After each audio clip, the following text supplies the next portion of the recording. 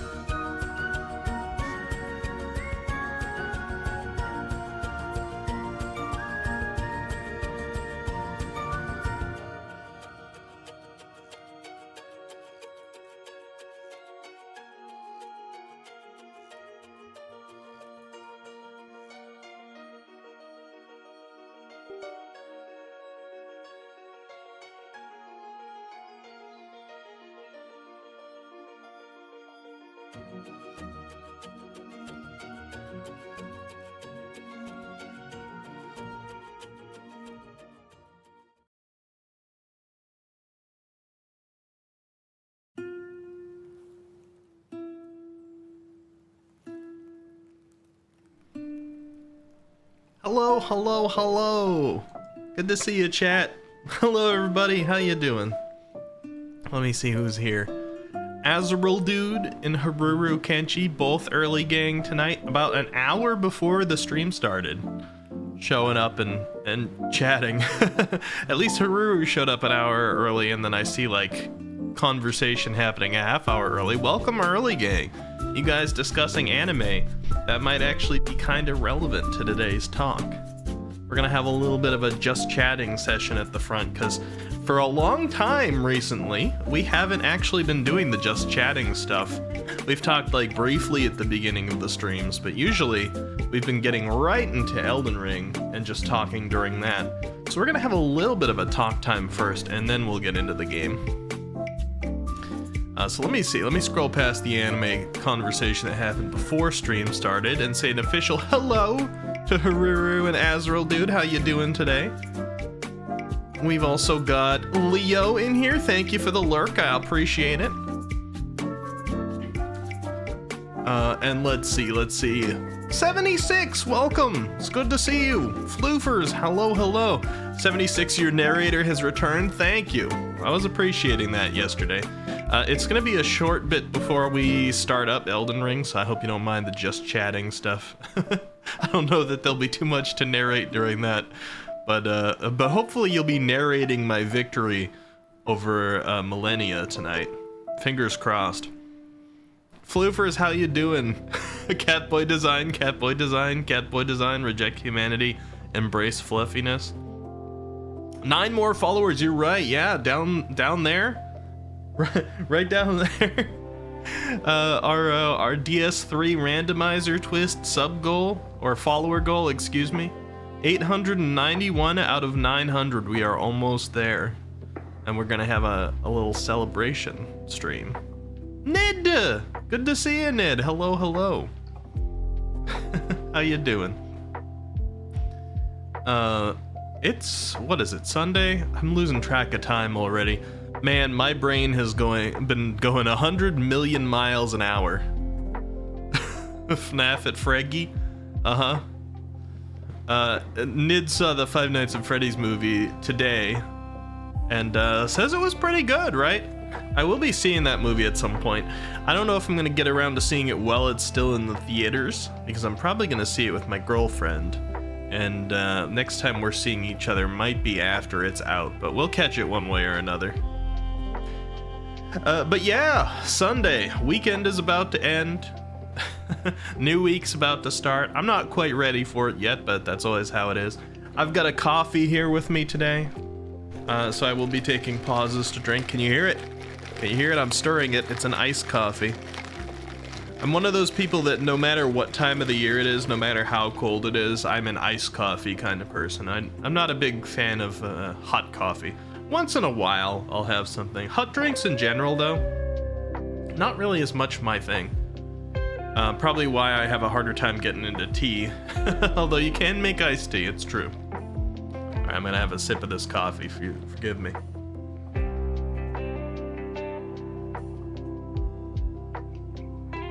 All right, I have sipped up. Oh, anyway, I hope you've all been having a good weekend. I got a bit of a discussion topic tonight. You only drink hot if you're sick? That makes sense. I do like very brothy soups when I'm sick, and I guess that can almost count as a drink. Like having a nice miso soup is lovely when my throat's not feeling too good.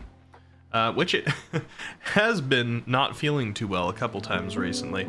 We've been through the flu season, and it seems like regardless if you get the flu or not, it's very easy to get sick during flu season because everybody's immune responses are all over the place.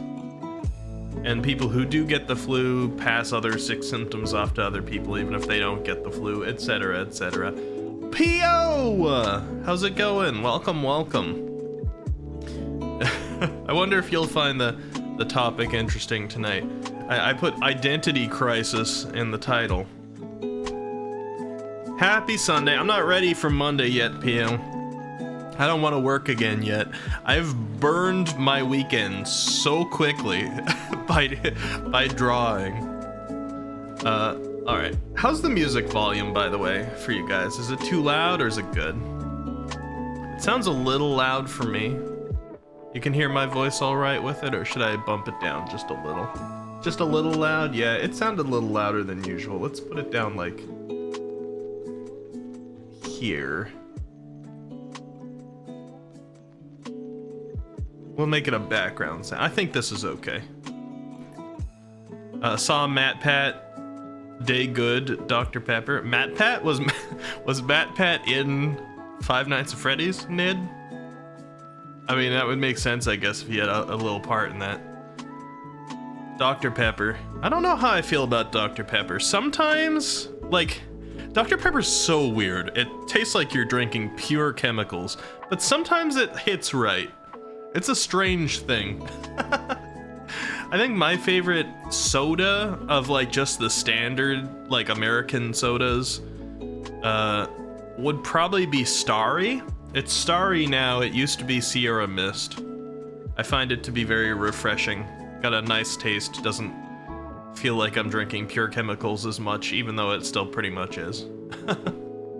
But anyway, okay, let me talk about the topic here. Identity crisis. VTuber design talk, I said.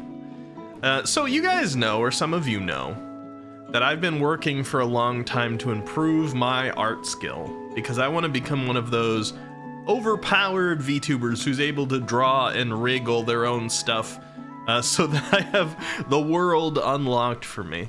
But while doing this, I have also discussed things with you guys like, Oh, does the Squiddy Cat stay or go?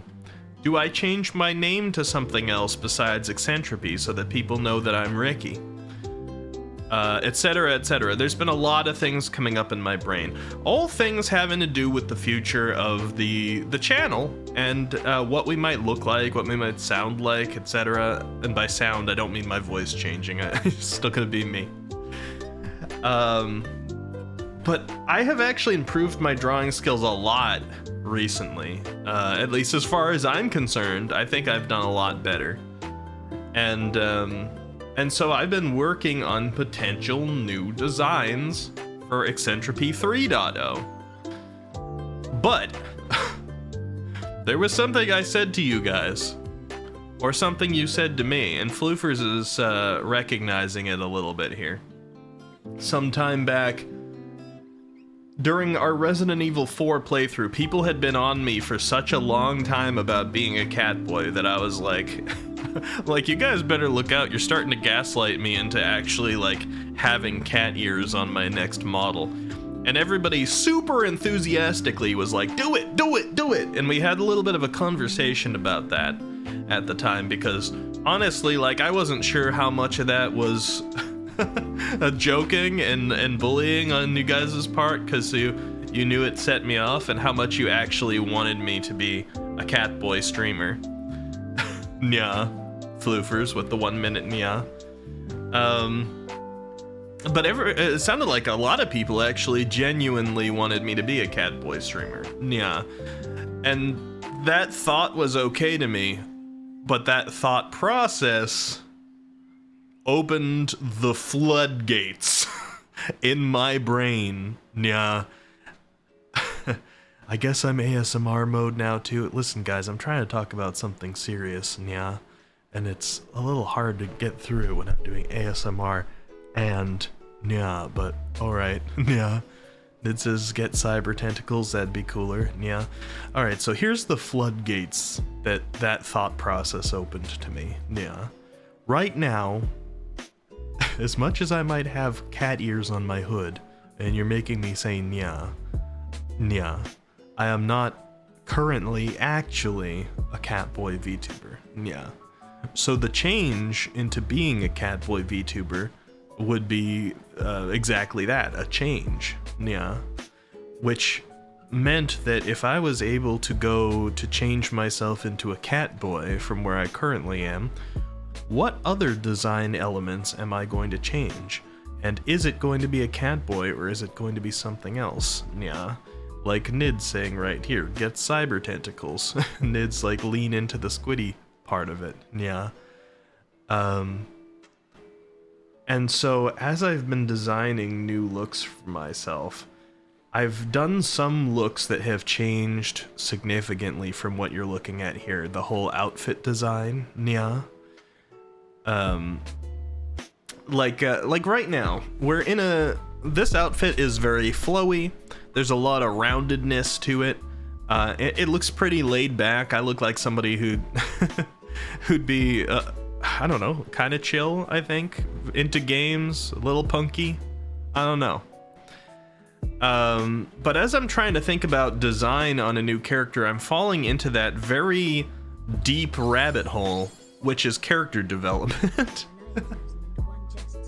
Snack! Thank you for the tier 2 subscription for 26 months. How you doing, Snack? It's good to see you. Peel let you out of the basement? Also Spray! Aegon! Hello, hello. We're talking about character design. Alright, so I'm gonna get a little bit more into the actual point here, alright? I'm working on Eccentropy 3.0. My art skills have improved a lot, I'm continuing to improve them, but we're thinking about potential changes. And the well of potential changes that I could go with is massive. And I've been working on drawing things this way. Some of them look a little bit like this current outfit that I'm wearing right here. And I'm actually gonna back off so we can look at more of my outfit while I talk about this, because it's relevant. I like this outfit, it's pretty cool, but I've also played with some this week that have, you know, collared shirts and more pointed shoulder areas that look a little bit more formal or a little bit more tight, even if they're not formal.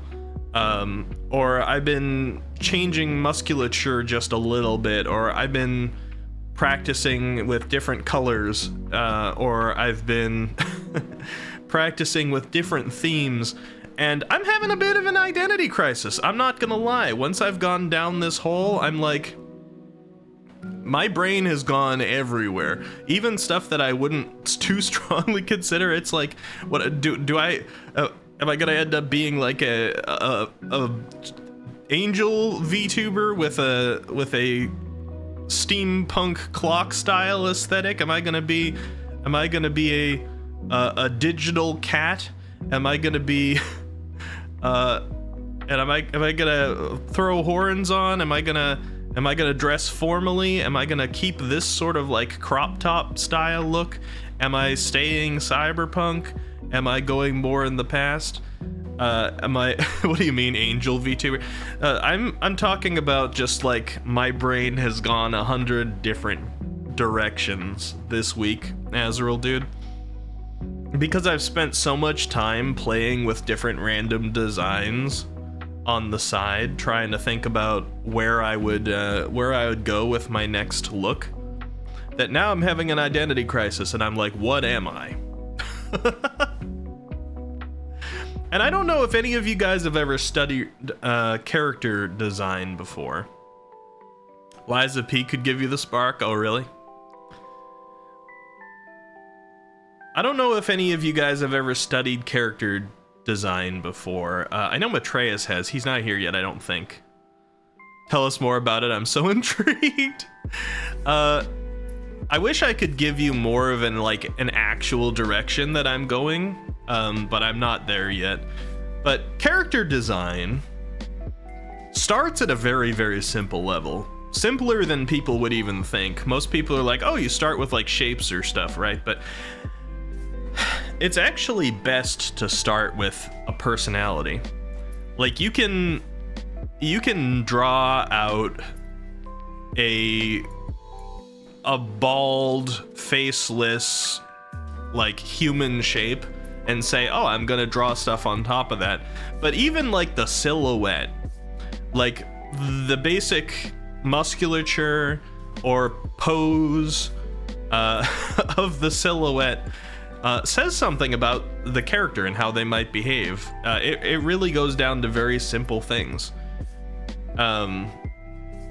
So at first you gotta stop and think, do I want them to be somebody who conveys a very friendly look, or conveys an aggressive look, or conveys a shy look, or a dangerous look, or a sexy look, or whatever? And then you start designing up from there. And there are colors that are associated with different looks and feels. There are shapes. So I was talking earlier about me right now. This look is covered with a lot of fully flowy and rounded designs, right? The chest piece is very flowy. The arms are very baggy. There's a lot of rounded parts. Even places that look like they'd be sharper edges are rounded a little bit, like on the edge of buckles and things like that. This is a very soft sort of look. It conveys a little bit more like chill, or Azrael dude saying charming. I appreciate that. And a little bit, like multiple people have mentioned, that parts of this are a bit effeminate as well. Probably partially the fact that I'm covered in pink. That's my favorite color, so that's going to be staying in some way. But also partially the movement, I think, and etc., etc. Maybe the fact that the neck is a little thinner than it is on some male anime characters. Red and black always look edgy too. Yeah, red, especially if you go with a very vibrant red, is a very aggressive color, and black, of course, is often associated with like evil and darkness and things. Not always, but step one, what type of dere are you? I mean, that's not a bad way of approaching it, Haruru. So I'm kind of like, I'm like, what am I? Because when I first started streaming, I didn't think about myself as a VTuber because I started streaming as a flesh tuber. And I had all these different things that I was interested in. And they've come across, like, the whole Squiddy Cat thing was originally the fact that I like cats, and that ongoing throughout my life, there's always been this joke about me being an eldritch entity.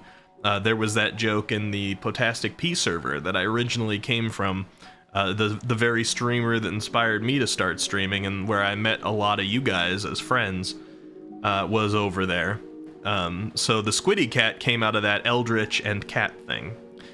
The notion of like multiverse stuff came out of my interest in different universes and string theories, and then stuff like our inside joke of Rachel, the female version of me. Then we were like, I guess she's a multiverse counterpart of me, where I'm a girl.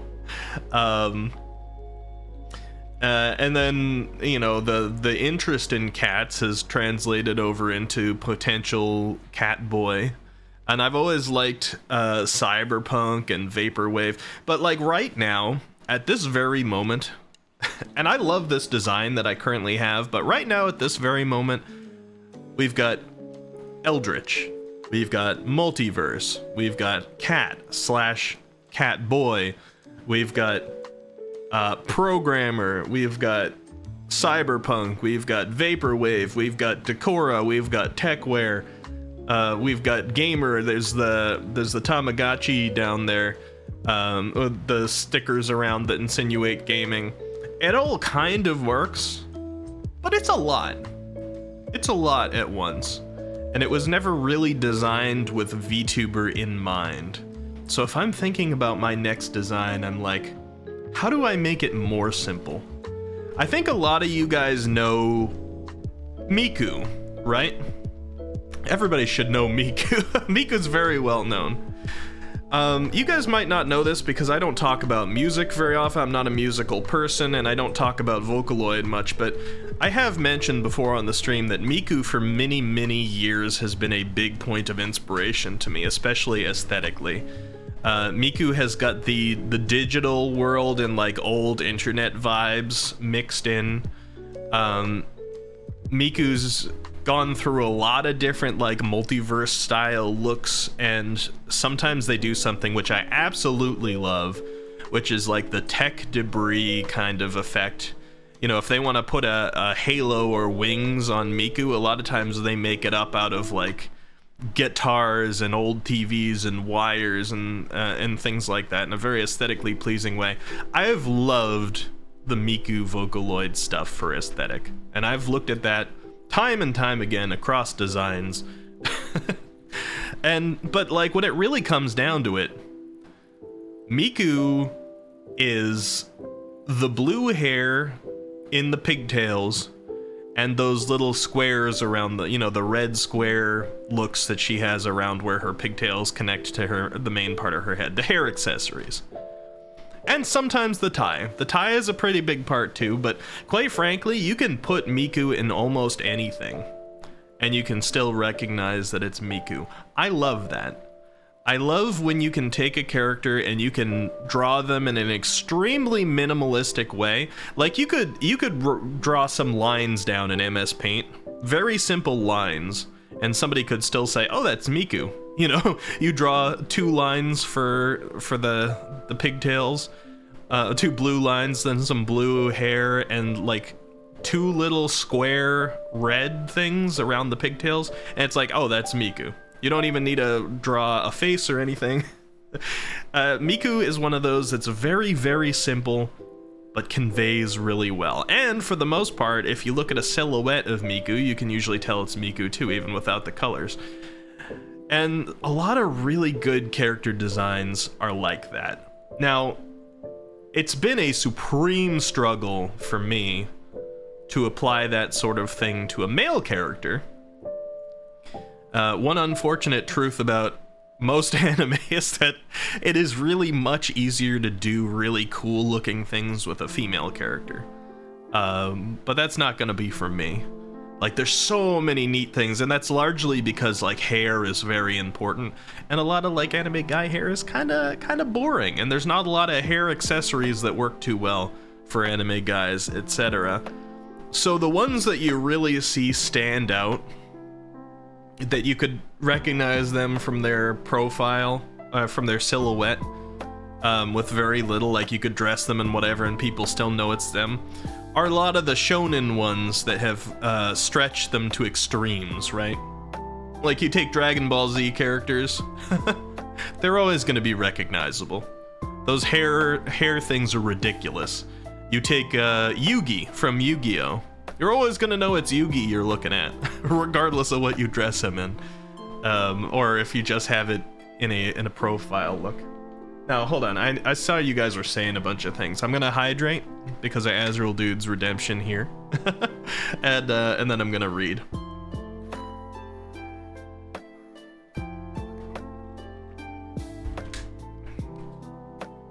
And while I do read this stuff, I want to ask you guys too. In general, and it doesn't have to be based off this look I currently have, in general, what sort of feelings do I give you guys?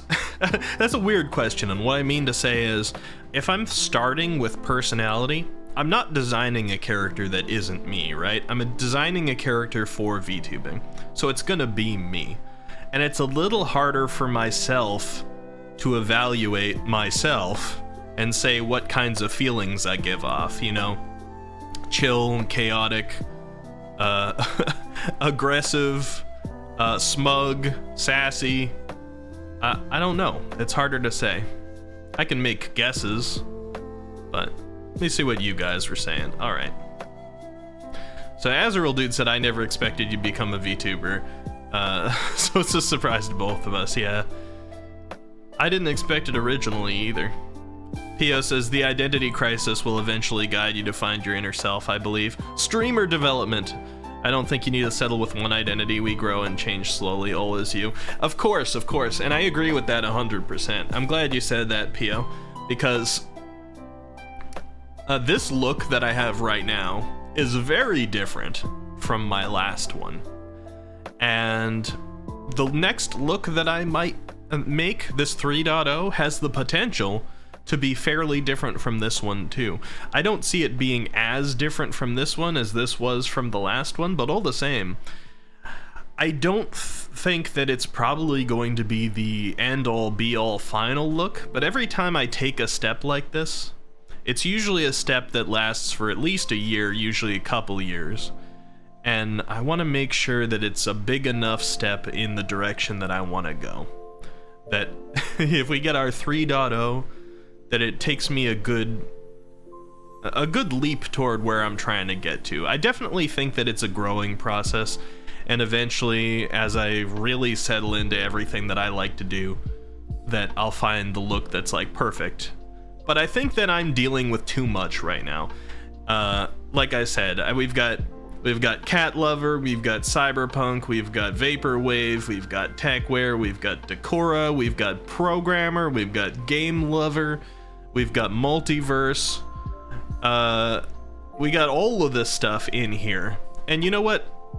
Like, usually VTubers do? They usually got 2 things. Sometimes more, but they, like a lot of the successful ones, they start with 2 things, you know?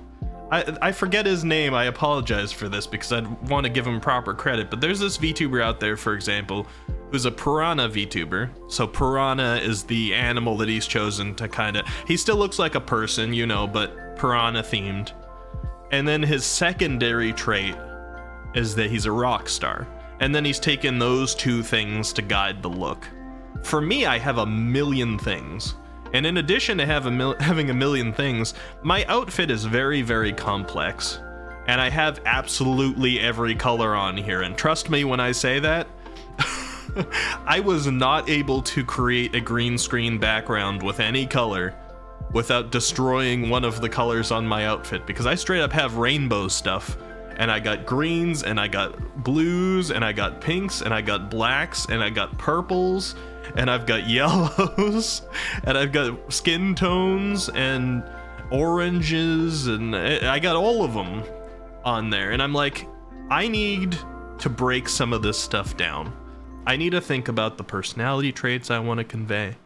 I need to think about a theme or two, you know, consolidate some of this into like, what do I really want to be? Like, what do I want maybe my main and secondary traits to be? And that will start helping to guide the design. And then choose some appropriate colors and maybe not just like destroy my look with details. Trying to make it unique just by slamming a million details on there. Instead, like, once again, look back at my inspiration of Miku and various other characters. Like, Miku is a simple design, but Miku is a great design. Sonic the Hedgehog. Let's go outside of anime and way further back. Sonic is a ridiculously simple design, but it has stood the course of time immensely because it's just a unique way to stylize a cartoon hedgehog, and they made him blue and gave him some recognizable shoes.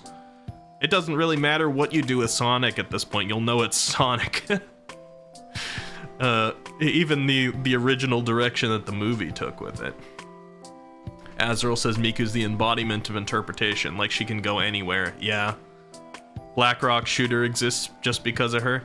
Blackrock Shooter has some real neat aesthetics as well. That has been I don't know if you're surprised that I even know it, but that's one of those that some of the design stuff that they've done has inspired some of my work in the past too. Maybe not in my VTuber before, but all the same. I should see the McDonald's Miku. Alright, let me Google search this. McDonald's Miku. I don't know if I'm going to show it on screen or not. Let's see. McDonald's Miku.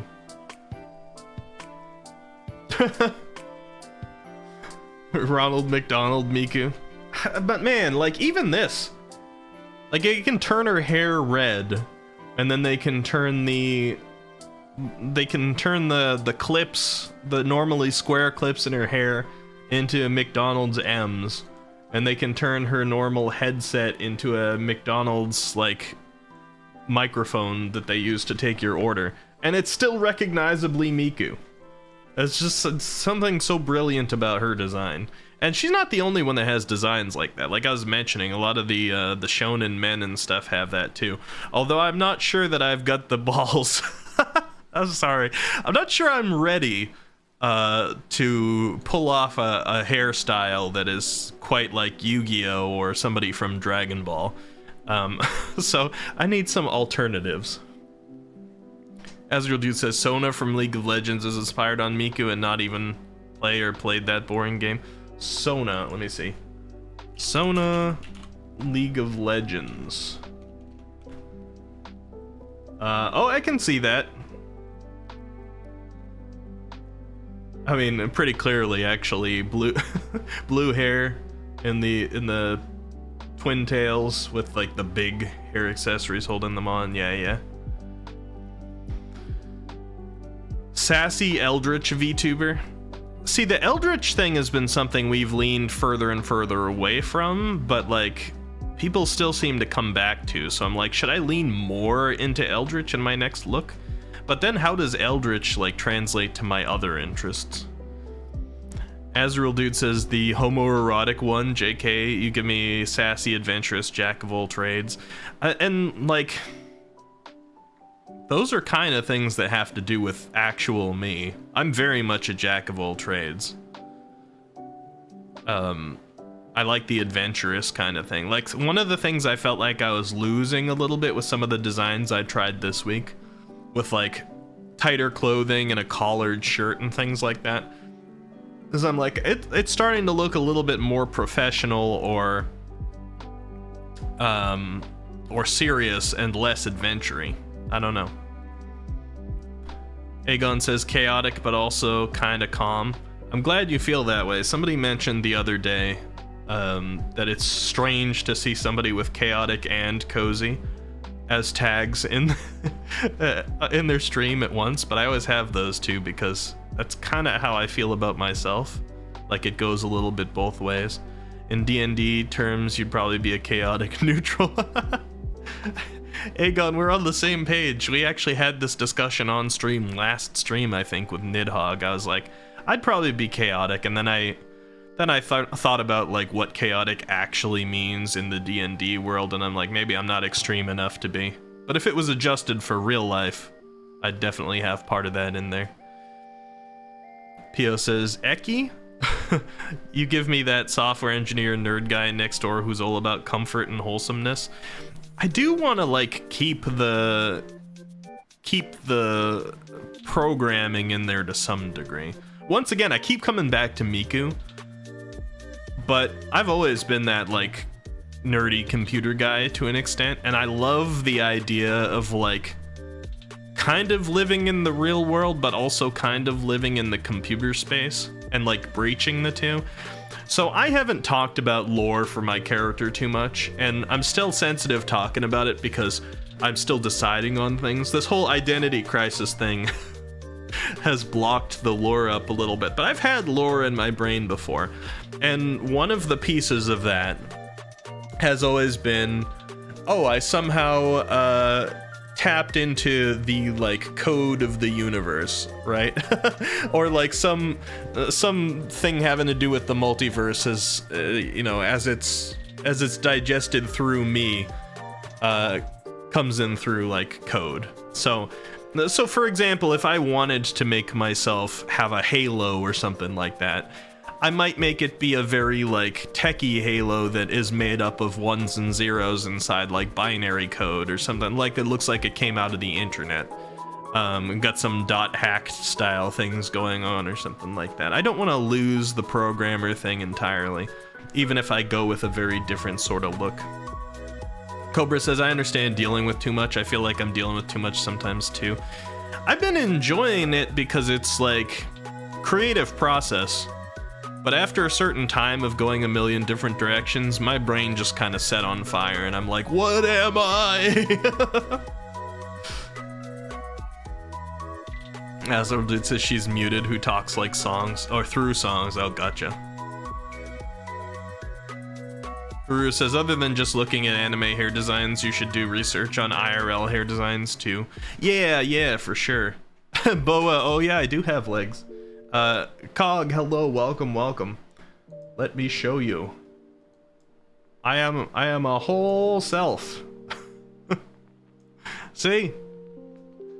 But this whole conversation today is coming out of the fact that I've been working for a long time on trying to figure out what my next look is going to be. Eccentropy 3.0. This is my 2.0, and 2.0 looked pretty different than the 1.0. The next one's probably going to be a little bit less of a difference, but it is going to be different. I might move into more of a collared look, or I might end up being a cat boy or something, but who knows? We're talking about VTuber identity crisis tonight and designing one. So a lot of you guys say, I'm hearing a lot of cozy, I'm hearing a lot of wholesome, I'm hearing a lot of like the person next door. If I give off that sort of vibe a lot, and that's the kind of vibe I want to continue with, I'll definitely consider that into the development process. And I mean, that works pretty closely with Catboy. A lot of people here have wanted Catboy. I've considered things in the past, like before we came to this point, not necessarily as much right now. I've thought of more edgy stuff just because I like some of those designs in fantasy. Like I was like, oh, I could be a dragon VTuber, or I could kind of have bits of armor like built into my flesh almost. You know, like portions that become metal. You see that sometimes on other VTubers who put like a horn on, but the horn's obviously like metal, or like broken onyx or something, like a rock thing. There's all kinds of cool stuff you can do. And having some sort of accessory or horn or ear or something that's done in a unique way can really help you stand out, especially if you go by the silhouette rule. If you guys don't know, it's like if you draw your character completely pitch black so they're just a silhouette, like the old "who's that Pokemon" style thing, that you can just recognize it right off the bat in silhouette form. I would love that. The two like awesome things that I wish I could accomplish is A, if you just look at my silhouette, you immediately know who I am. And B, you can draw me in an extremely minimalistic way, and somebody could still guess who it was. And a lot of people get away with that by having some sort of unique hair and some sort of unique head accessory, whether it's like part of their body that's like a horn or a strange ear or something, or it's like some kind of hair accessory or hat or something that they always wear. Let your beard grow on the new model. I actually have like a little bit on some of my design stuff. It's not becoming a beard, not yet. You know, maybe if I'm a VTuber for many years and I start to get older, my character will slowly grow more facial hair. If I actually if I'm if I'm a VTuber and I'm old, I'll have a beard, you know? Maybe if you put all your ideas in a in an AI, do you mean, and see the suggestions? Perhaps.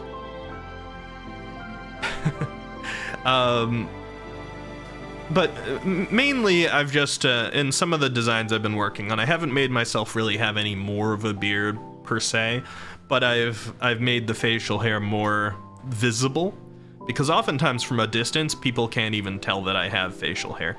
Jose, big friend of the channel who watched me for such a long time, took nearly a year of this model being in place before... sorry, half a year of this model being in place before saying, "Wait, you've got facial hair?"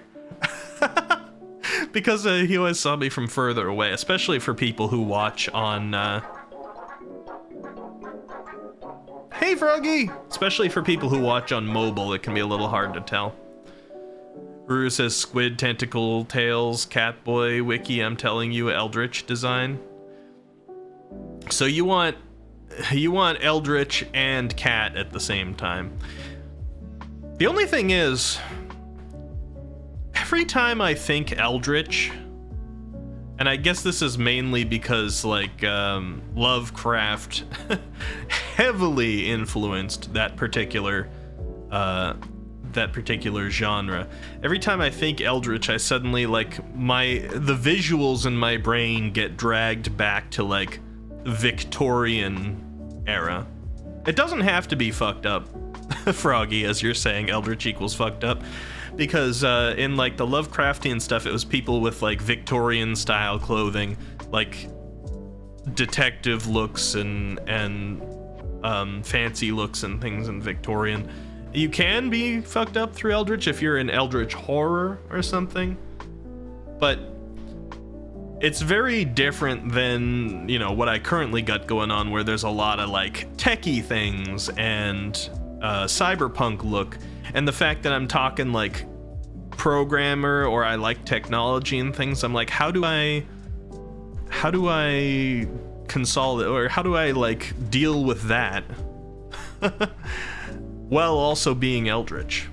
I guess I could go digital Eldritch, but as soon as I go like digital Eldritch Cat, it's not too bad to have three things, but it starts to get a little less cohesive if I'm not careful. If we did go that route, though, we'd easily be able to keep the Squiddy Cat and it would work.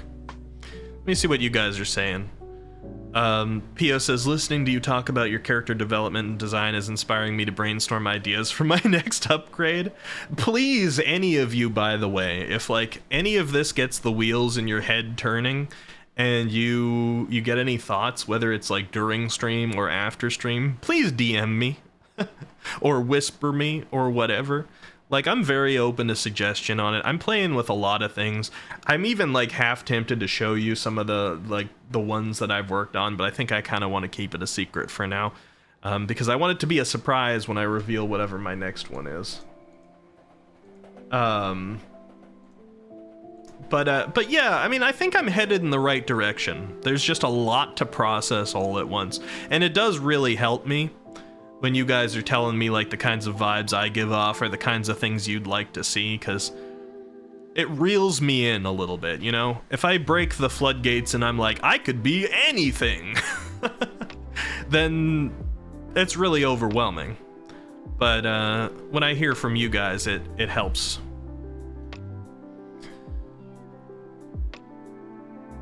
Azrael Dude says like, oh, hold on. Azrael Dude says you're a little hair below your nose, even though Zoa's there, it always disappears. Like sometimes it's there, but since it's so little, people forget. Yeah, Takimi Nada drew it very subtly. My last VTuber, actually, I had facial hair on the last one, didn't I? I'm pretty sure, but now I gotta bring it up. The one that I drew myself. Let me see. I'm scrolling, looking around for it. I haven't pulled this thing out for a little while.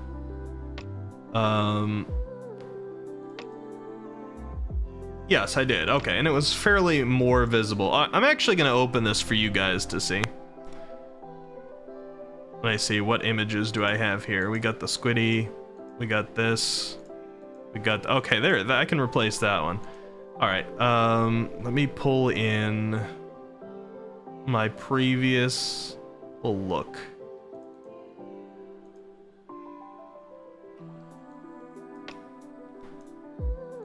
So this look here that I'm about to bring up was based off of, there it is. This was my previous one. This was based off more of a Western animation style. In particular, it was heavily inspired by the Owl House. This is actually what I previously looked like. So the hair was very simplistic. The facial hair, the body shapes and things were all very much more like Western, and the shading and all that. It was like from Disney's Owl House. And we did have a Squiddy Cat pin, and we got one on the shoulder as well. And I got Binky next to us here. We were still heavy on the belts, like I am right now. You can see even the swoops and this hair design that I have right now are still an evolution of that. But it was quite different. Completely different style. Completely different sort of more toned down fashion, even though you still see a little bit of like a very toned down kind of like semi-pink in the background, both like where the hoodie would be and inside the bottom of the coat. Lots of belts still, like fingerless gloves. There's certainly elements of this in what I'm still wearing, but very different. And part of that was thinking that almost Victorian style thing to still have the sense of Eldritch in there.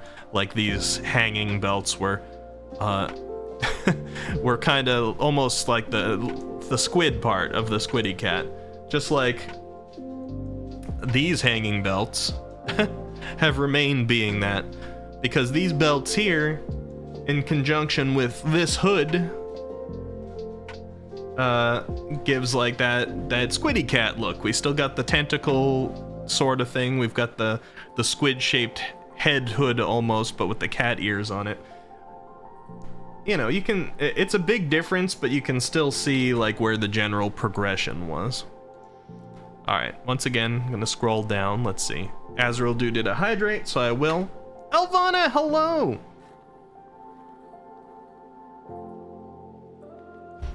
Haru says it doesn't have to be Victorian, you can take a modern take on Eldritch. I just have to consider what that looks like, but I think you're right. Vampire cat? That would be fun for Halloween. One of the things, like, I want to make my own assets so that we can also change outfit frequently when it comes to like holidays and things like that. It's part of the reason why I really want to focus on like hair and hair accessories and or things like horns or ears or stuff like that standing out, so that, you know, I'm not reliant on my outfit to be recognizable. It's also it's just like what I look like and my colors and my hair accessories and my hair shape and all that stuff.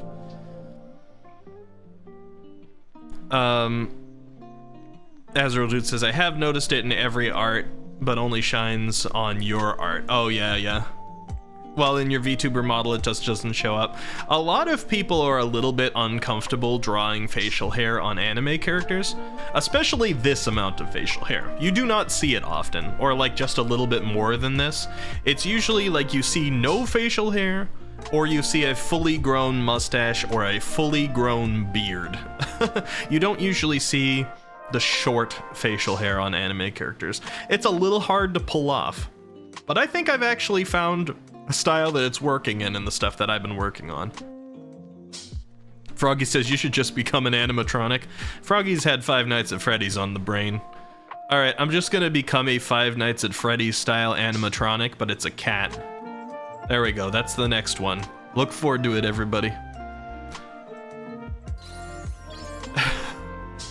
Hey! Yuki, thank you for subscribing. Let me scroll down. How many months? For 4 months. Thank you so much. You have been gifted a sub for... Oh, you've been gift subbed for so long. Well, thank you for subbing. I appreciate that. Also, Moonshadow, hello. Thank you for the head pats. We're talking about VTuber identity crisis.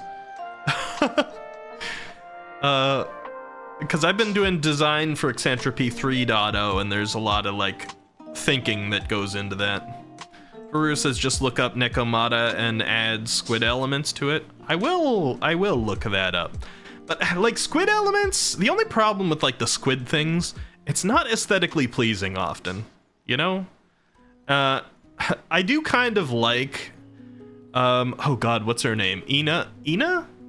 I-N-A? I gotta learn the bigger VTubers better, I'm sorry. But her like gigantic amount of tentacles that come out of her back all over the place, just like the massive bulge of tentacles out everywhere that are like animated, that's really cool. I like that sort of thing. But also that's like, you can't, that's pretty extreme, and you can't just have it there at all times, or you're gonna be covering your whole screen all the time. I really like that sort of look, but I'm like, do I do that to my character? Because if you just try to do subtle tentacle things, it doesn't often look too good, or at least in my experience. Like, I've tried tentacle tattoo looking things, I've tried like tentacle accessories like wrapped around the arm, or tentacle designs on the shirts, or things like that. I'm just like, I don't like how it looks. I can't figure out how to do it. It's tough, and that's probably just a get good situation on my part. But it's tough, it's hard.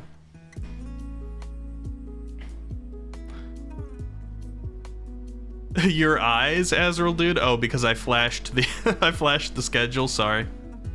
Ben 10 when he grew up. Yeah, I mean, it's Western style, of course. POY, never think about that. And I'm not super familiar with how Ben 10 looks, but I think I can see it. Elvana says, I feel like I'd be intensifying your mustache. I'd like to have it a little bit more visible. Okay, hold on a second. Let me show you guys. I really don't want to show off much here. Let me see what I can do. Let me open Clip Studio. I'll open up a very like sketched version here. Clip Studio always takes a minute to open though.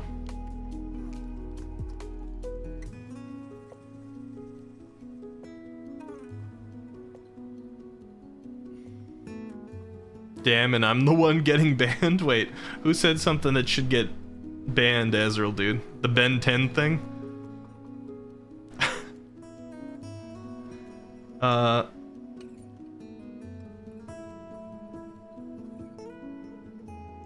Alright, here, this works, because this doesn't show off, like, progress. This is, like, a highly sketch one, so... because I kind of don't want to show you guys my drawing progress yet. I don't know if that sounds silly. Let me capture a screenshot of that. But I've made decent drawing progress when I take the time to do like the lining and all that. Here's a sketch one. Clear out emotes. So like this facial hair, this is very lightly sketched onto this. It was just like a quick thing, but I want to bring it back to being more visible again.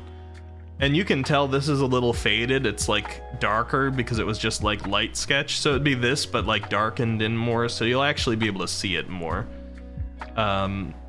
It's a step up from what I've currently got. It gets a little bit closer to what I had on my last model. And I think it's a little more similar to Elva, how you've been kind of accentuating it or intensifying it a little bit as well. Anyway. That's the closest I'm going to show you guys to what I've been drawing lately. Let's see. Elva says, wowza, Ricky from Owl House is kind of cool. Hey, thank you. It says, back home, and cowards, all of them. I don't know if it's cowardly so much as just like... Honestly, I think it was an aesthetic thing in Japan for a long time. I think it just wasn't popular to have that style facial hair. Like, people who had the capacity to grow facial hair well would try to grow it into something fully formed, but more often it was just the popular aesthetic to be completely shaved. And so I just don't think it made its way into anime too often. And because it didn't, there wasn't a great standard of like, how do you draw just very light facial hair on a character in anime. Moon says, hello Wiki and chat, how you been? I've been good. I've been doing a lot of drawing, a lot of like planning, and my brain's on fire, so that's why we're having this topic here at the beginning. How you doing, Moon? It says, AO, new fan art for Ricky, I got you. Oh? Oh? Yuki says, I don't have the money to pay for my own subs. I appreciate the gifts. I always appreciate the gifters a lot too. I never give anybody a hard time if they can't sub to the channel. Because I don't have any expectations for people to sub here. But everyone who gifts them out, and I see like all my friends getting sniped or my brother getting sniped with gift subs or things like that, I'm like, nice! Now they don't have to deal with ads and they can use the emotes. I appreciate it. Pio says, Teru Tendo from Side M has some subtle facial hair. Let me look this person up. I'm doing a lot of like searching tonight. So I'm trying to get more in the know, and I think I'm rapidly getting more in the know. But it's such a... everything is so saturated, it's hard to... hard to catch up. This person has facial hair? Let me see. Oh yeah, on the close-ups. Okay, so it's very hard to see too, but on the close-ups, yeah, they got some chin scruff. No mustache, but they got like a little bit of chin facial hair. Gotcha. Yeah, so they did a little, and it's a little bit validating to see that it's drawn kind of like what I was just showing on the sketch a minute ago. So I guess I'm doing it right, at least a little bit. Wait, why are we talking about tentacles? Because tentacles have always been part of my aesthetic, more or less. Like, again, if I bring this back up, this Owl House one, look, there's a tentacle right there in the corner. That used to be part of my overlay. And we went with still had the pink and blue happening. Like, you can see there's still a lot in this old design that carried through in some way or another. We're just continuing to evolve over time. Ruru says, cat fur tails with tentacle suction cup underbelly. That sounds so weird. Doc Ock arms with RGB suckers. You guys have some neat ideas.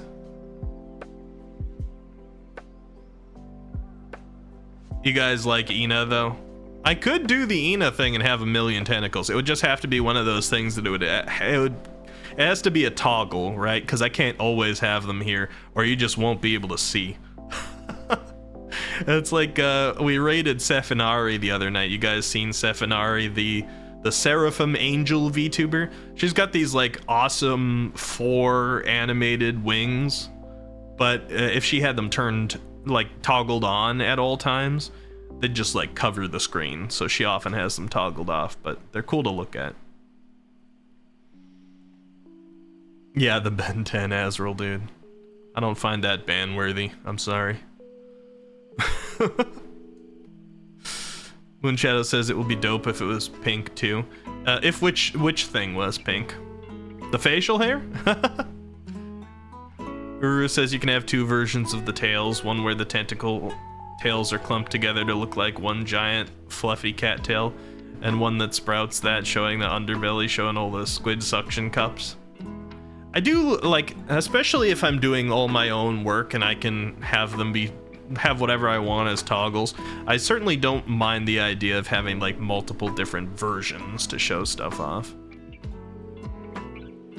Yeah, improvements in my art journey. I've been making some good strides. Yuki says, the only times I can think of when I've seen slight facial hair in anime is when some dude is like sleep-deprived, drunk, struggling to live. Yeah, Cowboy Bebop had it a couple of times. Like Spike, I think, was normally shaved, but he was also one of those guys that was just, he was a little lazy, he was spending all his time in a ship. He was oftentimes like drunk or struggling or sleep-deprived. So there's a number of times they put some facial hair on him. Very light, though.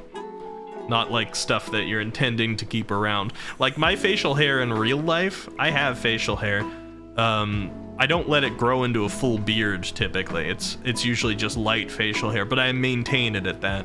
It's not like the, oh, I forgot to shave or I've been drunk or struggling facial hair. It's just like short facial hair that I maintain at that size, and like I trim the edges and things so that it looks like maintained and neat.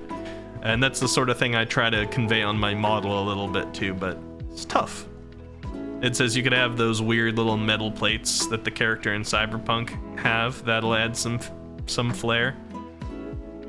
Let me look. I'm doing another Google. I have not watched Cyberpunk. I'm assuming you mean Cyberpunk Edge Runners. Cyberpunk Edge Runner.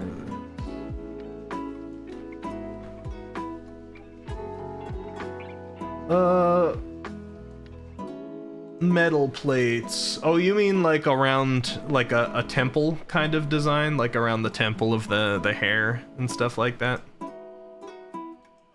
Or you just mean in general Cyberpunk, where like they'll clearly be the outline of something that's like a plate you can remove to do some work on it and things like that.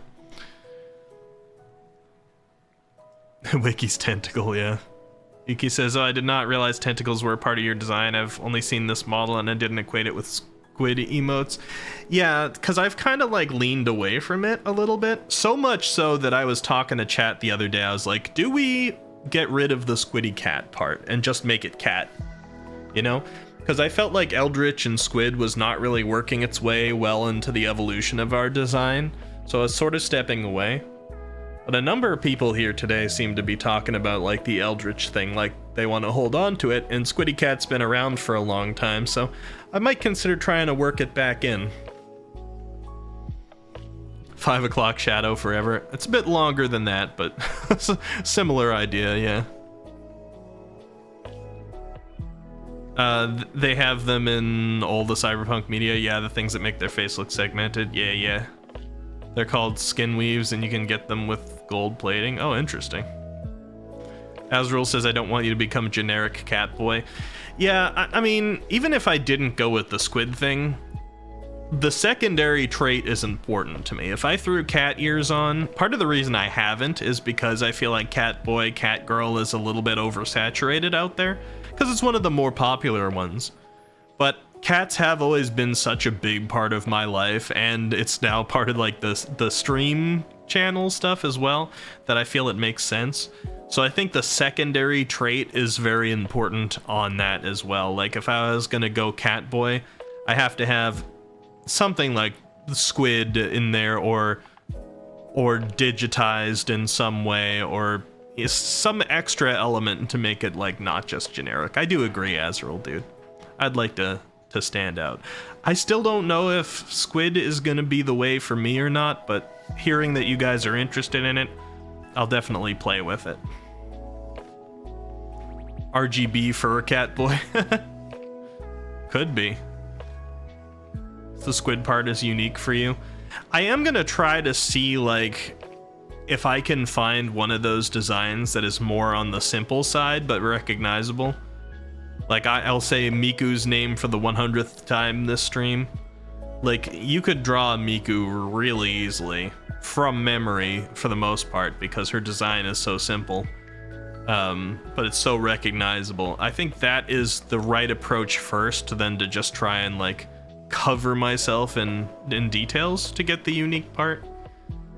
But this has helped. I appreciate it, guys. I appreciate it because my brain was just going all over the place, and this has helped me sort of digest some of my own thoughts and get some of you guys' thoughts, and it will help me like focus in on some ways of thinking. Some of which I was thinking already, but they were among a pile of other ways that could have led off entirely different directions. So I'll kind of keep you guys in the loop to a certain degree on what I'm thinking. Next model might be fairly different from this one, but I won't lose track of everything that we've been either. You know, even if it does end up being fairly different, it's going to be one of those things where I can open up this model and say, hey, you can see how this one evolved into this one here as well. But I do appreciate it. Thank you very much. It's helpful. And I think I don't mind keeping up this topic at all while we continue, but I think this is a good opportunity, with me having caught up with chat and looked up all this stuff, to start opening up Elden Ring. So let me change the title, because we are going to be fighting the hardest boss in Elden Ring tonight. At least by a lot of people's standards. And I want the title to reflect that.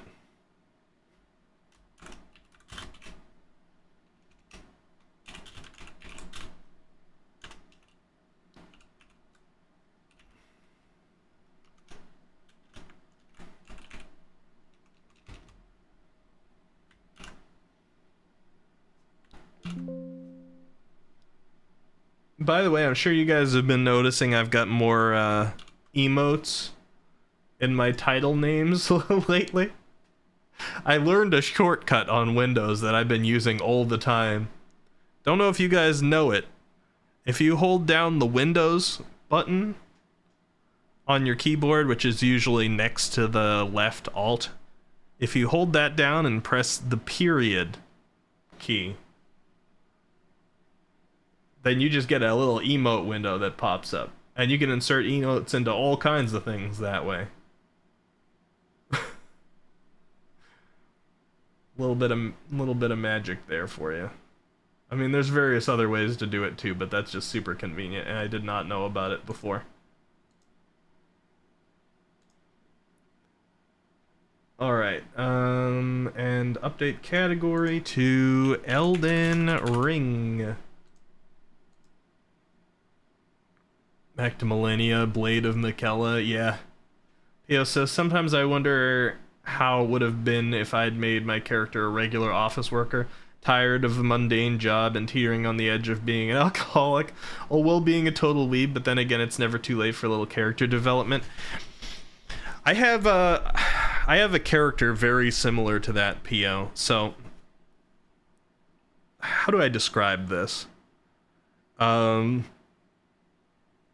about to give away some stuff for a game I've been working on that I haven't really talked about before, but there was a game some time back called The Binding of Isaac, which was a roguelike game, and basically that just means that the game is kind of procedurally generated when you play it. Every run is a little bit different, and Binding of Isaac had all these items that you could pick up. So when you picked them up, they would change your appearance, and you could pick up a bunch of items through the game, and you'd get a really weird, different appearance by the end. And I was creating a different version of like that sort of thing. I was creating a procedural roguelike kind of game, and I wanted to have the Binding of Isaac style elements of changing your appearance as you pick things up. And I was like, I want to make this sort of anime style and extreme and fun and goofy at times. And I was like, what is a good generic state to start in before you do it? And it was almost like getting isekai to a bunch of different worlds, right? And then you could pick up items that change your appearance. And I'm like, I'm going to start off with a character who's like a shut-in, doesn't want to work, is like tired all the time, has bags under their eyes. and they're also a big nerd. And then they get like thrown into this situation. So you change your appearance based on things you pick up, but you always start as like that sort of tired generic form. I think that's kind of fun. Sometimes I wish I'm gonna say sometimes I wish that I was a girl for VTubing. And I'm not saying that for the reason why a lot of other people do, because people are like, oh, girls have it so easy when it comes to VTubing. I disagree with that statement. It's nuanced. We've talked about it before.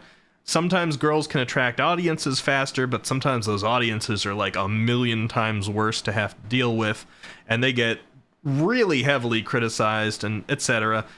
So I'm not talking for those reasons. Sometimes I wish I was a girl for VTubing, because the stuff that you can do with designing female characters are so much more aesthetically pleasing to me. It is so much more wide, like the kinds of hairstyles I could use and the kinds of accessories I could use and the different outfits. Like, guys are boring.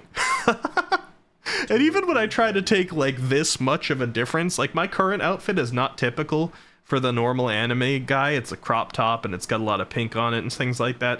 Even when I took like this much, I've had multiple people come in and call me like femboy or effeminate and all this things, even in DMs, since I took this on, because people just don't associate it with anime guys. It's so boring. I'm trying to find a way to unboring the anime guys and be that. And that's been part of the identity crisis. And Pio, I promise you, I'll have a just chatting stream that's only just chatting sometime soon. We just got to the hardest boss in Elden Ring, and I know people are excited for it, so I gotta give it to them. But we'll have a just chatting stream all throughout. I'll plan some nice topics. We'll have a nice cozy time. Maybe I'll try to do it on a Thursday for you. Pio's Thursdays are a little rough. It's just like the Avatar's moon. Uru says, what do you mean? Just go the JoJo route in fashion designs. Well, JoJo is a standout. I'm not going to say, like, the boring anime character, boring male anime character doesn't apply to them all. I was mentioning Yu-Gi-Oh! And Dragon Ball earlier, because there's definitely some extremes you can go to stand out. But typically, it doesn't happen. Azrael Dude says Moon, and Moon has been going through a lot of VR chat avatar that I cannot speak for what I've seen. Oh boy.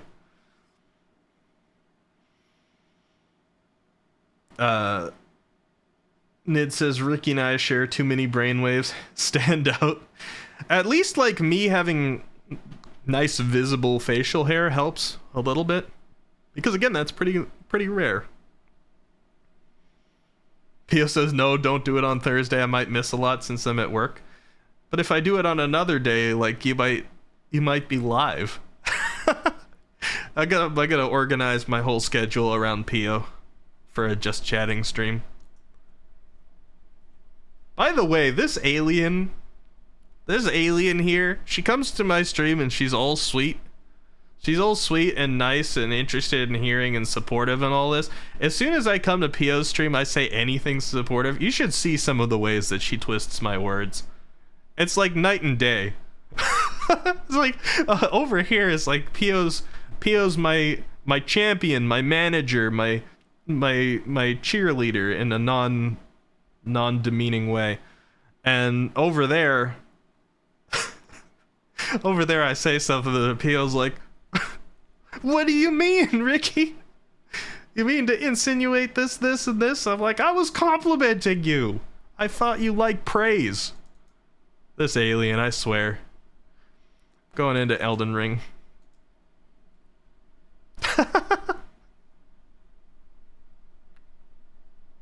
Don't worry, I like you, Pio. We're friends. We're friends even if you say those things.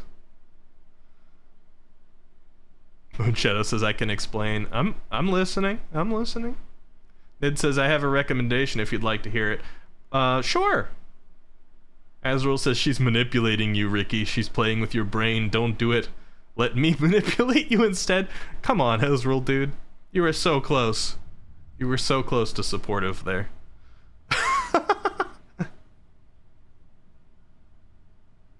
Pio says, once again, I have to find the strength to discipline my viewers when I stream. You know what? That's fair. That's fair, Pio. We're seeing what happens when I don't discipline my streamers here on this side. We get Azrael, dude. I gotta ban him again one day to teach him more lessons. I swear. It says, I remember when I answered some questions in her chat and she just immediately assumed I was a bottom. Relatable. Moon says, I just like the avatars and people bring and let me copy some to try it out and I end up liking them. I really want to have, I'm learning 3D modeling very slowly too. I learned it in the past, but in a very different context, and I'm not ready to spend thousands of dollars to buy the programs that I learned it on in school, because it was a rich school, okay? But I'm learning it on like Blender now because I want to also create a 3D version of my model so that I can do stuff like VR chat sometimes. That'd be funny. Recommendation, show your forearms. Well, you're right about sharing brain cells, Nid. That little sketch that I let you guys see the facial hair on earlier is showing its forearms. I didn't show that part, but yes. I'm thinking about showing my forearms as well. I know people like a little bit of anime character forearms. Not anime nya, Blubbert. Hello, how you doing? Alright, so here I am. Back in Elden Ring.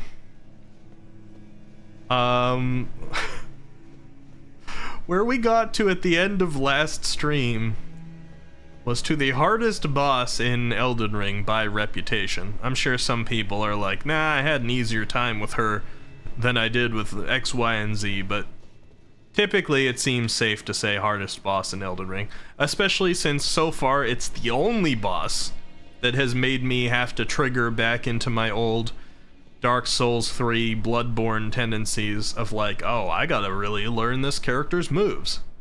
Because so far, it hasn't been that important. I started trying to do it with Margit back in the day, because it was right at the beginning of this game, and I expected to have to play like a Souls. But since then, I've basically been hack and slashing my way through the bosses. This is the hard one, people. Theo says, Eki, you know I turned off all my Windows sounds just for the stream.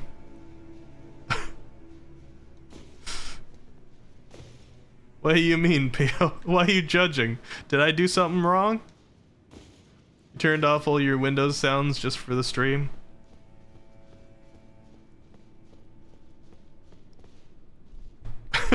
Azrael says she called it discipline, Cobra.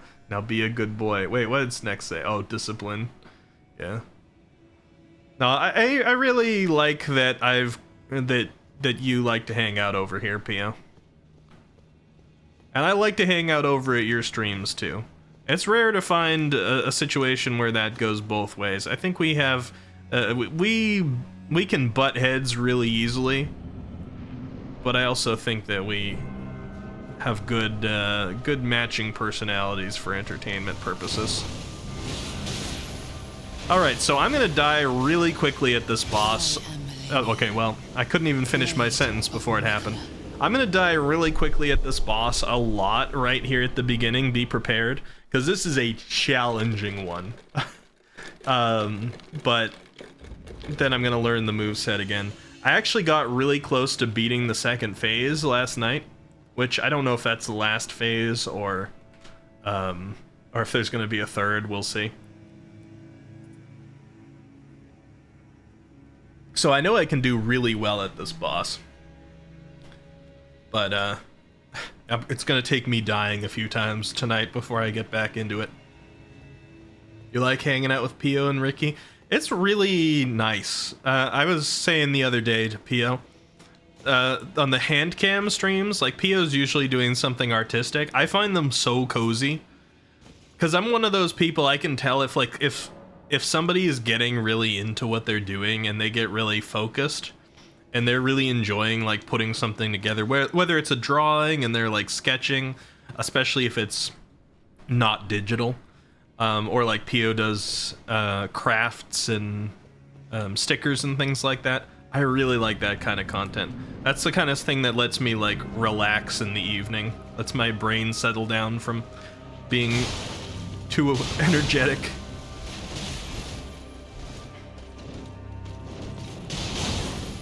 Ow.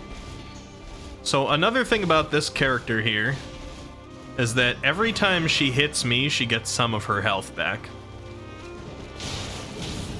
So I gotta watch out. I can't just get too aggressive and run in there. I mean, it's good to be aggressive with her, but she's gonna get her health back pretty quick if I just let her beat on me. So I'm gonna die a lot here at the beginning until we get used to it again. It's gonna have a period of...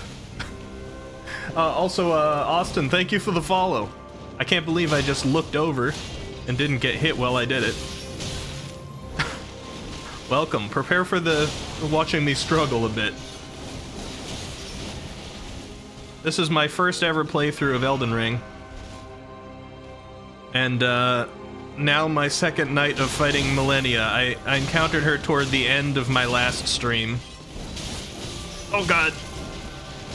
That was close. And we're hoping to take her down tonight.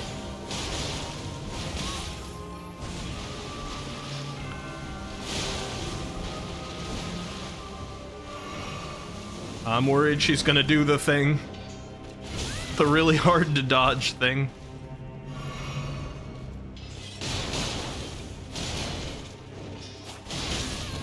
Oh god. This is not a good attempt. And there it is. There's this thing! I can't with that. Alright. So I don't think we even got her down to half health at all there. My best attempts yesterday were really aggressive ones. And I can get her down to her second phase pretty easily if I use Bloodblade Dance a lot. But I'm trying to save Bloodblade Dance for her second phase, so that maybe I can get by that. Let me see. Nid says, well, actually, I guess I can't really say it's a surprise because showing forearms is a masculine thing, apparently. I don't understand it. That's why I made Nidhogg's undershirt cling to his arms while having a short sleeve coat. It's a nice cut for guys. I do it in real life, too. Azrael says, I am Millennia, Blade of Miquella, and I've never known defeat. Right. Had to learn to parry her sword, so I almost immediately stagger on her. Yeah, I'm gonna do this without parrying, I think. Pio says, welcome, Austin. Welcome to Ecky's stream. He's fighting the hardest boss tonight. Yep. I am. Say Bloodblade Dance 5 times really fast. Bloodblade Dance, Bloodblade Dance, Bloodblade... it does get hard, doesn't it? Bloodblade Dance, Bloodblade Dance. Yep, nope. I don't think I will. That sound, Ecky, that... Oh, that sound. Yeah, unfortunately, I gotta, like, Alt-Tab out of Elden Ring if I want to scroll up to see what you guys said. Like, if I missed it. So that sound plays. Is that a trigger sound for you, Pio?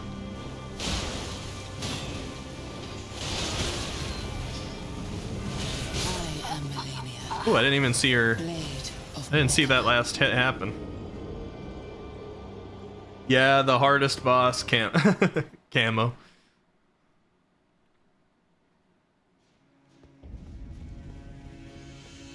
I have been melting most of the bosses in this game. A lot of them I did on my first try. Some of the ones that have been harder have taken me 2 to 4 tries. This one's already taken me probably close to 20. Not all tonight, of course. And I came close to beating her one time. Oh. And I gotta watch my stamina management on her way more than I have for the rest of the game.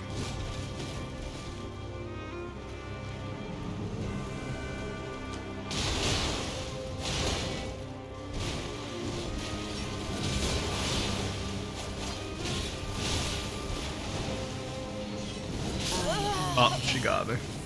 Blade of Mikola. She's got a lot of health, a lot of defense. And she gets health back every time she hits me. And she's got this one move. If she jumps up in the air and she pauses for a minute before doing her attack, she's got this super anime move where she just swings her blade around at the speed of light 1,000,000 times, 3 times in a row. Like, she'll take pauses between it, and that kills me most of the time it happens. Sometimes I've managed to get out of it.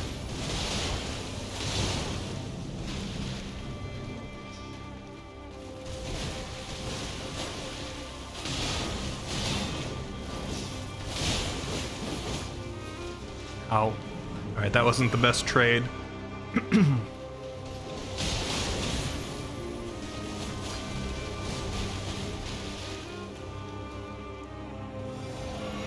Alright, I got a bubble. What are you gonna do now?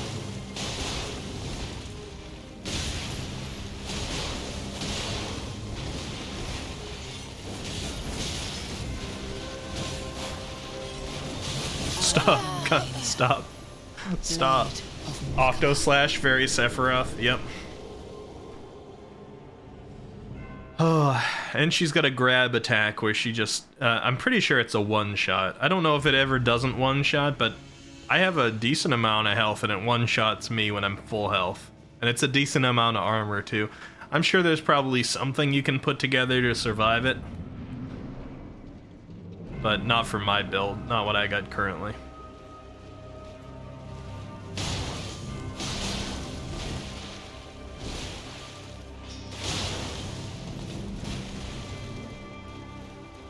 Alright. Alright, Millennia.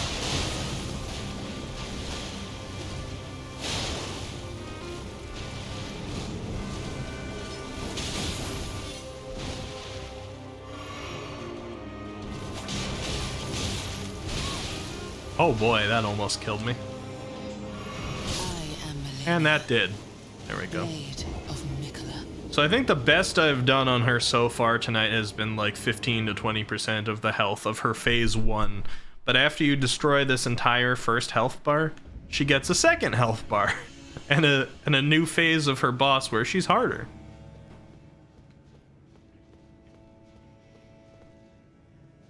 It says I can survive it with full health and regen and flask and shield talisman. And yeah, it's a one shot. Yeah.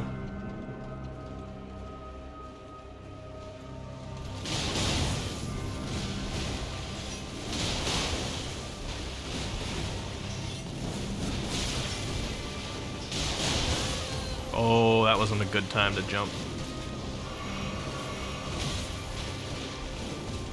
Oh, she tried to grab me twice in a row there. She really wants to do the one shot we were talking about.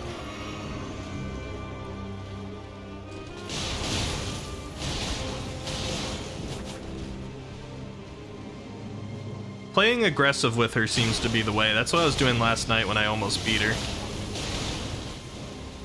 Oh no, this is the move! Ow, God. Ow. Alright, I managed my dodging alright there, so I survived it. But it's scary.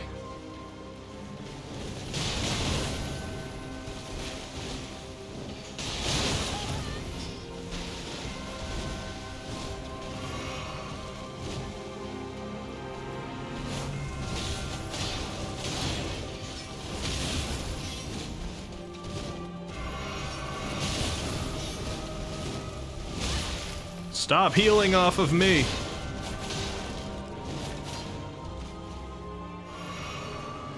Alright, get some of that stamina back and get in there.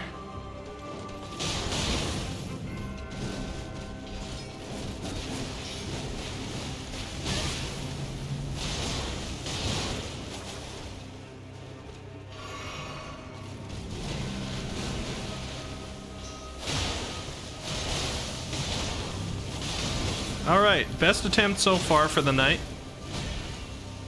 I'm almost out of flasks, so this is not going to be a victory attempt, but it's not bad.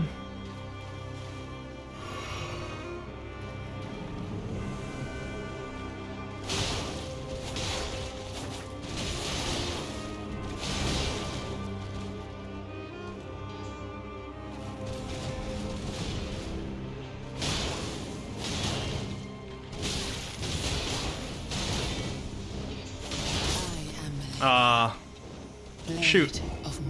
Close. Okay, we almost got through the first phase. We're seeing improvement. And I did it without using the blood blade dance, which is good. That's what I've been trying to practice on this. Because when I didn't know she had 2 phases, when I first fought her, I was using blood blade dance a lot, and I could get her down to almost dead pretty easily. For those that don't know, that's my special attack that consumes my FP.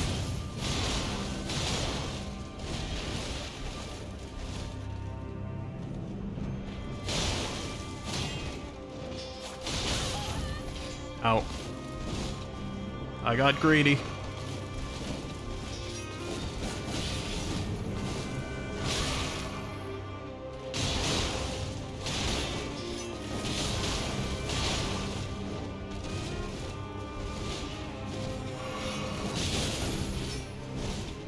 Little bit of greed on this fight pays off, though. It didn't there, but... Blade of Miquella. How you doing, Azrael, dude? I imagine that most of this night is probably going to be fighting her. Some people this takes days. Some people this takes weeks, apparently. I almost beat her last night, so... How many hours do you all think are left for Eki to finish the game?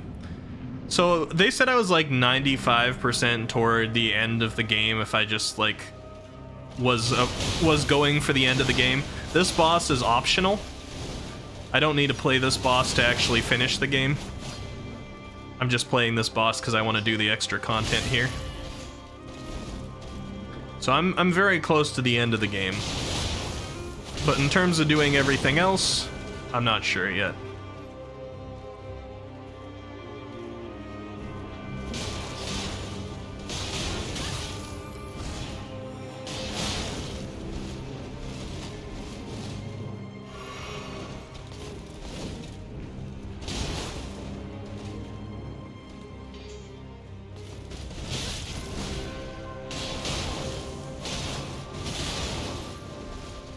I'm not playing aggressive enough, I can tell, because yesterday I was staggering her a lot, and I haven't done that yet. Uh-oh, not this!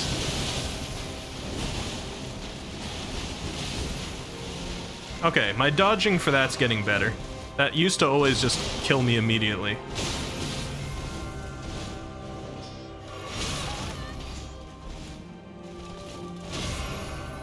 Oh god, she's being aggressive now.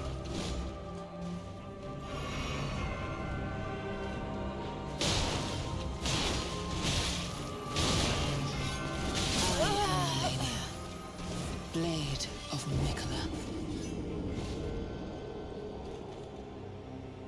You're cozy watching me struggle. I got real close to the end last night, yeah. Oh, you mean of the game? That too. It says I should figure out a time to get back to this place and fight her on a stream, a rematch. Azrael says, like, if you have struggle 13 times already. Wink wink, did you get it? I didn't, sorry.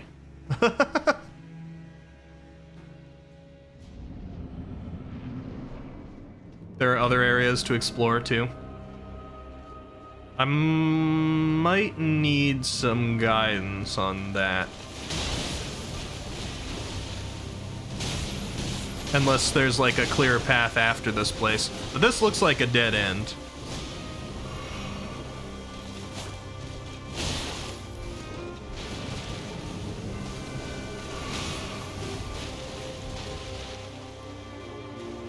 Alright, we've guzzled a few too many drinks here and she's almost full health, so this is probably not the attempt either. We'll do our best. These are all important to progress, because these are practice rounds. This is the first one of the fights in this game that I felt like was Bloodborne-y. There was a boss battle that reminded me of Bloodborne earlier in the game, Estelle, but not because of how it played, just because of the fact that it was like weird alien theming.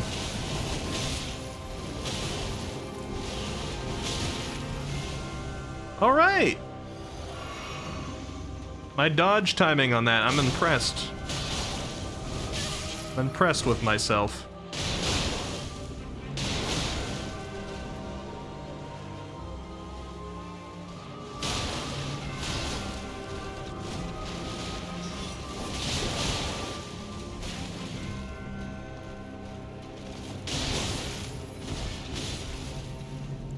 Oops, wrong flask.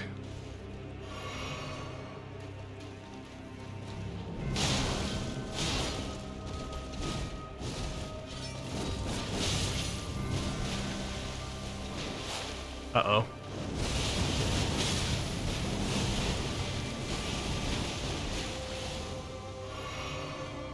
All right. We're doing it. That's the third time she's used that this fight.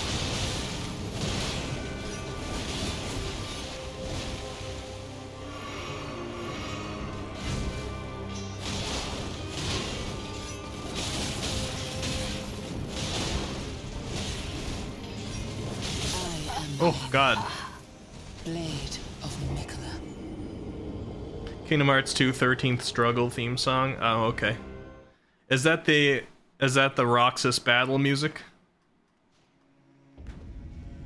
Of course I thought Kingdom Hearts because of the struggle matches in Twilight Town and Organization 13, but 13 and struggle together didn't mean anything to me.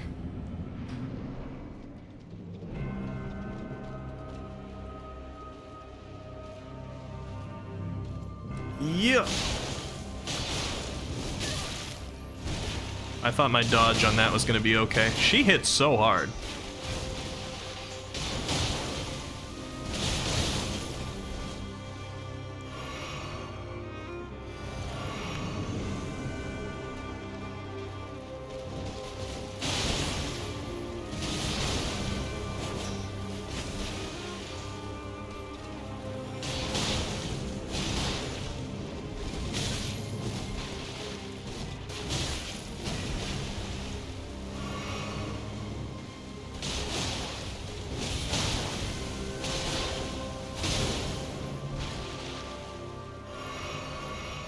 The extra aggression can sometimes be good because if you hit her too many times, she deflects you and then flips backwards like this, which gives you a little bit of space.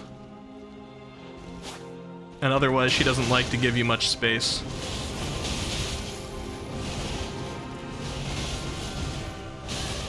Oh, I forgot about the last hit on that. It's a good thing I wasn't super low health.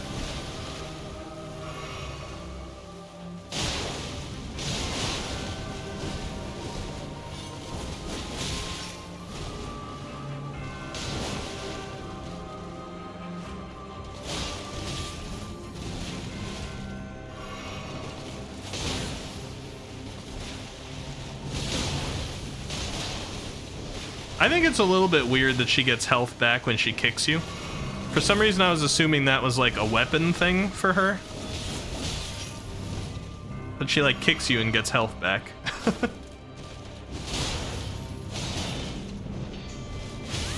Ooh.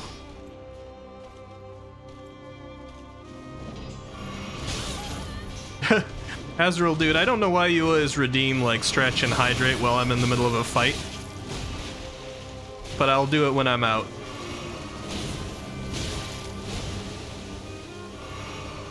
Demote me, daddy.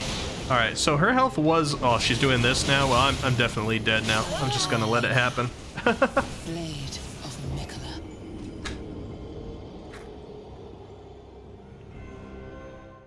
Alright, I had some water. Hello, Rambo! How's it going? Work out the neck. And get back in here.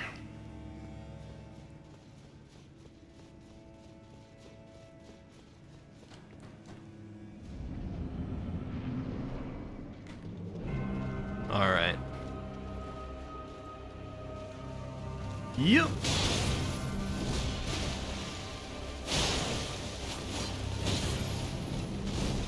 Why do your kicks give you health back? What's the lore?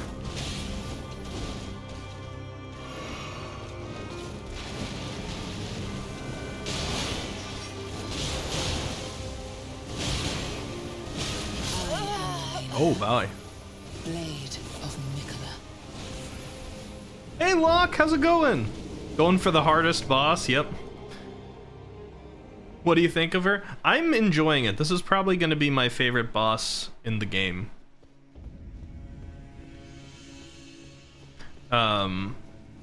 It's the only boss so far that's made me have to play like I played Bloodborne. Because so far, like a lot of Elden Ring compared to other Dark Souls games, I could just kind of go in and hack and slash. Like I could go Ooga Booga caveman mode, and I have been because it really didn't need much more. This boss needs much more than that. I gotta pay a lot more attention to the move timing. I gotta pay a lot more attention to stamina management. Aggression is, it's got a lot of risk reward to it. Because you're punished for holding back too much. And aggression's kind of rewarded, but at the same time she hits super hard and she heals off of the damage she does to you. So you gotta watch out.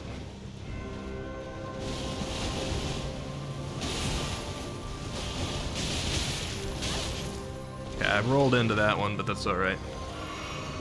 Still good.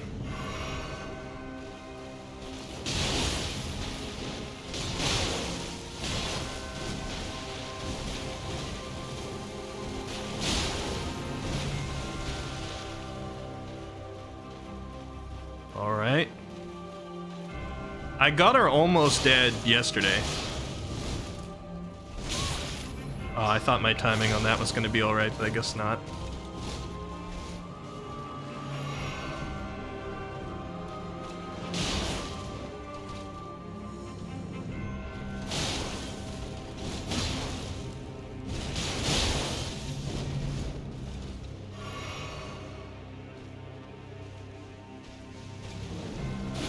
Uh-oh.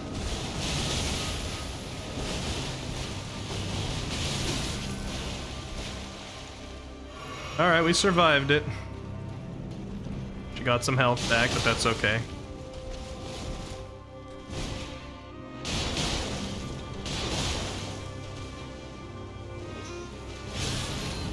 Ooh.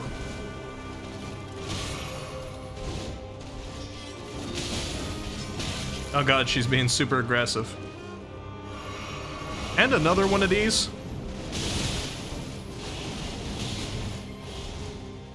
Alright.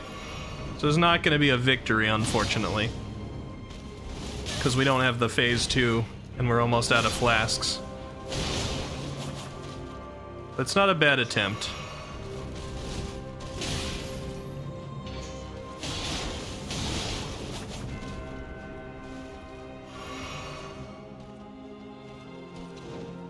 Oh no, why?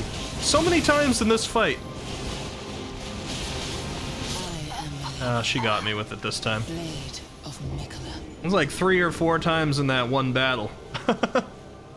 Sometimes I get lucky and she only uses that once, or not at all, phase 1. Vaughn says also checks another box in that there's no reskins for in the entire game. Yeah, that frustrated me because almost every boss I thought was going to be unique has been reused. That's one thing that Elden Ring has severe negative points in, that every Dark Souls or Bloodborne enemy had, like, the bosses were all unique and they all had their own boss music. In this, they just reuse everything.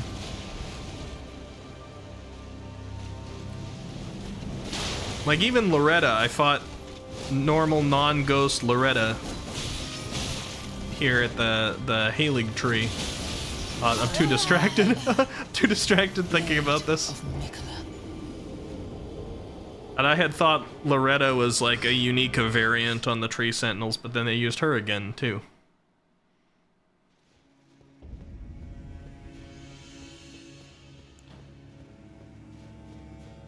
Though they do seem to be pulling out some cool bosses in the end game here.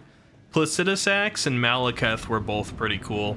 And I'd be a little bit surprised if they reuse them.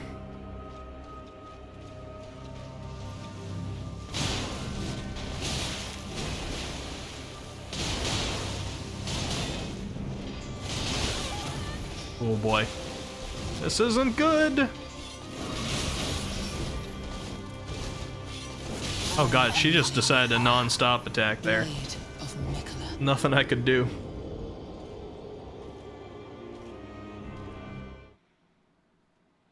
And this game is such a Bloodborne style fight with like the speed and aggression rewards that I feel like it's not an accident that she also heals on attacks like Bloodborne characters do.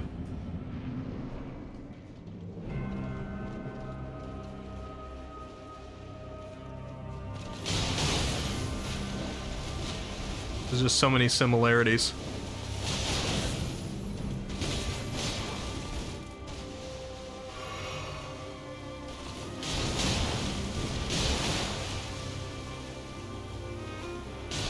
Very reminiscent of Lady Maria. Oh, one shot. I am Insta-kill. Blade of Mikola.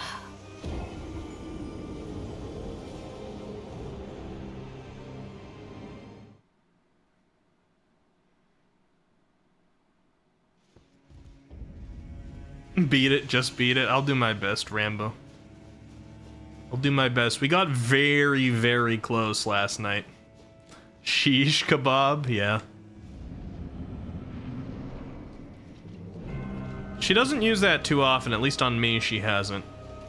But that's a one shot even if I'm at full health. So that's just like the you lost to the battle fight, or attack. Alright, get my stamina back.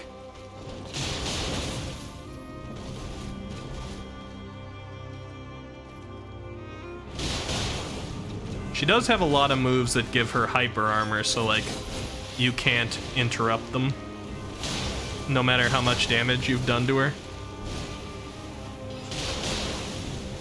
Which is a little rough to deal with.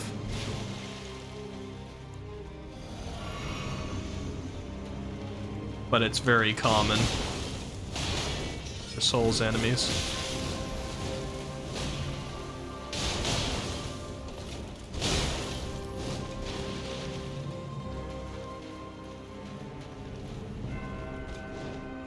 Oh no.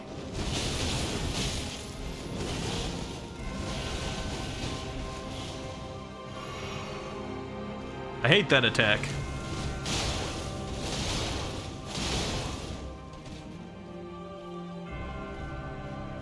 I assume that's most people's least favorite attack of hers, except maybe the grab, I don't know.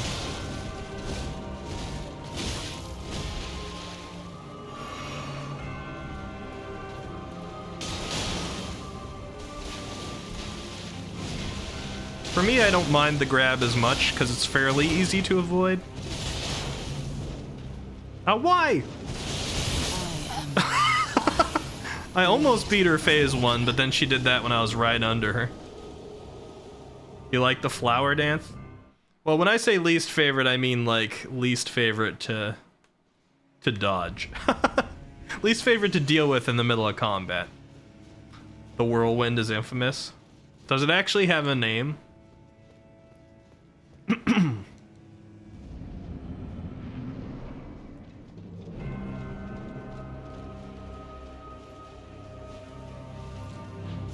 That was such a close one.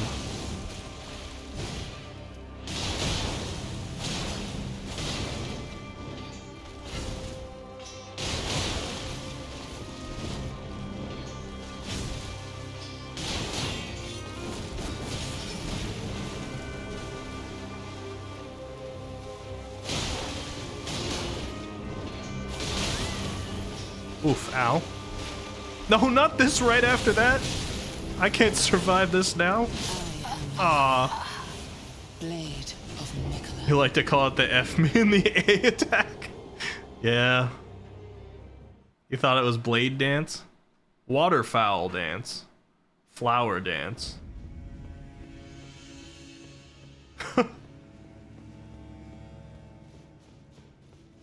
Well, I guess we can...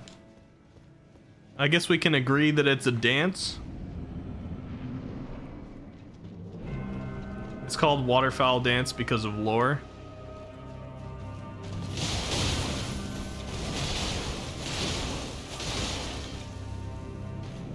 Yeah, you didn't like that, did you, Millennia? Did you?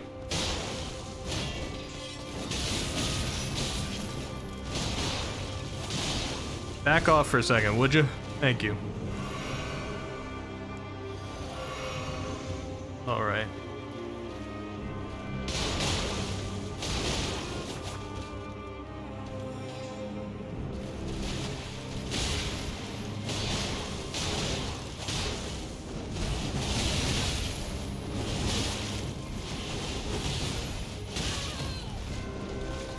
Eeheehee. I am Melina, No. Blade of Nicola. Okay, waterfowl dance. I'll go with that then. I know Nid studied her pretty hard. Waterfowl dance is a pretty foul attack. It's cool. It reminds me of some of the anime-esque moves pulled by Sister Frida in the Dark Souls 3 DLC. It's not the kinds of moves you see things using too often in Souls.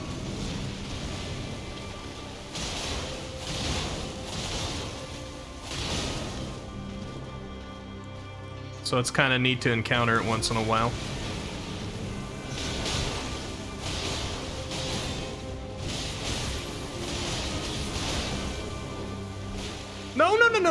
No, why? She's pulling that out at the most inconvenient times now. I'm not used to her using that so early in the fight. I'm never prepared. Originally, I thought that was something that she pulled out under half health in the first phase, because that's when she would use it. But she's been using it very quickly.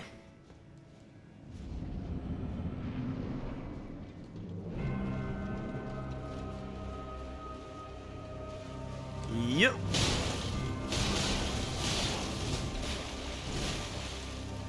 Yep.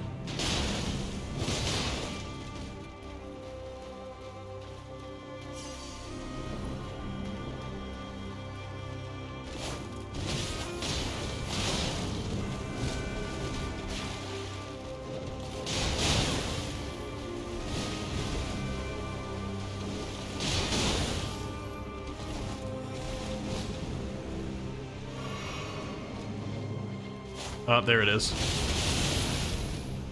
I am Melina, I thought her sword was a katana, but upon closer inspection it looks like a saber blade from something like a cutlass. I haven't gotten to see it too well. It's definitely a little thicker than you would associate with katana typically, and it's a little bit more curved. But I haven't gotten a good look at it.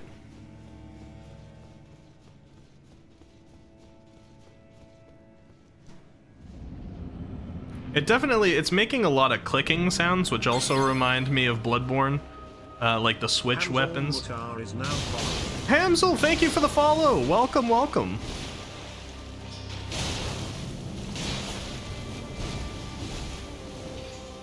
Oh, you looking for aid helping Beast Clergyman? I don't know if we have anybody signed into this game except for me here at the moment, but... this is my first time ever fighting... Well, I fought her last stream, but this is my first Elden Ring stream. My first time attempting to beat Millennia. I did beat Clergyman, though. Just a couple streams back. Oh, God.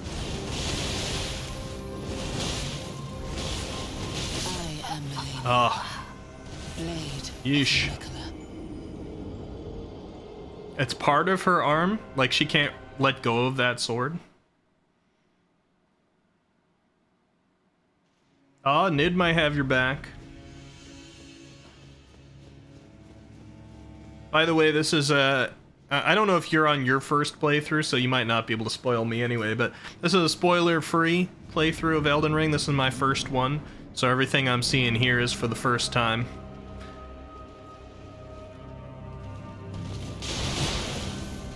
Oh, that trade was not worth it.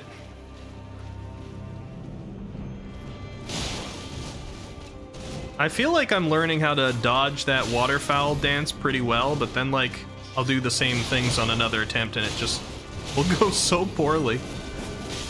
I am Melania, Blade of Nicola. Dedge.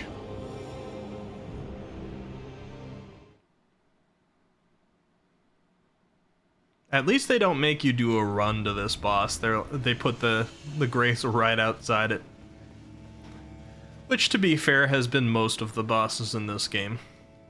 Although Placidus Axe had a little bit of a run.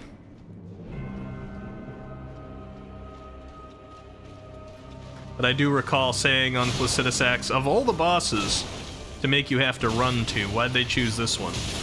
Well, I'm glad they chose that one over this.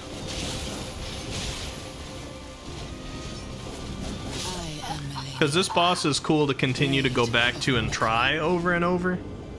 But if there was a run between, it would be so much more frustrating.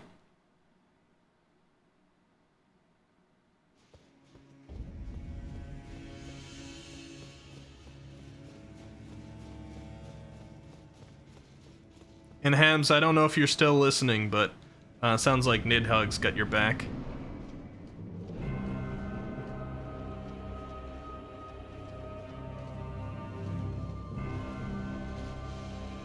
Just gonna slowly approach each other in this fight. No sprinting. I'm like, I'll hold on to my stamina at first here.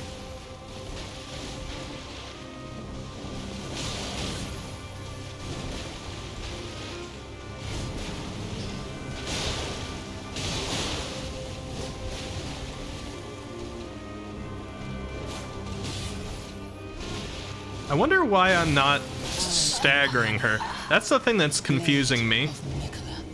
Because when I was fighting her yesterday, I was staggering her almost every attempt. And tonight, I've gotten her down to almost dead a couple of times, being about equally as aggressive, but not staggering her. So I'm wondering what changed. What was I doing different last night?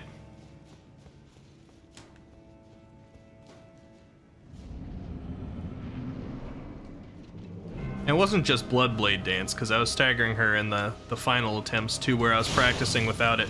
Because I could be getting through Phase 1 with Bloodblade Dance pretty easily. But I'm trying to save that for Phase 2, because I think it's my best bet.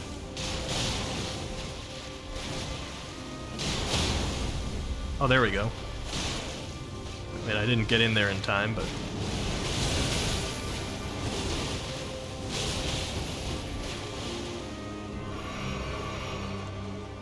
I guess it's just, like, supreme aggression.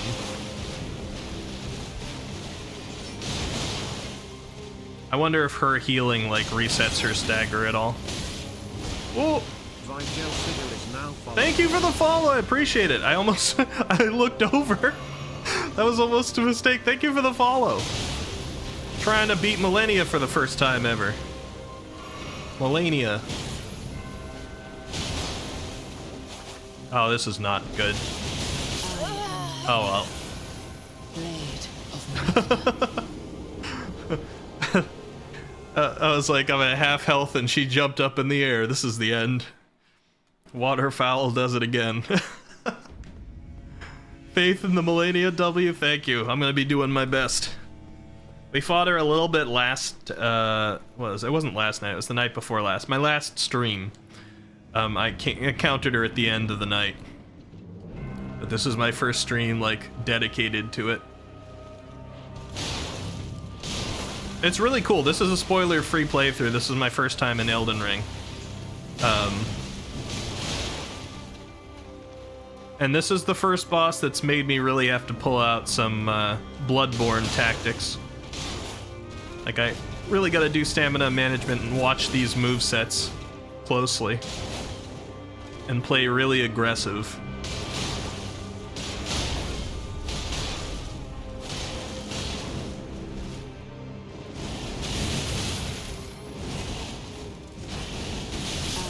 Ah, so close.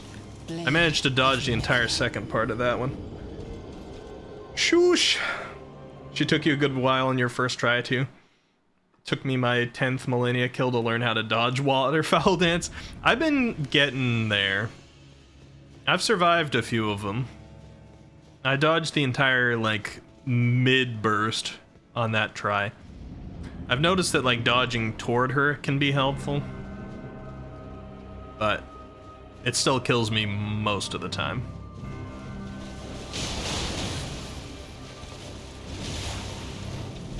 Oh, I thought she got me. I thought that grab was gonna hit.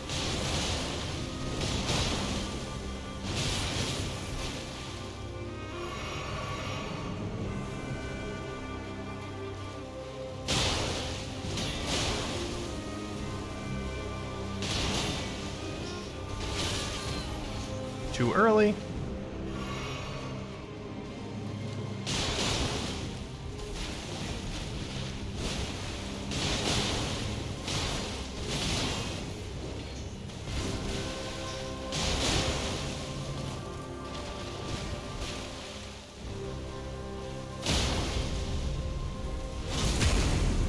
Yeah. Let's put the bubble on.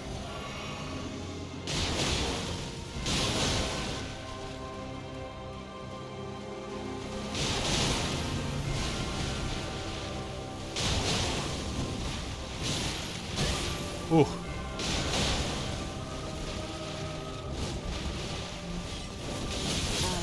Aha, shoot. That was a good attempt. I had a lot of flasks left. She caught me with that last one. Did you see the fish that beats Millennia? Oh, is that? I think I saw a video at one point that the person had, like, rigged their PC up to be played by the fish in their aquarium. I don't know how it works, though. Especially if it's somehow good enough to beat this boss.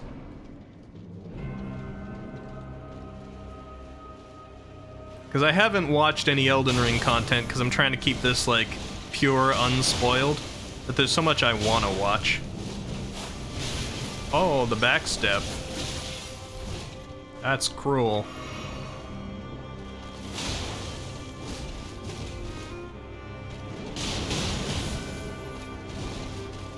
Still not sure how those, like, kicks heal her.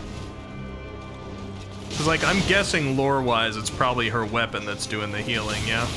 But I don't know. Maybe it's... Actually, she's a Great Rune holder, right? Maybe it's the Great Rune. Maybe that explains it.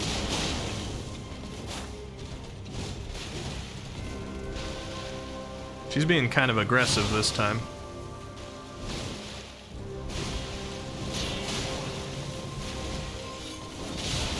On the money there. Yeah, I kind of, like... Oh, no, this is bad.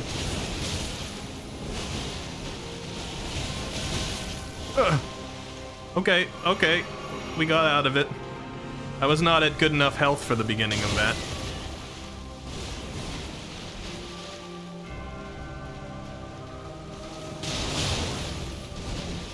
We're having too many trades here, and trades are not good. Because she heals off of those. Yeah, I wasn't even thinking about the fact that she was a Great Rune holder until I started saying that, and then I was like, wait... They did say she had one, didn't they?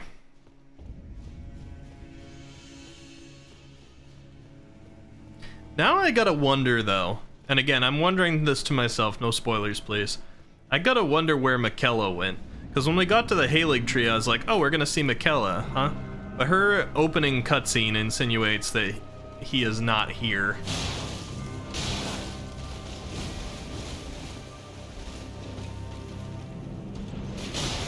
Smile. Don't tell me she's got a third phase that's got Miquella in the battle too. I will. I'm gonna have to rethink my life if that's the case. Blade of Mikola. Okay, I distracted myself a little too heavily there. Or like third phase is Michaela. Comes back right as she dies.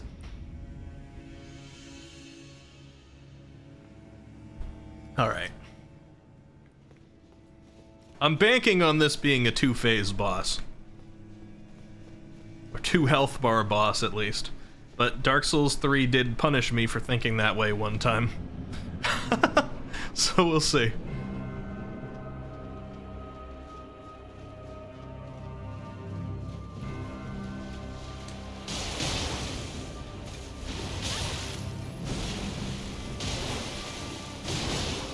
I'd like more of these attacks to land, please.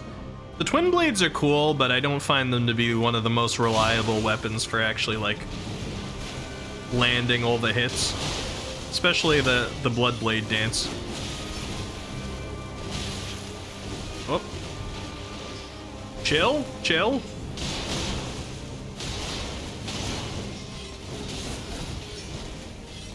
Chill. Learn to chill, please. You're so aggressive this time, dang. Blade of Mikola. Alright. It's always like, I gotta remember the healing thing, because whenever I die and look at her health, I'm like, I swear I must have did more damage to her than that.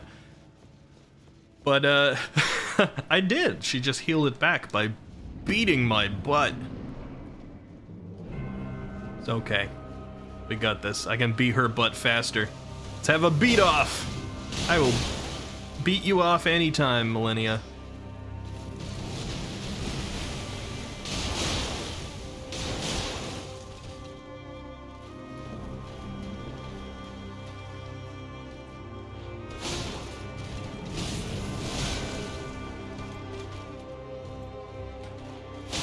All right.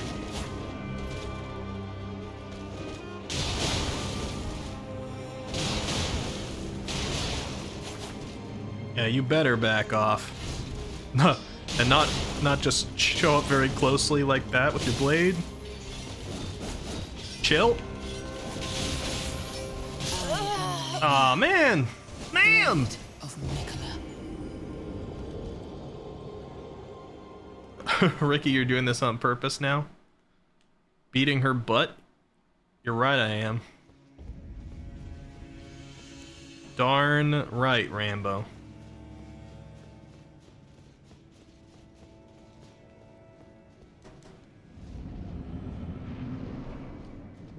She likes getting spanked. I haven't learned enough about her to learn that, Vaughn, but I'll take your word for it. Maybe if I give it a go mid-fight, it will work out for me. You know, what would happen if I just came in here and I was like, I'm not here to fight. I just wanted to talk. Like, is she just aggressive by nature?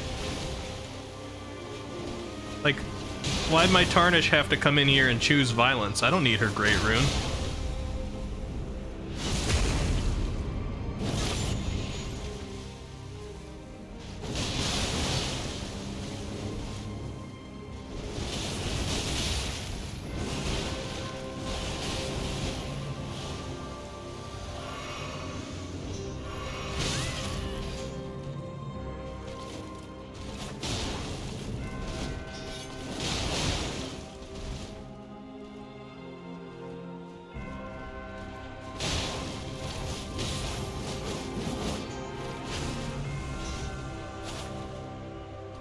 Actually, let's keep our stamina. I was gonna go in, but I'm like, let's just cancel that.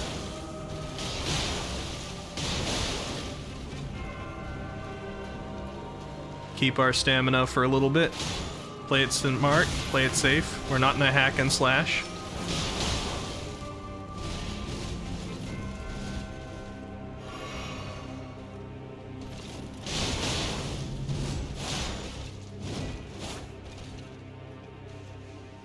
Just don't jump up in the air, would you?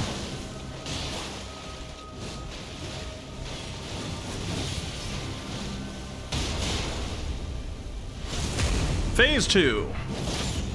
Here we go. First phase. Oh, no, not yet. Not yet. There we go. Phase 2. First phase 2 of the night. We'll watch the cutscene again. There we go. But she's a true switch and gives as much as she takes. There are lore reasons she's not capable of reason anymore. Oh, I see. Gotcha.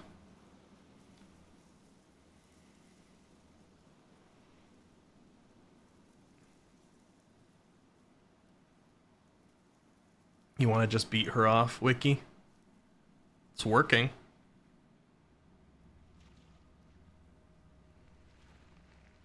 Wait.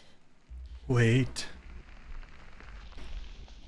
The scarlet rot get to your brain? Is that why you can't think correctly? Aren't you the goddess of that?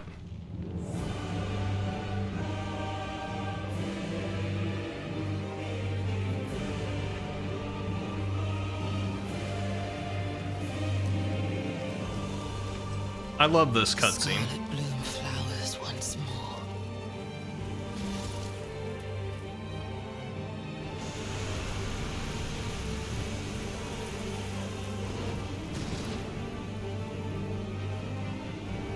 You will witness true horror. I'm ready. This is the harder phase, Yuki. First time I've gotten to it tonight. Now, rot.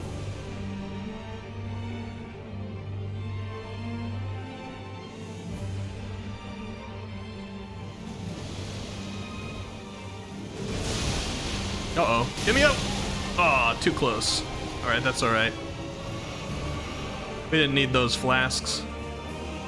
Alright, get in there.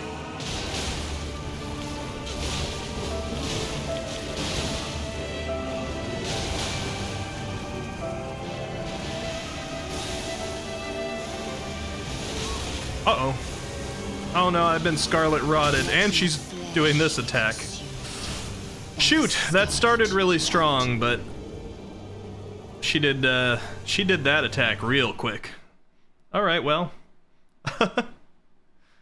First go with the second phase. In your opinion, phase 1's harder, but gotta learn the new moves. That's fair. Phase 2 gives you a little bit more opportunity to hit her, if you get around it. Jay Blair, welcome! Welcome, welcome, Jay Blair. I guess this next one is going to be ASMR mode for 1 minute. Just had my sip of water, thank you. How you doing, Jay Blair? We're fighting probably my Elden Ring waifu here. I didn't have one until I met her last night. She's the Bloodborne-y type fight, and I love it.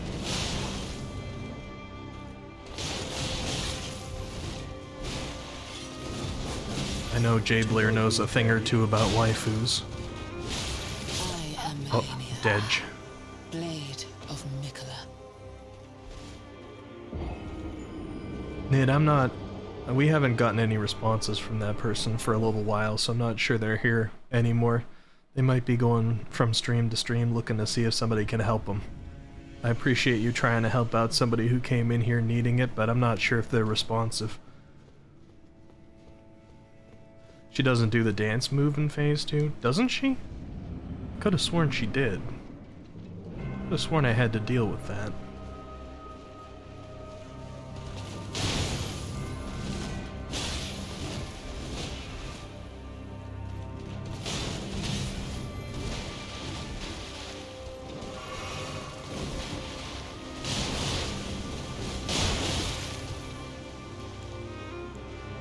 Alright, I'm stopping the ASMR mode. I'm focusing up.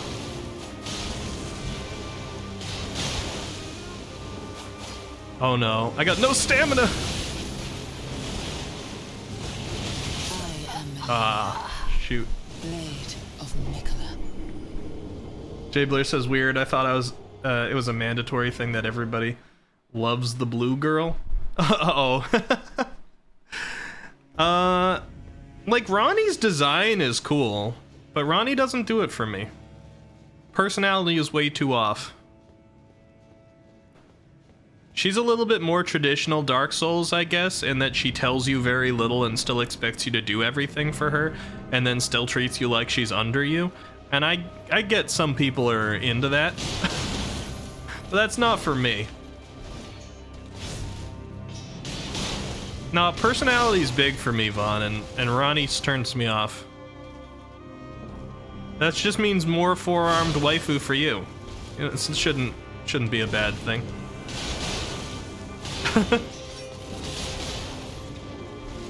Not this. Oh. Blade of Nicola.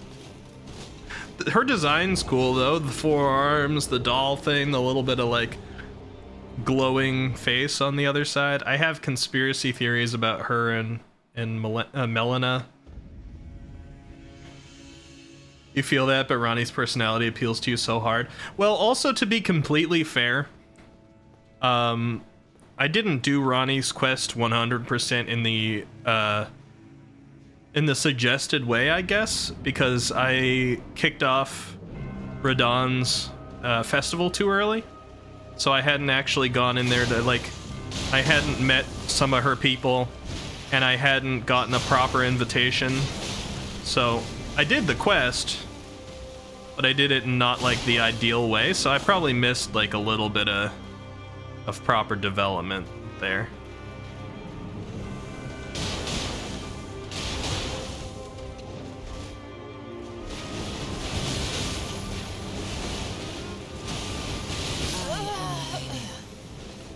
Dang, that was such a strong first attempt.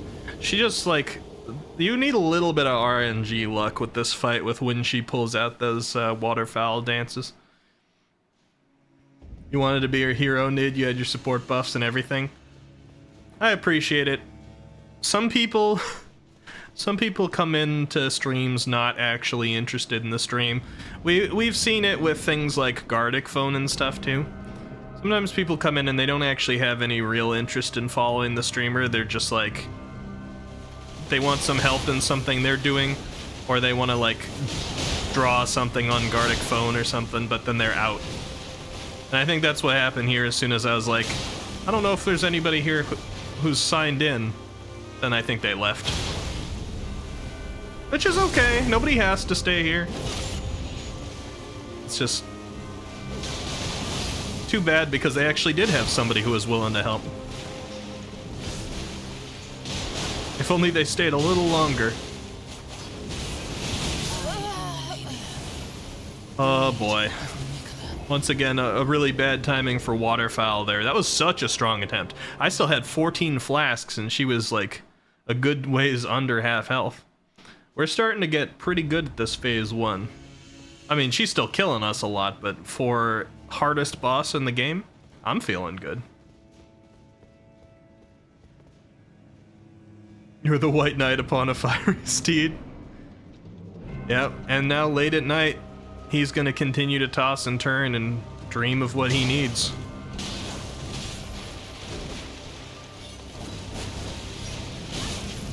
I thought I wasn't gonna get hit by that because I was behind her.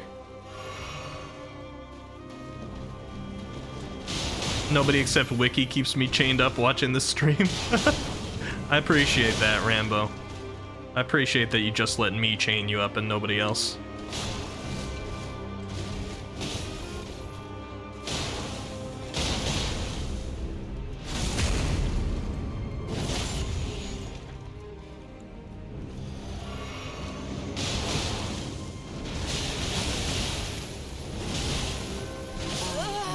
God dang it. Blade of Nicola. Every time I get done with any of my full combos, she's pulling that out lately. She's definitely doing that more often at the end of like these good beginning attempts.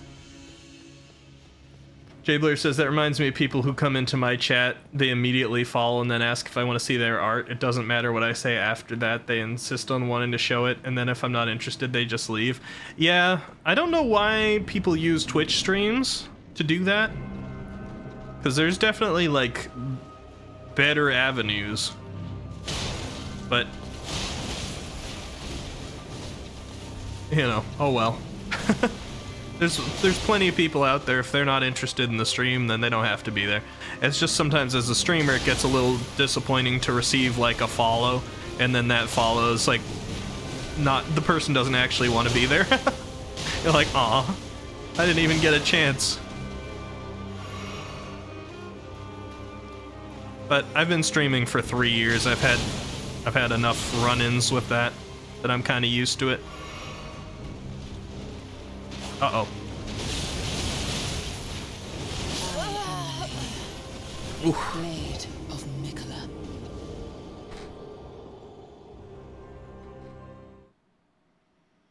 Like I would have offered sooner when we were waiting for an answer since I saw the message, but when I saw Beast Clergyman, I thought Cleric Beast. I don't have Bloodborne. Oh, that makes sense. Very similar. I'm guessing that they don't know that that's Malekith. Because that would have been a more recognizable way to say it. But they're probably stuck on the first phase.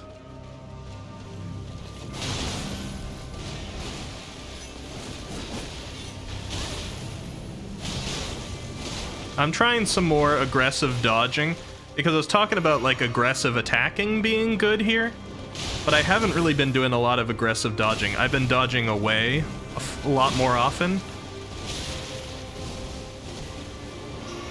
And it's still, like, necessary for some of this fight, because you gotta get back. But aggressing, like, dodging toward her, through her attacks, and being ready to immediately attack afterward, I think is gonna be beneficial for my playstyle here, since I'm not using any kind of, like, magic or summons or anything. I'm actually not sure if you can summon here. Hey, Kakashi! Go Faith Spam Blasphemous Blade Prophet. It's completely not what I'm built for, though.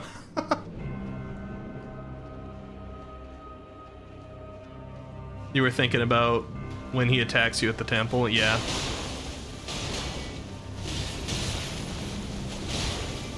I'm guessing it's probably the boss.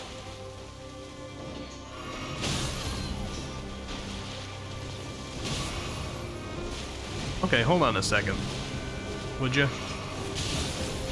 She's being very aggressive this time. She damaged me with the grab to do the with the grab move, but she didn't actually grab me. That was odd.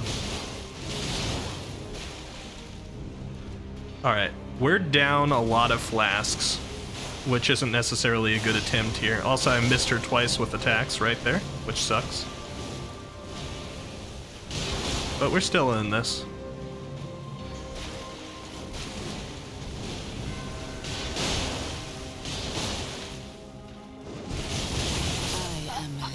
Never mind, we're not in it anymore. Waterfowl ended our existence. You got an idea to add a little bit more damage, but you don't know if you want to hear it. I don't know. Maybe not. Maybe not. Because I've been pretty good about figuring out all the bosses out myself on my first playthrough, and then like when I beat them, I hear all the things that people have to say about them of, oh, you could have done this, and I'm like, oh, that makes sense. The first time through, I got like this like, I gotta figure it out thing. Also, I'm a very restrictive build right now, so I probably don't even have the way to do whatever you're thinking. Although I do have seppuku on my second weapon, and I haven't been using it at all. That might help me a little bit here.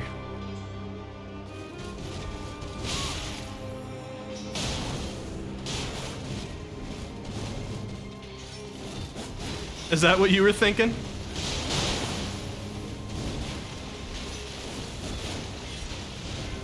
Also, I appreciate nobody calling me out on how I said seppuku there instead of seppuku.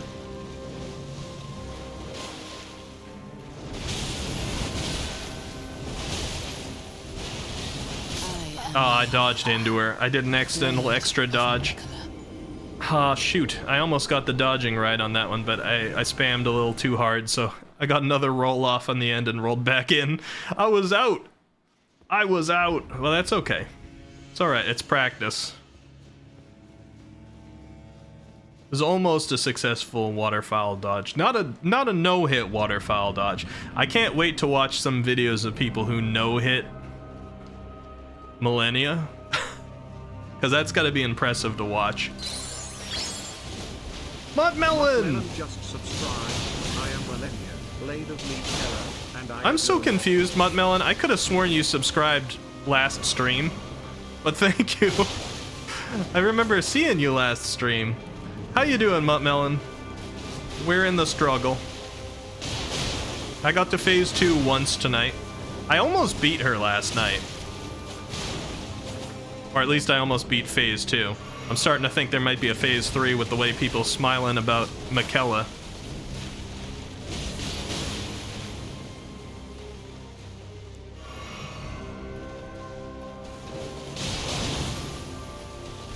Friggin' healing up by kicking me. Oh, this is bad.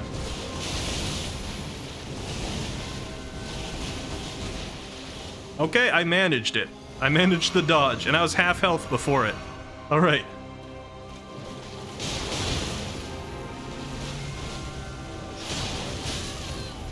Oh.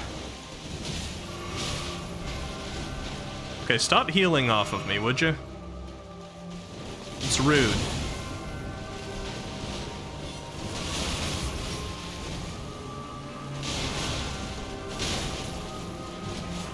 Okay, so this has not been one of our stronger attempts. Let's get more, like, we can get back into it.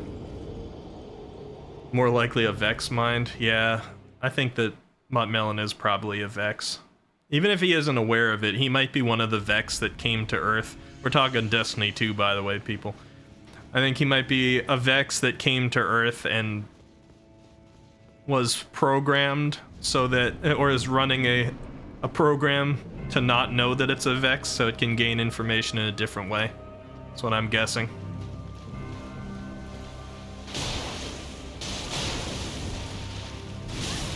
Ah, I thought that dodge was going to be on point.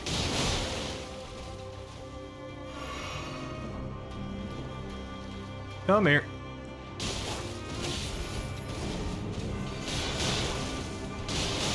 Gotta do the aggressive dodging. Dodge toward, not away. We'll do this, though. I think I'm good with this.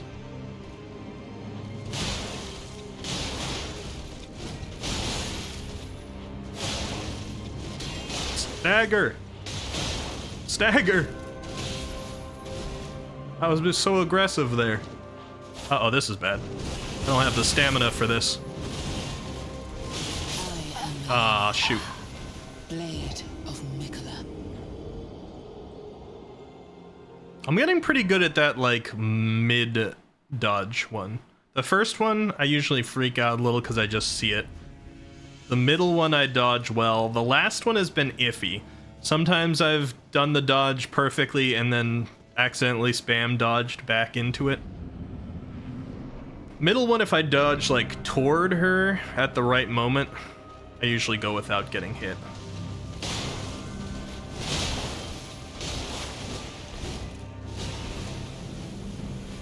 I gotta remember to do these aggressive dodges toward her, though. It would save me a lot of time. And it would help toward these staggers.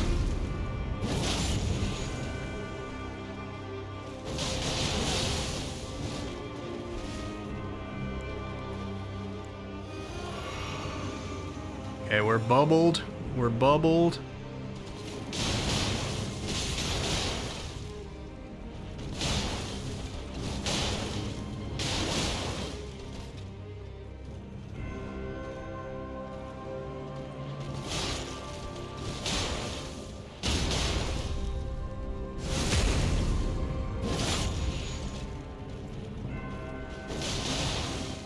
All right, an extremely good phase 1. We played aggressive.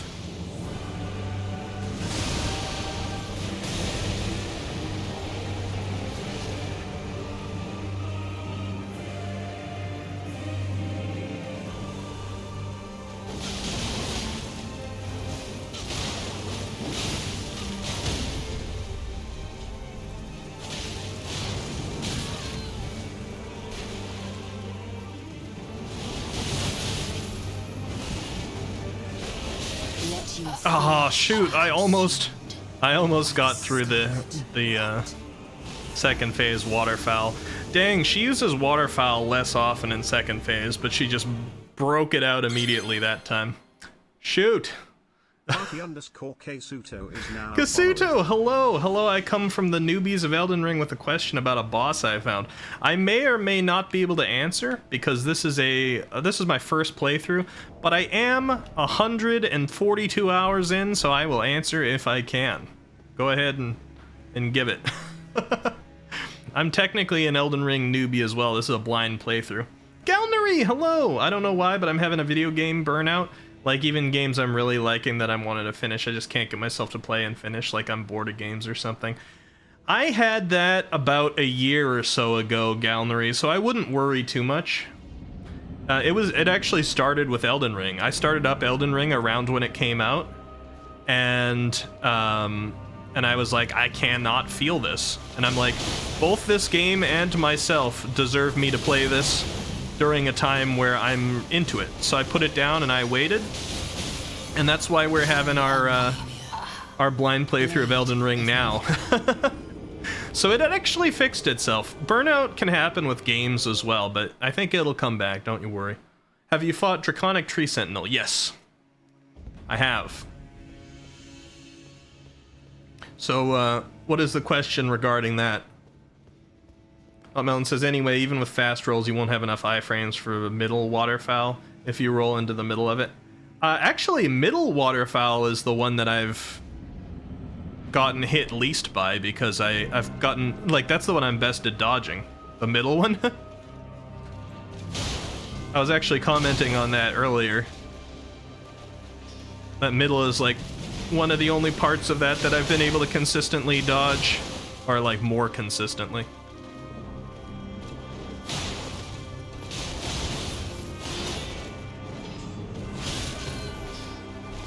Yeah, but I dodge into it. I always dodge toward her for middle one. Sure. As soon as I'm done here, I'll join into my VC. It's like I dodge toward into the middle one, and then if I pick the right timing to dodge away for the final one, then I'll be... her AI will kind of go the wrong direction, and I can get out of it. That's been my go-to so far for that.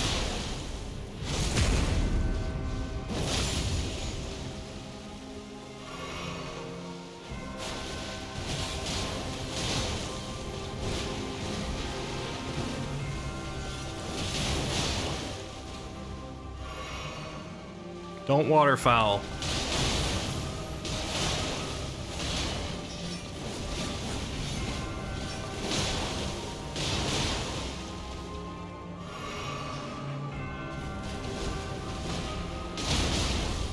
Here we go. Phase 2.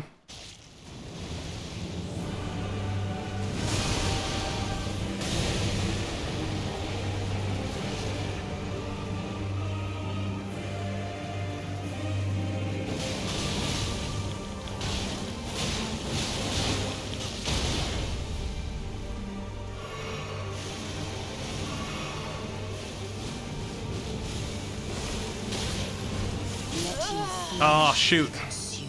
She did one more than I remembered. I didn't try to dodge the last one that came out because I was watching her. I thought I counted correctly. Dang, so good. Another good attempt, but alright. I'm gonna pause. I'm gonna join into VC. We're gonna get Muttmelon on the call. Alright, let me see. I think I just accidentally clicked Game Maker. It's gonna open up here probably. Alright, I haven't entered my VC in such a long time. There we go, I'm in. Hello, let me let me see if your Fuji will work. Fuji died the other day. Like, the website just went down, and oh yes, nice, it's working. Yeah, it should work. The website went down, and so all of the invisible Fuji links turned into broken links all over the screen, all at once. Oh. The Fuji icon, yeah. How you doing, Muttmelon? I'm good. I'm good. It's always exciting to see someone fight Malenia. This is the It's, first boss that's really reinvigorated me because I have not had to play this like a Souls game. It's been a hack and slash to me up until Millennia. And now Millennia, I'm like, oh, I actually watch my stamina. And like, aggression is rewarded, like Bloodborne, which is my favorite. And, I gotta watch the moves more. Like, none of the other bosses in this game have really given me a hard time that's felt like a Souls game, and she has. So, it's really cool. Yeah, it's really one of the bosses that's, like you say, it's really reminiscent of the classic FromSoft Yeah. expertise. And this one's a lot better because the AI actually knows how to punish you for making certain mistakes. Yeah. Yeah, like it knows how to bait you before it strafes around you to do the first hit. I think that's rather impressive. Yeah, it's cool. Oh, Yeah. one hit. I am Melania. She doesn't get me with that one too often, but that's the insta-kill move. Azrael says, Ricky, I suggest you to silence that green dog, beautiful Asian man. He's too good on the mic. So what are you saying right now? Unwavering belief to crush the hardest boss. I think we'll do it tonight. I mean, I only technically have an hour and a half more because I work tomorrow, but we'll see. I think we'll do it tonight. I feel it. Progress has been there. I'm getting a little unlucky with some of those hyper armor opening moves, but Oh yeah. for the most part, I'm doing well. Like, I'd say you're utilizing jumping quite well compared to a lot of people. Because the moment you encounter a fight like this, you instinctively roll because that's what you're trained to do in other Souls games. Yeah. But there are certain moves Uh-oh. that you can actually jump to reduce the delay between dodging and attacking. Yeah. Yeah. Oh.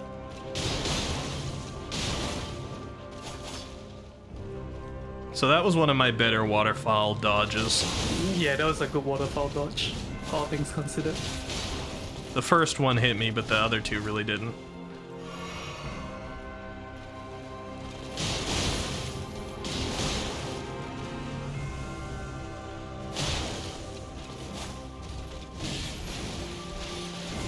Uh-oh. Ah. Blade of Mikola. Yeah, it's one of I'm those- making a lot of progress. it's those actually- get closers. Yesterday, I was beating her first phase almost every time for a little while because I was using Bloodblade Dance regularly, which could combo stagger her, bleed her, and knock her into a stagger for a riposte very consistently. But I needed it for phase 2, or at least I was like really hurting without it on phase 2, so I started training myself to do phase 1 without that and paying more attention to the dodges, so a little less aggression, a little slower, a little more flasks used, but it saves it for phase 2, so I got a better chance there. Oh yeah. Phase 1 is about being efficient at the end of the day. Yeah. Thank you for just letting me sip right in front of you. Yeah, that was weird. Oh.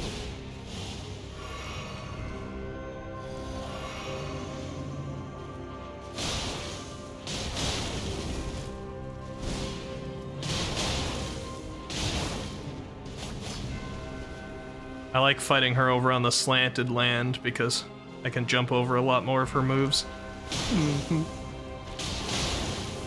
Just careful not to get backed up into wall. Yeah.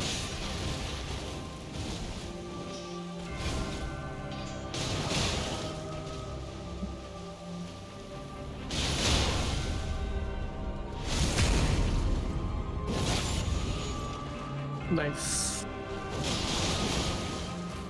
Pretty good phase 1. Uh-oh, I rolled into her! Camera screwed me a little on that one. Oh my god.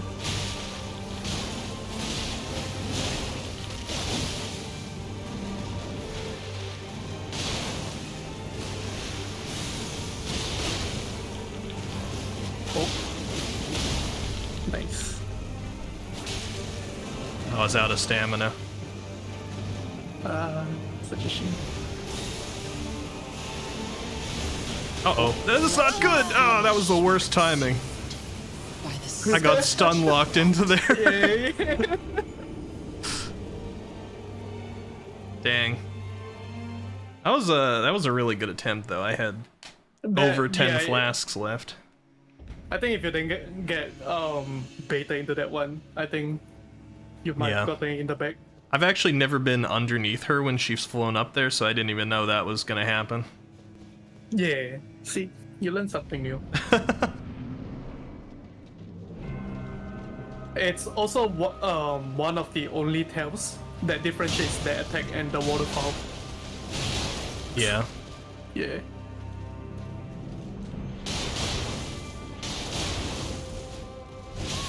Ooh, I didn't do the second dodge on that right. Which isn't good for my health right here. Because the timing for healing is now all thrown off, so I'm gonna have to do some aggression first. There we go. Oh yeah, the freedom.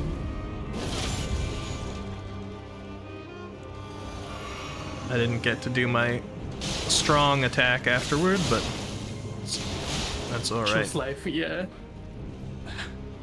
I should even be topping up right now, but I'll be slightly greedy about it. I think you're good. I think the number of Oh. flaws was never an issue. I am Melania, blade Oh. of Miquella. No, the flasks isn't an issue. Yeah, I so have not run out of flasks on her before, I don't think. you can be a bit more liberal with the the flask, so without worrying too much about it. Yeah, I've gone down to almost no flasks on phase 1 back when I was being a little slower with her. But she's definitely an aggression fight. Yeah, you lose out if it's attrition. Yeah. Which is very Bloodborne-y. Such a really fun fight.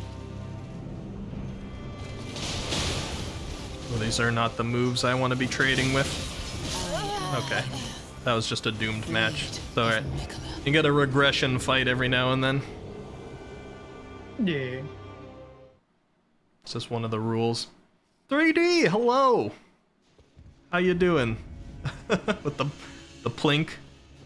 I just added that. You like the aggressive style, but you really struggled on this boss. The two different builds you used through the game. Magic Coward and Big Axe Bonks. Yeah, if I had stayed with a strength build, this would probably be a little bit tougher. I don't know. I'm good with strength builds. But the dual wielding, like the power stancing dex right now is helping me out. Especially because the bleed is really nice to have.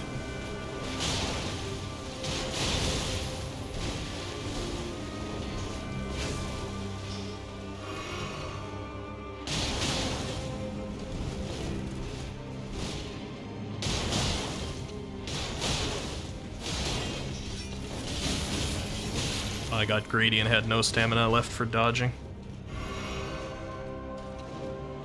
Uh-oh. I am Melania, blade of Miquella. I like fighting her on the slants, but I'm less likely to be able to dodge that there. Yeah. Because it puts me at the widest part of her spherical slash.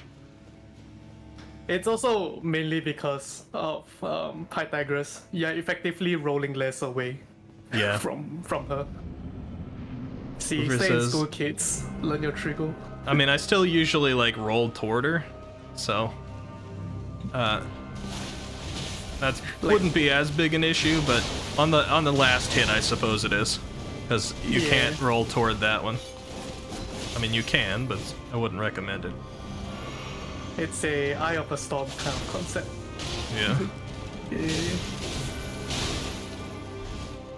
Okay. This has not been a good set of trades at the beginning of this one. She's hit me so much, she's gotten most of her health back.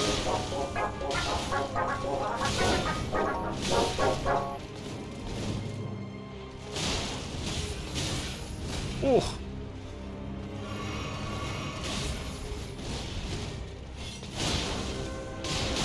She definitely, like, reacts to you too, which this is not just her in this game, but she definitely reacts to you too when you're clearly trying to back up to survive. Yeah.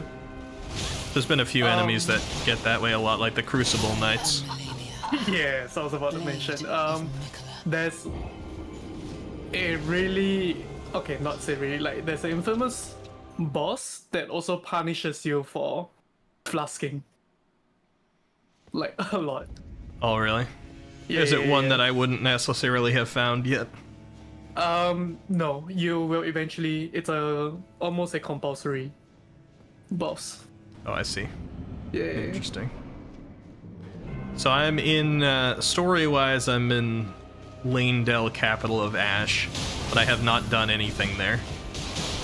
I got there and I left. There's more. Definitely. Oh, yeah, I know there's more. I left because people were like, go do side stuff. It's a lot of side stuff. There's a lot of quests. So they don't reach the point of no return Blade of Nicola. by accident. Yeah, I mean, I passed by normal Lanedell. People did warn me to do my exploration of that before I went past a certain point. So I'm in post-Malekith Lanedell.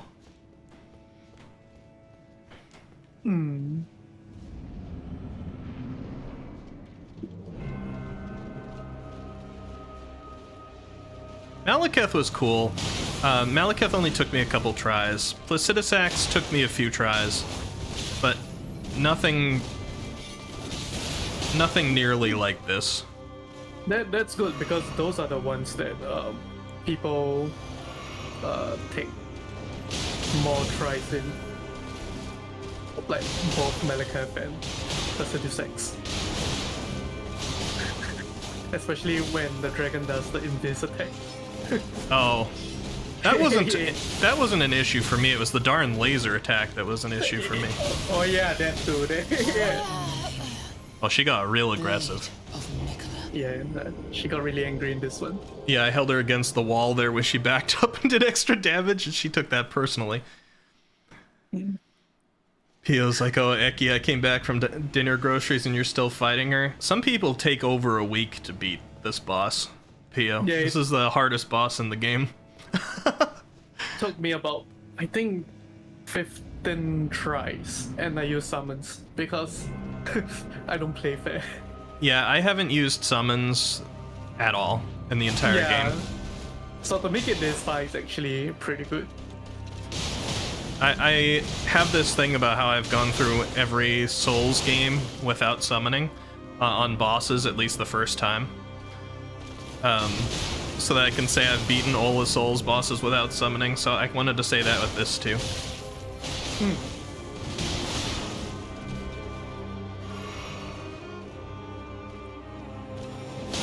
So far anything that I have beaten in Elden Ring has been summonless. Both allies that are like other players and bell summons. Why aren't you staggered yet?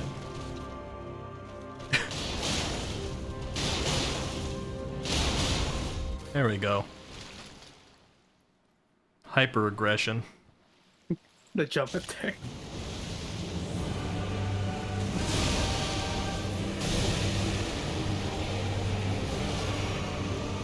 Alright, I think I'm not gonna risk getting rotted right away here. Sometimes I do it just for a quick damage. Ah, come on. That sucks. Ooh.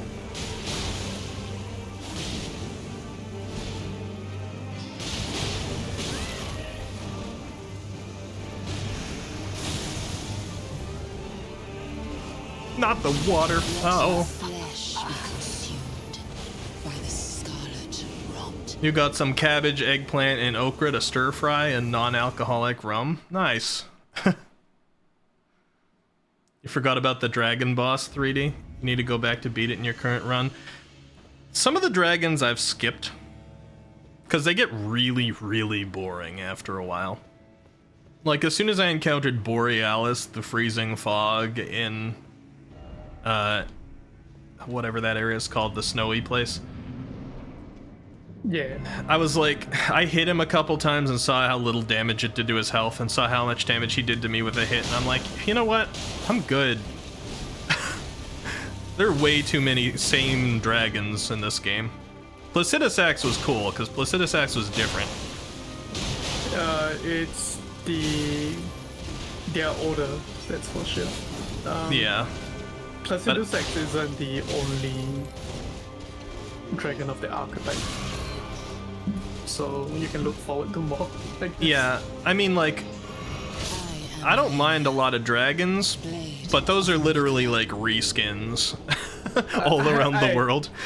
I get what you mean. Yeah. Yeah. The normal ones they encounter first, they get quite boring after a while.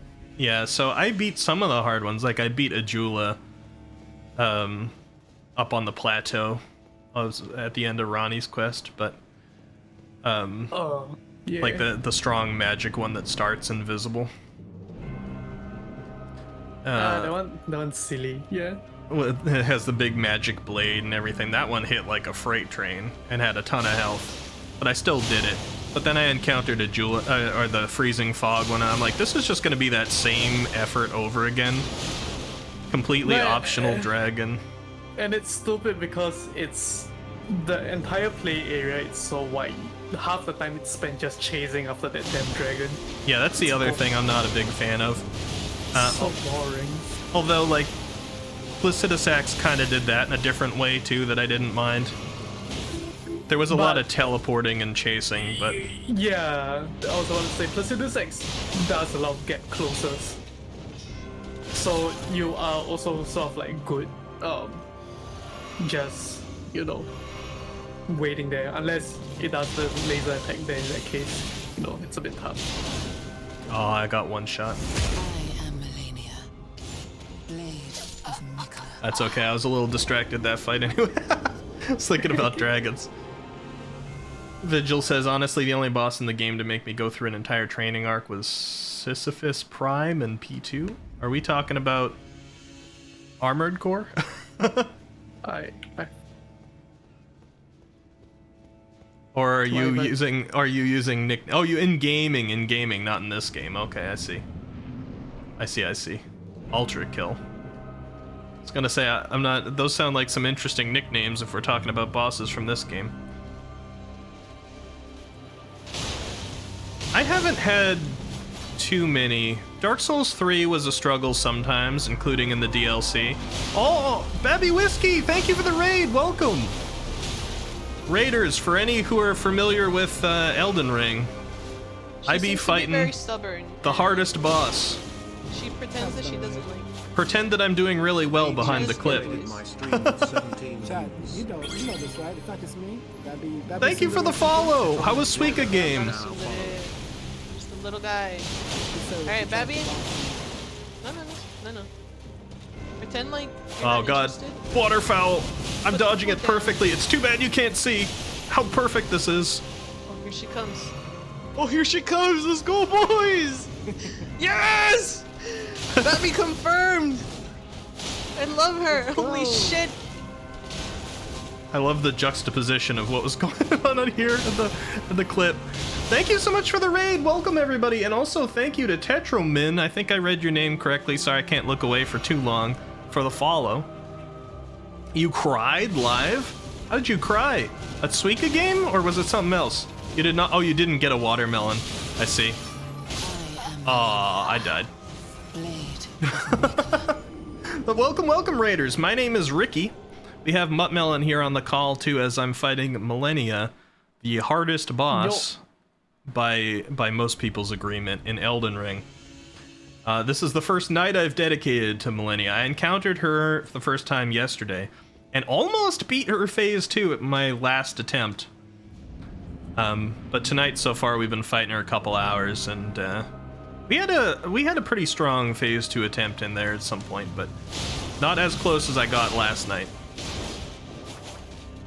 This is a blind Elden Ring playthrough, so please no spoilers if anybody knows it. So this is legit my first time ever dealing with this boss.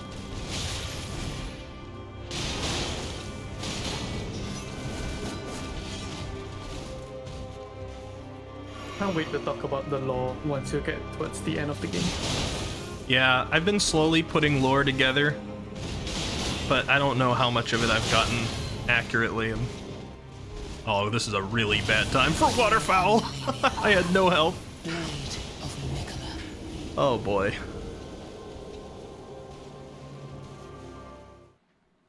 Peel says, welcome Raiders. Eki is taking on one of the hardest bosses of Elden Ring right now. Or the hardest boss, yeah, the hardest. Some people told me that Placidus Axe was up in like the top 3 hard ones too, but that one didn't give me too much trouble. I almost beat Placidus Axe after a couple attempts, but then at the moment where I could one-shot Placidus Axe, there was only one sliver of health. Twitch died. My stream crashed and I got a red notification on the side and it distracted me and I looked over. And Placidus Axe killed me. So I had to go back and fight it a couple more times to beat it. But I wouldn't have wanted to beat it in that moment anyway, because beating it while the stream was down would suck for the viewers as well. That'd be so sad. Yeah. P2's a level name that Sisyphus Prime is in, which makes you fight through an entire gauntlet, with Sisyphus being the giant final battle. Very few people have P-ranked P2, with me being one of them. Oh, nice, congratulations. Like, one thing I said about this fight is, like, it's a hard fight, but at least they don't give you a run-up to the fight. It's just the boss. You don't have to deal with any other stuff. In previous Souls games, they gave you some pretty hard fights, and then we're like, all right, you gotta pass through a gauntlet of things before you can try again. Yeah. Spend a couple of flowers. I've got a little bit of the fatigue kicking in here. It's gonna work its way through, but we're having a couple of not as good rounds in here in the meantime, until I hit a stride again. That's just historically what happens with Souls bosses. That's how it works. Yep. And again, that hasn't actually happened to me in this game before. In other Souls games it did, frequently, but this one I have to go through a little bit of that fatigue period, feel that energy coming back, and then we'll get back into phase 2 and have a really good attempt. I swear, like, I die a lot at early Millennia, and then there's the times where I just punch through her entire phase 1 using almost no flasks, and then get her phase 2 down to halfway health or less. It's not much in between. It's like the certain fights where I'm just extra focused. I'm feeling it. Also, she does not want to come back up onto these slants where I wanted to fight her, so we're gonna have some flat land fighting here. Alright, I'm focusing a little bit more on this than conversation this time. No grabs. Early waterfowl, and I didn't dodge any of it, so there we go. You find this fight has a rhythm that you're either on or off. Yeah, I was commenting on that earlier. She did something to throw off a timing of healing, because there's like very specific openings to heal, I've found. At least with the way that I'm fighting her, there's been a certain rhythm at which points I can heal, at which points I can pull out strong attacks. It was the same when I was using my Bloodblade dance. But if she throws it off, then I have to find a more awkward time to heal. If you beat Malekith, it means you also beat Budget, Ornstein, and Smoke, right? Budget, Ornstein, oh yeah. The one that punished you for flasking, that's the one I was thinking about. They are that fight was unfortunately one of the only ones, I think the only one that was spoiled for me, because the person didn't know that it was there. I had fought a Godskin Apostle and a Godskin Noble before, but then somebody was like, oh, I think out of all the boss fights in this game, my favorite music is from Godskin Duo, and I was like, Oh, come Godskin on. Duo? That's horrifying. Who was it? I'm not gonna say their name. I'm not gonna tell. But yeah, they said it. And I'm like, oh no, I gotta fight them both at once. That's horrible. It ended up not being too bad. Actually, last stream was when I fought them. Last stream I beat Godskin Duo, Placidusax, and Malekith. Nice. Damn. And the Draconic Tree Sentinel that was outside him, of course. Yeah. Doesn't really count as a boss, but still a good victory. She's mad.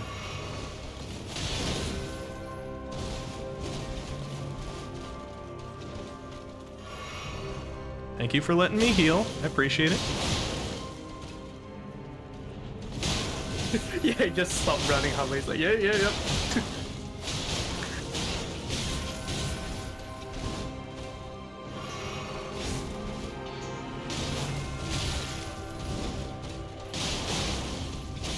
I am Melania. Ah, shoot. That was a good attempt. Of Mikola. Ultra Kill for sure gonna have a boss rush for the final level. I cannot be convinced otherwise. I have not actually... I don't know what type of game Ultra Kill is. From the way you've described it, it sounds like it would be one of those bullet hell types.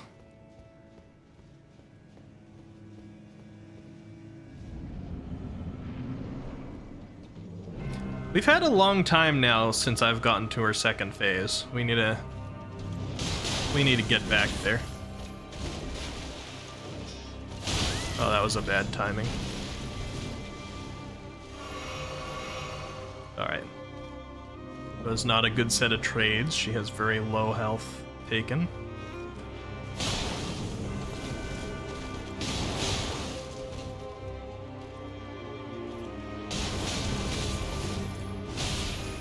Oh, the air attack.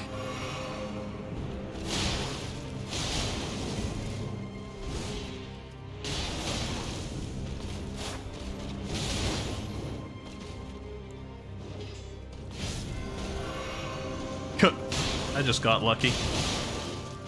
The terrain. Waterfowl against a wall. And I dodged into it and survived, only to be killed right after. Blade of Mikola. Man, I did only that little damage to her. I guess she brought some of it back. I was not looking at the health bar though. Ziv, hello! Wiki getting stepped on by Womania. I do not like that name. But yes, a little bit. I've stepped on her a couple times too.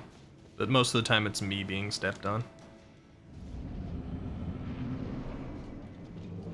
Alright. Pure focus attempt.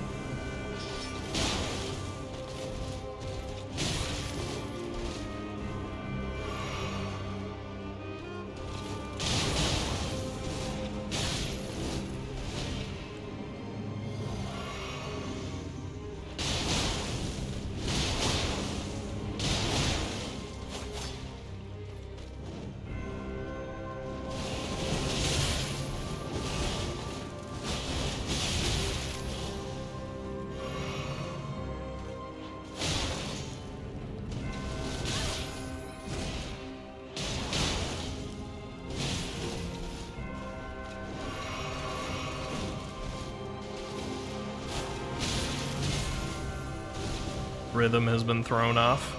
It's alright, we'll get back in there.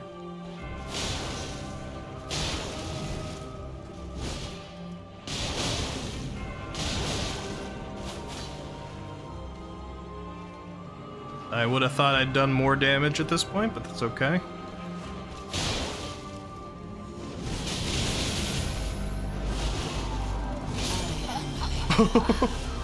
Welcome, Artemis! Thank you so much for the raid. I appreciate it. Welcome, welcome, raiders. We are doing our first ever playthrough Battle of Millennia, the hardest boss in Elden Ring. Hi, everybody. You guys were playing Destiny? Did you have a good time? Welcome, raiders. My name's Ricky. Variety streamer, but we've mostly been doing gaming and mostly Elden Ring lately because I'm addicted. Yeah, you got here in time. We're still fighting.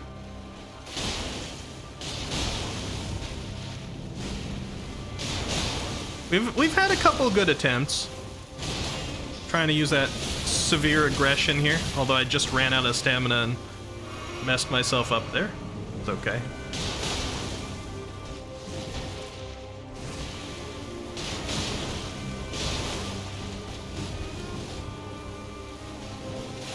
How'd you like this boss, Artemis?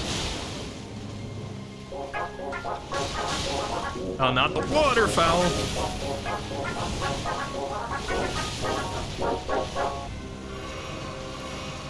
Alright, we dodged through it. Wasn't the best dodging through it, but we did it. Alright, give me a second, please. Give me a second, please. He knows I'm trying to heal up. Stop being so aggressive. Back up for a minute. Alright. Sometimes you gotta be aggressive while dying in this fight because we'll get her to walk away from you for a second.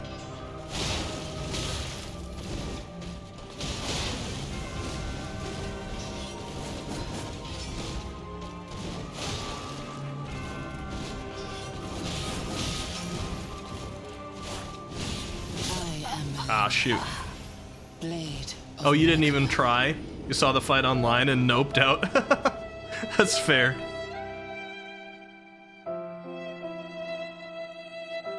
I'm thinking we might get her tonight, but we only have about an hour left before I gotta, like, go for getting some sleep before work. So it's gonna be a little tight. We've had some pretty good progress, but it's questionable whether that progress is enough to have me win within an hour. If I get a really good attempt, I can. I've certainly got some, like last night we got one where she was less than a quarter of her health left in phase 2. So, you know, we get the right moment, it can happen, but right now I'm still requiring like a little bit of luck in there. The dodging's getting better though, as you can see.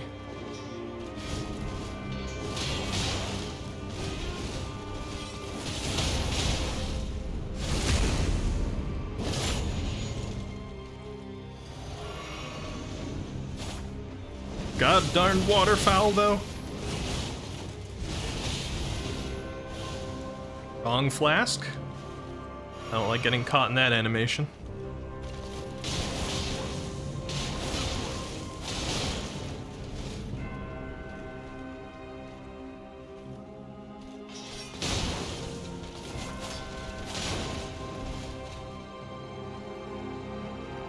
All right.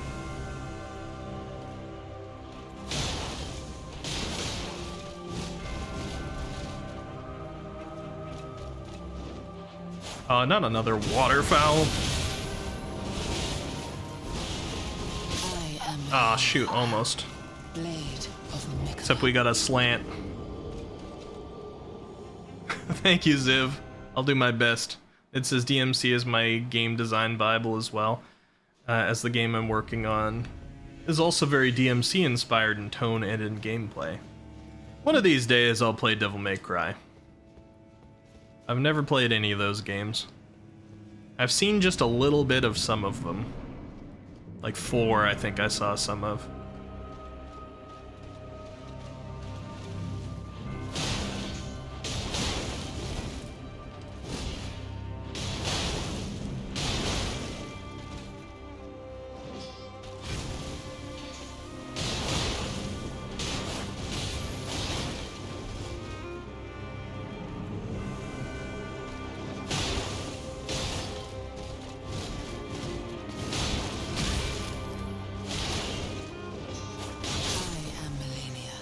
Yikes. Blade of You need to play the games? Maybe.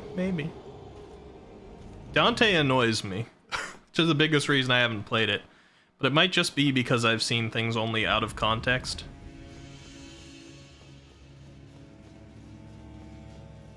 Maybe if I play the game, I'll find him to be an endearing main character. I think maybe just hearing his quips out of context is not the right way to judge him.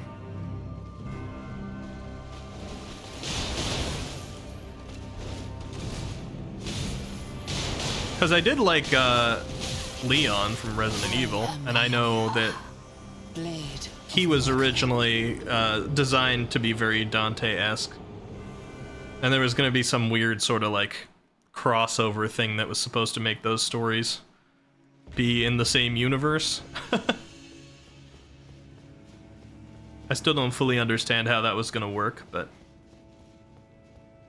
it's my understanding of it. I heard some of that while I was playing through Resident Evil 4. Alright, we got some millennia fatigue, we can still do it. I just gotta wake up a little.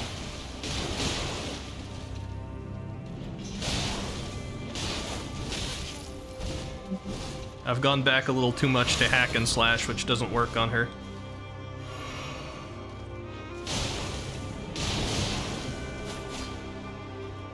I think as soon as I get to phase 2 again, it's gonna wake me back up.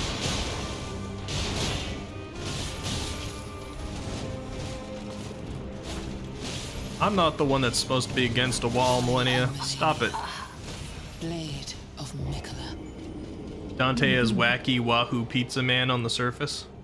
What the? Dante was originally Tony Redgrave, who was going to be in the Resident Evil universe. Then they decided the plan for him was too out of tone, so they gave him the name Dante and put him in the against demons instead of zombies.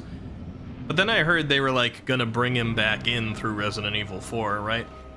Somebody said that to me. I think it was Azrael, dude. Wait, Dante in Resident Evil? Yeah, they were originally gonna like bring him back in.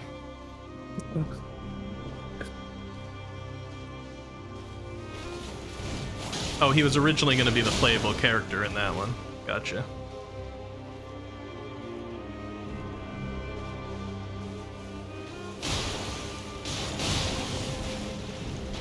I think they made the right decision putting him in his own thing tonally.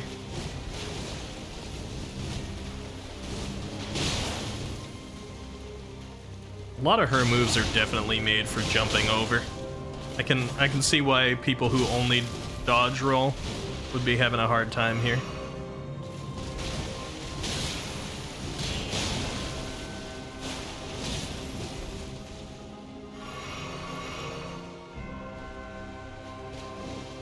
Oh, waterfowl.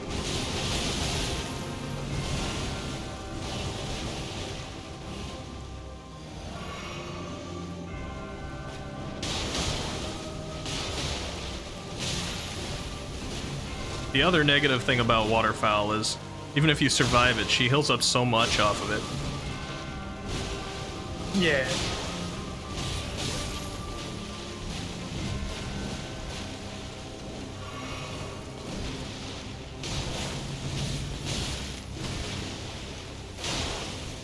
Like, sometimes people think summons help here, but actually, depending on what you summon, it can work against you because she will heal off your summons if you're not careful about it. Yeah, I always find summons to make things harder anyway, most of the time, because, I mean, maybe not in this game, because I haven't had to learn patterns as much, but in the other Souls games, it's like the hardest bosses that I'd be like I need the help with the most are the ones that I really need to learn the patterns of. And they begin significantly less predictable where their weapons are gonna swing if they aim for something else. Yeah.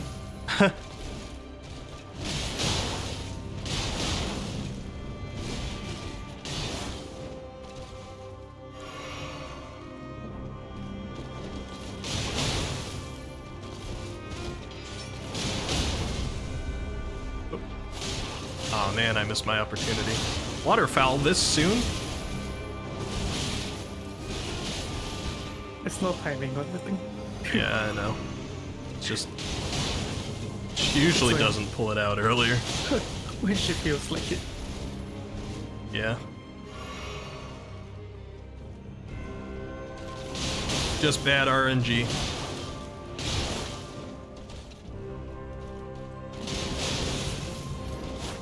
Oh, this is, ooh, I'm surprised, but alive.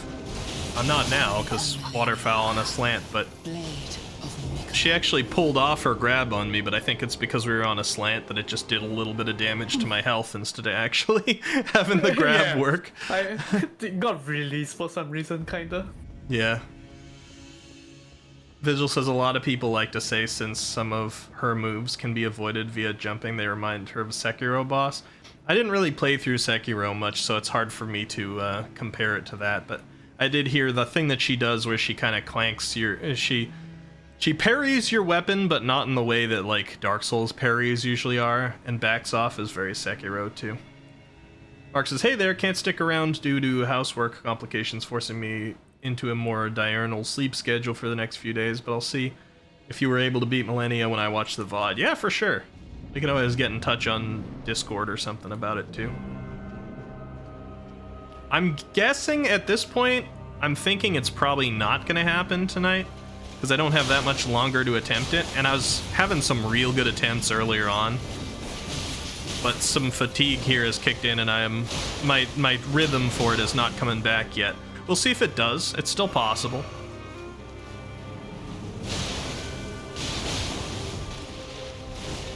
I'm still getting some of this down.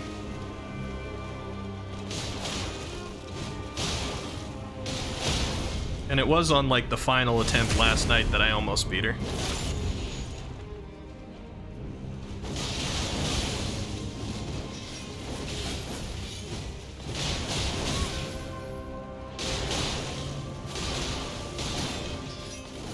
Oh, I wanted to scare her back, but Blade. she faked me out.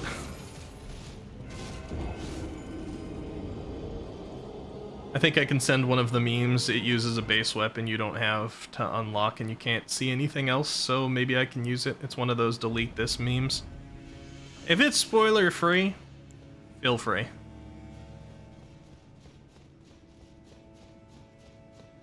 Hydrate? Okay, that's a good idea, Artemis. Let's do it.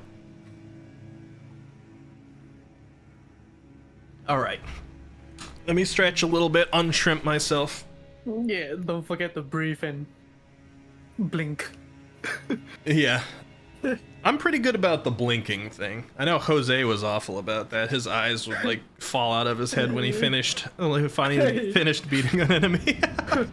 It was funny when Jose stopped breathing for a while.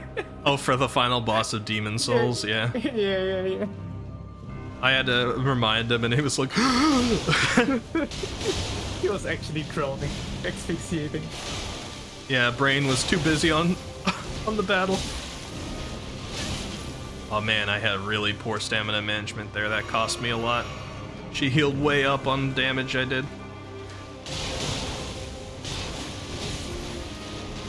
There's still a chance for tonight. I just gotta focus a little bit.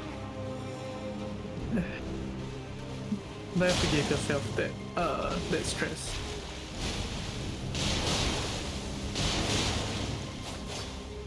No, I'm not too worried about it because it's such a cool fight. If I don't finish it tonight, it just means You I've can got it enjoy for it another more. stream. Yeah. Yeah. But it would also be pretty exciting if I did finish it, so.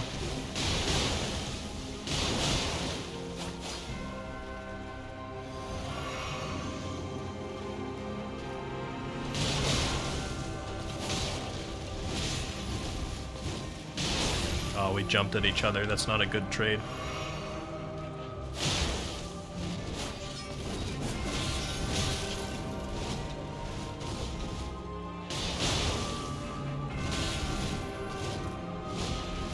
Stamina, health, choose survival.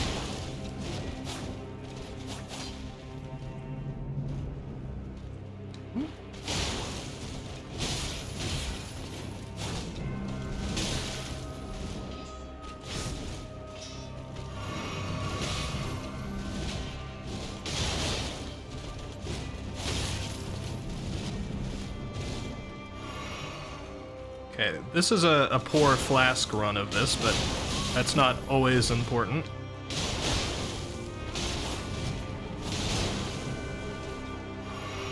This is just the closest I've come to running out of flasks on this fight for a while. Some bad trades.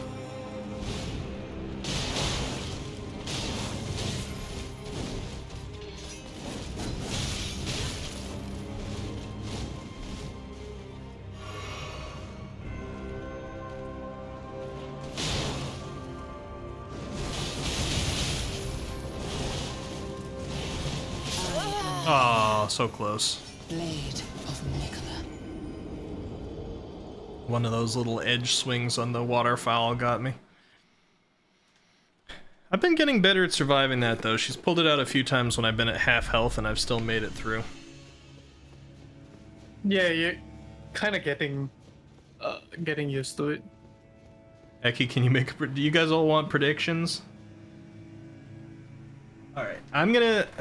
Let's say I'll give it until 12:30 my time, which is an hour and 15 minutes from now. I'll make you guys a poll. We can do it. Or Muttmelon, do you want to... you want to make a not a poll, a prediction. If I'll beat Millennia by 12:30 my time, EST. All right. Beat India by 12:30 a.m. EST. The time frame is an hour and 15 minutes from now, Tappy. Oh. And I've almost beat the second phase before. I don't know how many phases there are, but I've almost beaten the second phase last night, and we had a couple good attempts today. Let's do 5 minutes. 5-minute bet. And if I get real lucky, I'll beat her before the bet's even over. Only bet your channel points if you don't mind losing them, though. Alright, there you go. I'm not going to try too hard on this particular attempt until people have gotten their bets in. Of Nicola. Go ahead, start gambling. I already see 14,000 channel points in there. 15k for yes, 0 for no. Alright. 16k for yes. Hope you guys realize this boss takes some people a week to beat. Absolute faith 40, 70 for no. Lots of faith out there. I'll play good for you guys. 15k for no. I'm not gonna play well, but I'll play good. Someone's betting big. Yeah, somebody's like, I like the odds on no.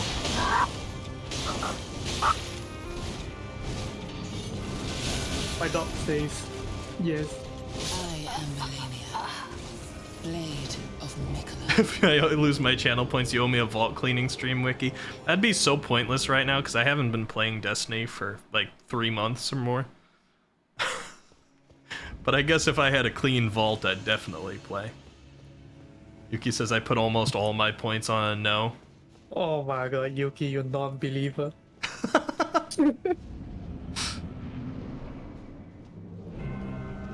Alright. Come here, Millennia.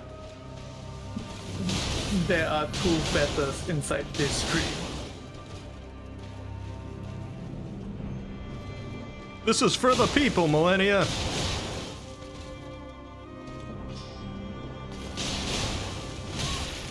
Ooh, that backswing.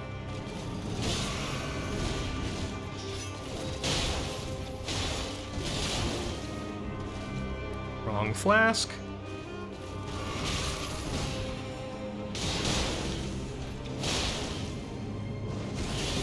I am Melania. Blade of Nicola. You're gonna rig it, you're gonna call and let me solo her? Sorry, this first playthrough I'm doing no summons.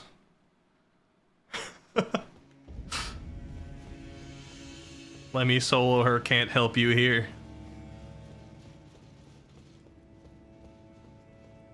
You can't see who bet against you, can you? Yeah, I can, Floofers. You doubter.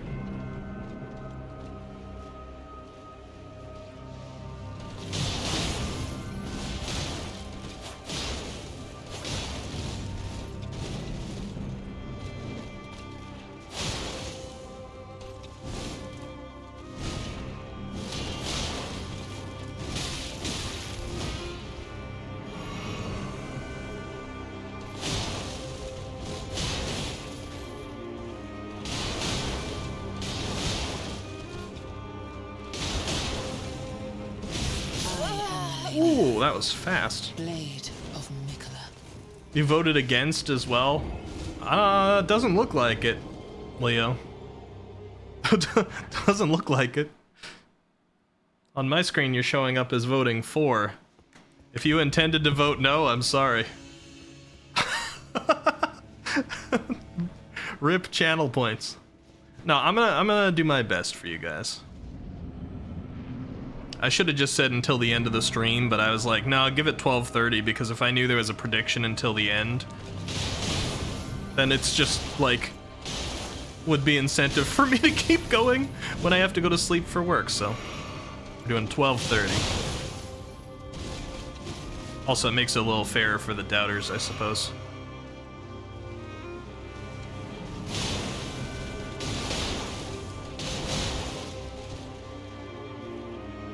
Alright, you want me to pull out a blood blade dance in here? Let's try it. Oh, not with the waterfowl timing. Okay, never mind.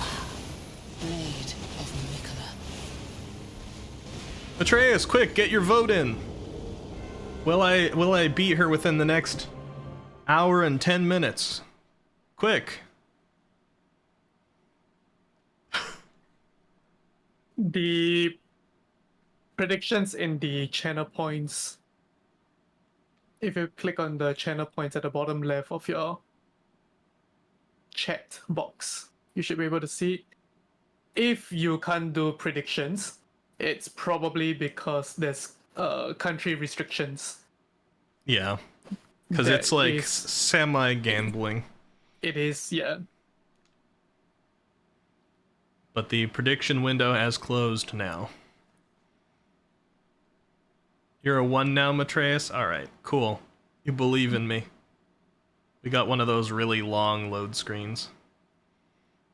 Let's see if my game actually crashed.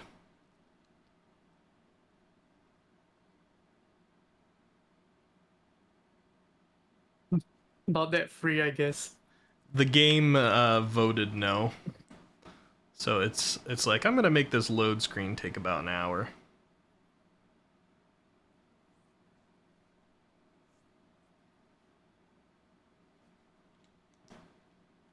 It doesn't look, I mean, like I can still move through it like this. It's not exactly a crash yet, but infinite load, perhaps.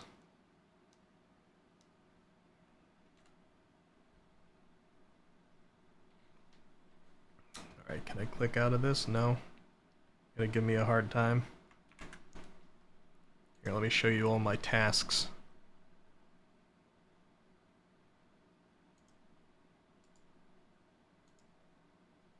There we go.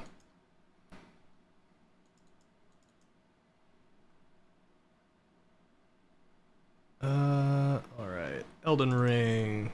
Game is a doubter.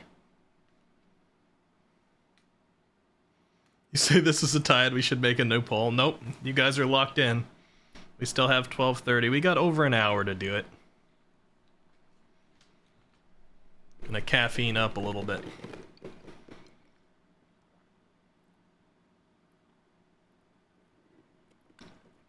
Get my more stretching in. Stay limber. Everybody make sure you unshrimp yourself. This is like one of those spirit bomb situations. You need to lend me your energy in order to beat it. Thank you for the head pats. Bang. With interest.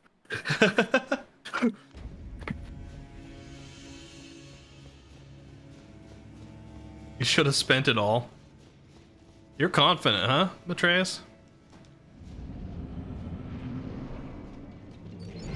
Alright, Millennia.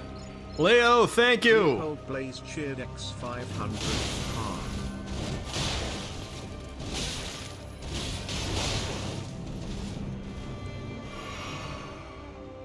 Thank you for powering up for me. I appreciate it.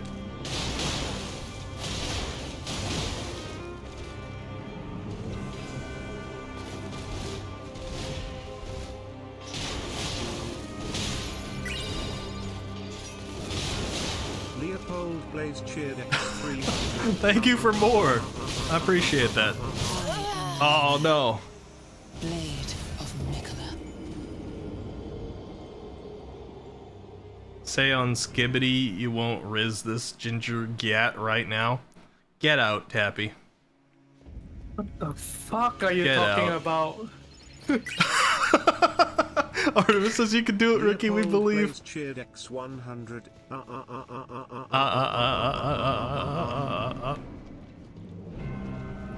Leo, thank you for the bits. I appreciate it. I think that regardless of whether I win or lose, Tappy should lose his bits. Or his channel points after that Skibbity comment. I still have no idea what Skibbity Some toilet is. Oh, you know Skibbity Toilet at least. I haven't looked into it much. I'm like vaguely aware it's very Gen Z. Yeah, you see, Tappy's comment Artemis _ was so cheered X10. brain dead that my Fujitech died. Your Fujitech died too. Yeah, like instantly Blade of disconnected me.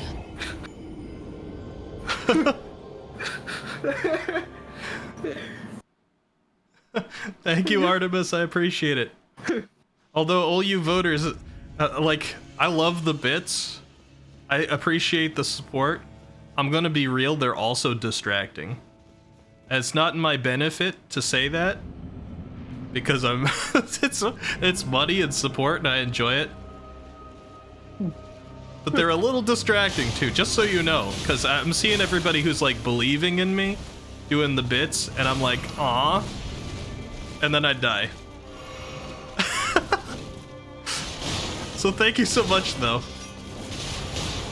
I just want to do my best to actually beat this for you. Maybe you can give me bits when I win. Let's say that. You guys can give me all of your money when I win. Win. Not if.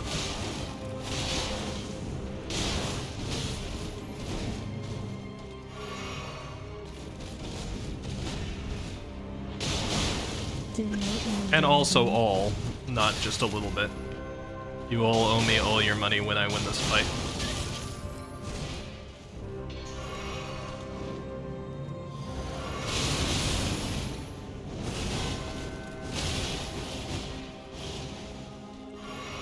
Okay.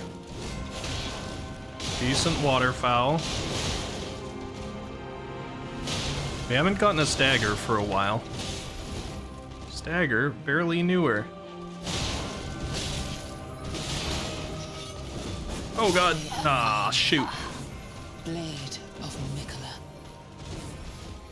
Alright, you know, guys, I'm gonna start putting a couple of Bloodblade dances into the first one because we haven't gotten to phase 2 for a while, and I'm starting to feel like phase 2 is a little easier. Phase 2 hits real hard, but phase 2 gives me a lot of opportunities to attack, and we need some phase 2 practice. So I'm gonna stop holding back my Bloodblade dance, and I'm gonna get some of that in there. We're gonna try and get to phase 2 a little bit more, because we need that practice. We can't be entirely phase 1 until like the last minute.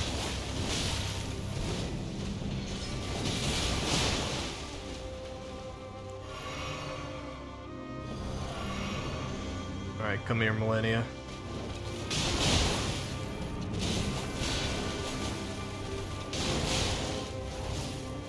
Oh man, she moved away for it.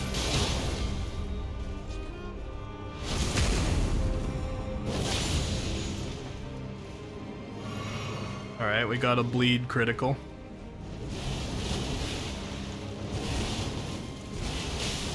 Ah, I thought I was gonna... I got a one-hit waterfowl dance dodge. That's my best so far.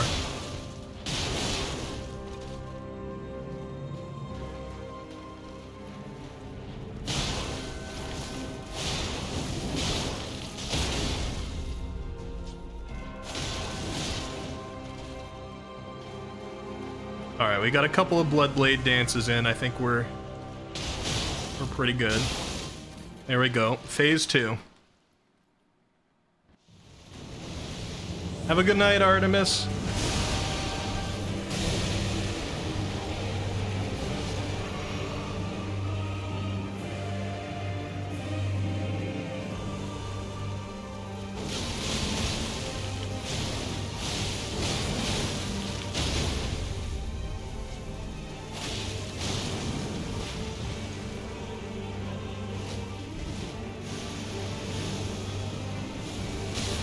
Oh god, it's this thing. Let your flesh Ah, shoot. consumed by the scarlet. Alright, so we got some phase 2 practice in, that's good. I'm gonna try to do that roughly like 2 full rounds of Bloodblade Dance in round 1 so we can get into phase 2 more. So Ricky, what is this? Azrael dude. I'm not gonna have it with your vague questions. I'm busy. You see this? I'm performing for chat. You're a voter on I should be winning here.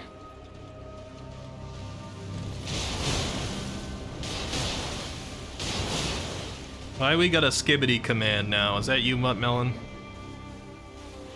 Oh. How dare you?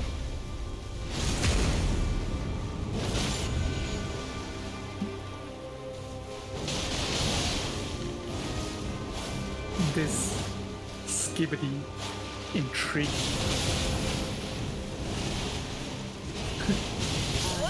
See, you distracted me now, I died. Blade of Muttmelon's probably voted against me winning in the next hour. And put up some skibbity. I don't want that get rid of that command.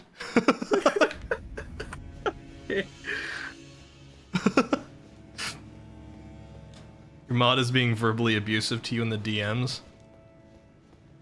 Like, normally I wouldn't be okay with that, Tappy, but in your case, I'll make an exception.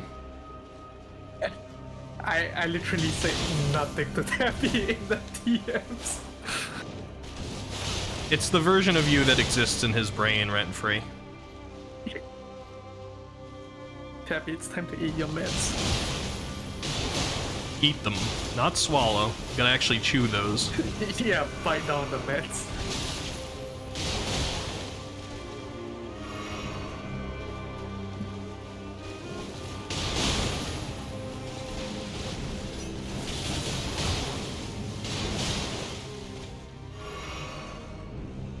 Alright. The aggression is working.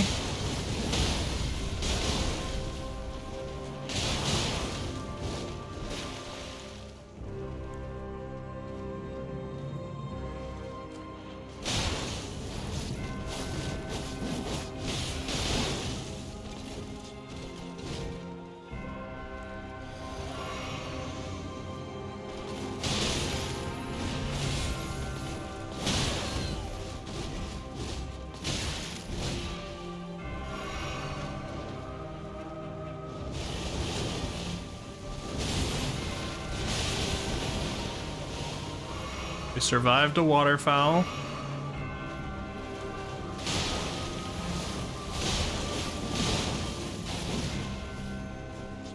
We've used more of our FP than I would like, so we're not gonna have a lot for phase 2.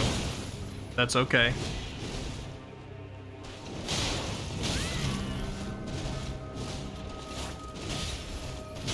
Also, we're missing a lot of our attacks. Okay, never mind. No phase 2 that time. Blade of Mikola. Happy's learning disability is called Muttmelon. Oh, Muttmelon is what I'm hearing. I mean, recently I've been accused for just stealing the consciousness of people around me at work. So, Have you been? This is a safe space. I'm pretty sure none of us work with you. wouldn't you like to know where the boy? I see. See how it is.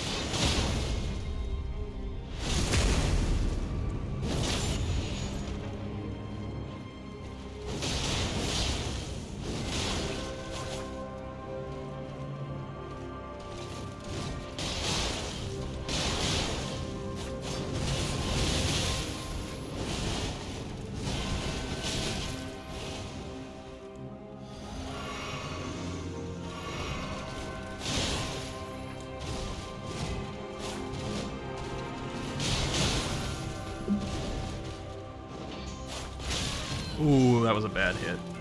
Rhythm is off. I am Melania, Dang. Blade of Mikola.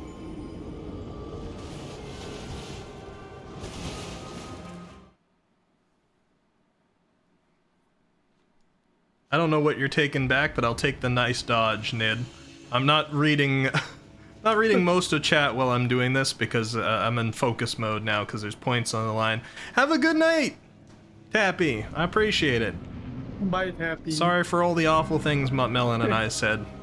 Remember to delete those messages in the DMs. You weirdo. I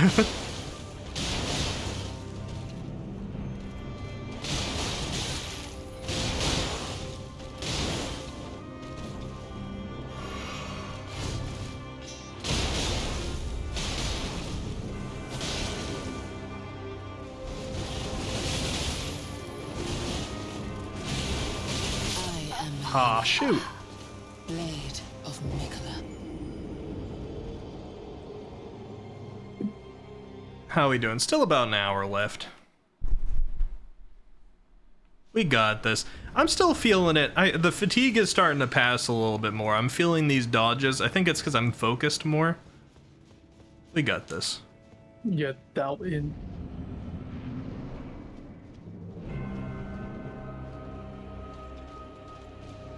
Come here. You just better not have a third phase that's like Michaela. Or Michaela and you. I see. Okay, so you. Okay. I roughly know where you are in the story, I guess. Oh, is that an indicator? It is somewhat of an indicator.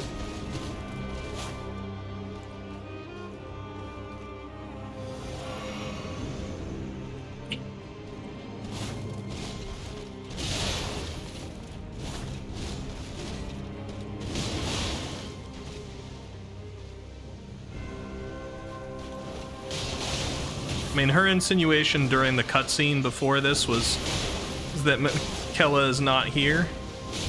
But how did I get knocked on my back? That hasn't happened in this fight at all yet. I'm confused. That completely threw me off. I got flattened on my back. Interesting. But I don't know. I'm banking on her having 2 phases. Probably not great to put in the prediction if she has a third. But I think she's only got the 2. Just like I could see, last time I banked on that in Dark Souls 3, it punished me. Moania, Blade of Mikola. Go home, Nid. We don't need that energy here. Wow. Typical Souls game streamers with ops. Yeah, it's malding. Golden Ring. Blade of I actually kind of wish I mauled a little bit. Probably be for better entertainment. I gotta get mad. I gotta shout and throw my controller when I lose these matches. Oh yeah. Of course. I gotta be like, dude, how are you supposed to dodge that? That move is sheer utter BS. I can't, like, this boss isn't BS though. I couldn't say it. I couldn't get myself to mean that. This boss is cool. This boss has that Dark Souls, like, that was my fault for dying feeling.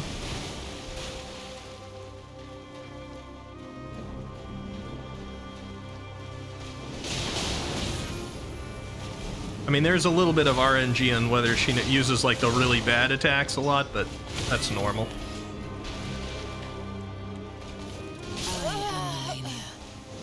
Blade of Mikola.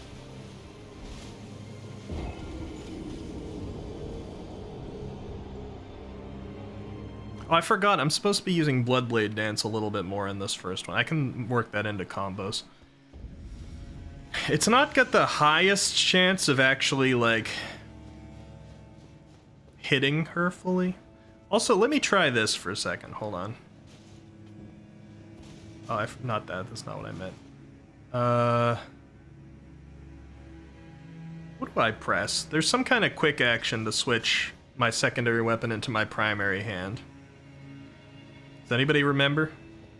Nid? You're using a controller, right? Yeah. Can't help you. Okay, that's not it. That's Flask. I want to have all those. Okay. Because I have seppuku on my second weapon, and I haven't been using it. I could try it. L1 matrices.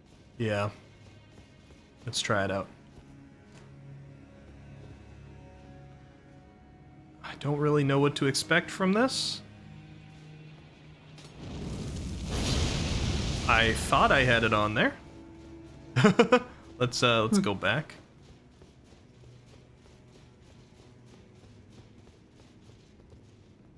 Because this should be a buff, and this might help me get through it a little bit more. Ashes of War on this thing. Here we go. Blood. Nice.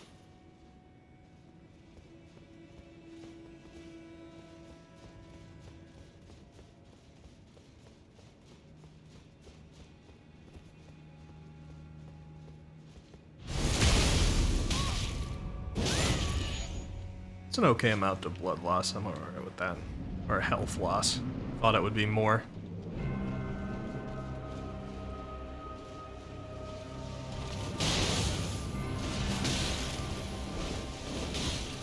Okay, well. I am Melania, Blade of Mikola. Not the best first to try with it. Dante reference. You're like, oh, seppuku is a Dante reference. Uh-huh. That doesn't come from anywhere else. Yeah. Feudal Japan got inspired by Devil May Cry. Yeah. Yeah. Yoshimitsu reference. There we go, we are getting closer.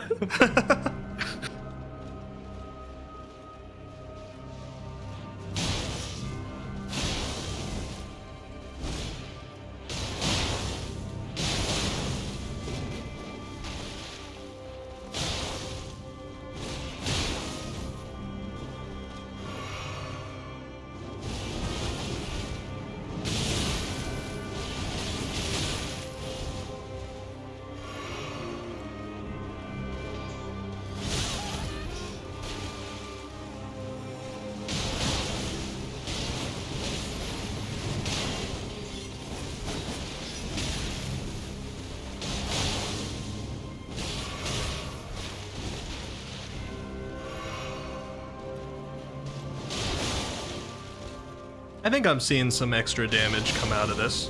It's now run out, but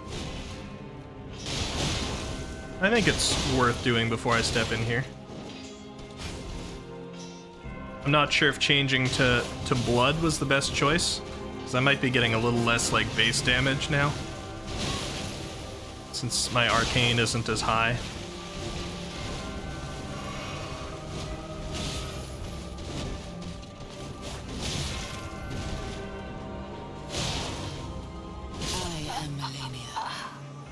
But blood buildup's better, yeah. It's a trade-off.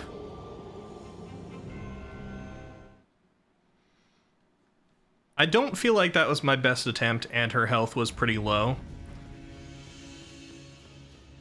So we're probably on to something here. Let's pull a seppuku before we go in. Seppuku! That's how you say it. Gotta put the emphasis on the poo. I hate you.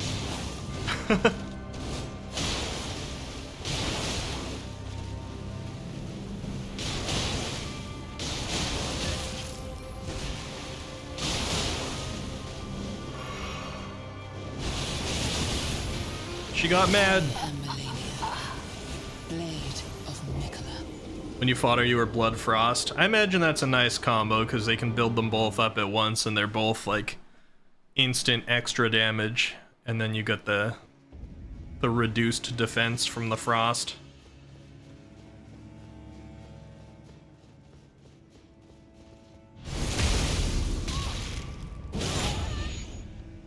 throw goo at her? I don't know what you're insinuating, Nidhogg. But what you see is what you get for the playstyle I've got built up. I'm not looking to do any cheesing.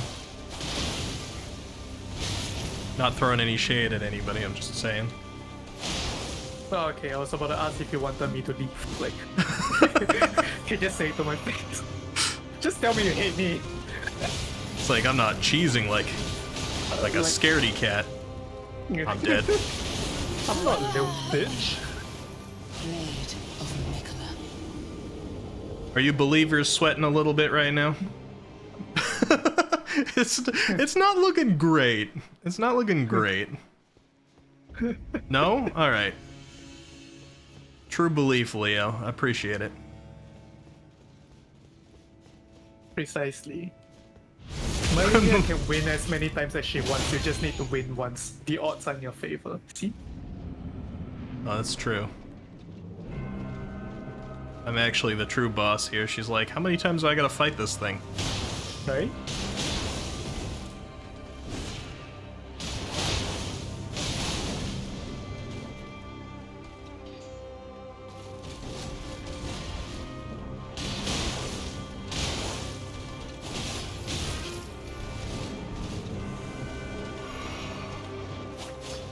God dang it.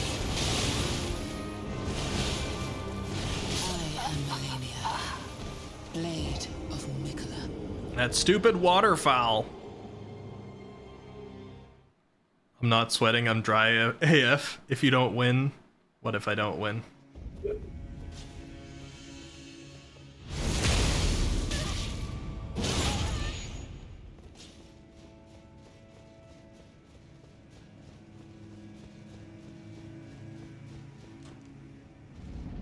Probably should do that right at the door so I get more use out of it.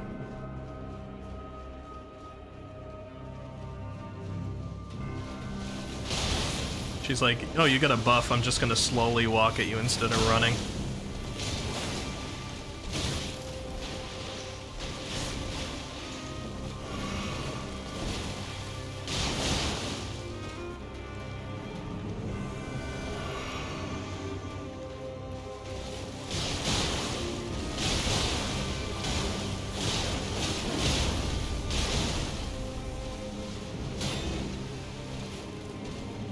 Clink.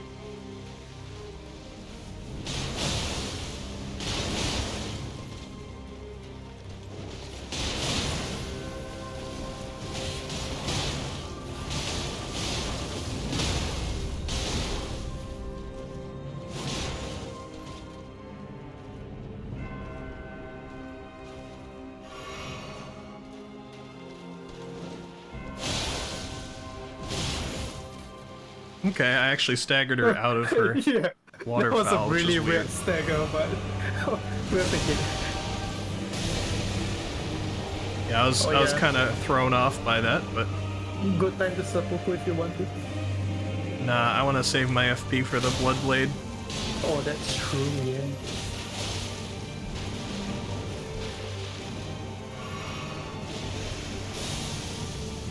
Oh.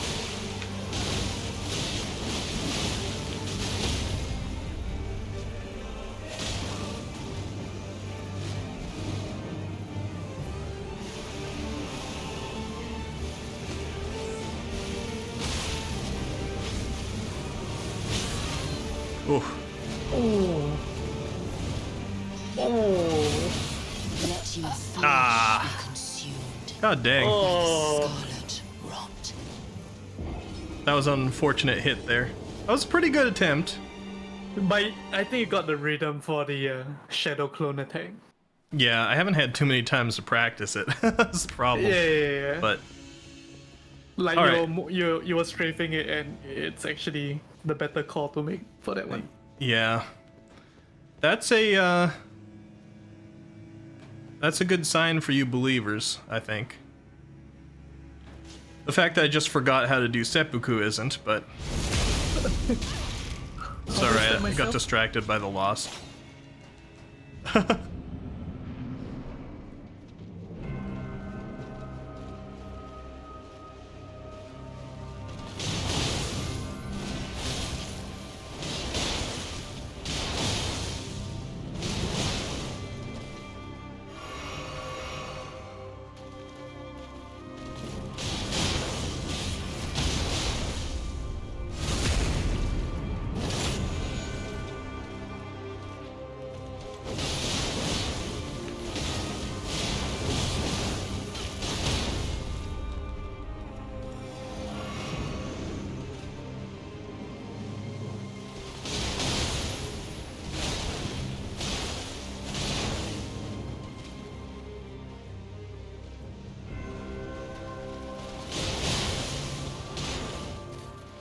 All right.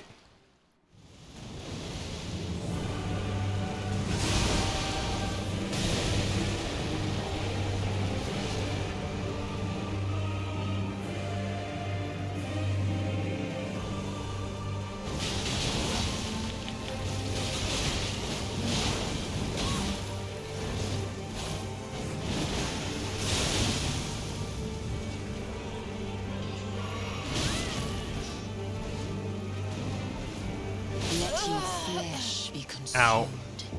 by the scarlet. That's the first time I've realized that there was a chair in there. I guess that's what she was sleeping on at the beginning of the cutscene when I first encountered her. Yep. She did destroy her chair. That was one of the fastest phase 2s that we got to tonight. Yeah, that was a really efficient phase 1.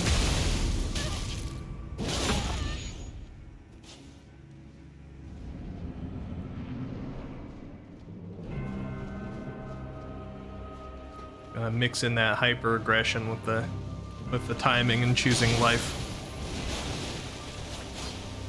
and not missing my attacks like that.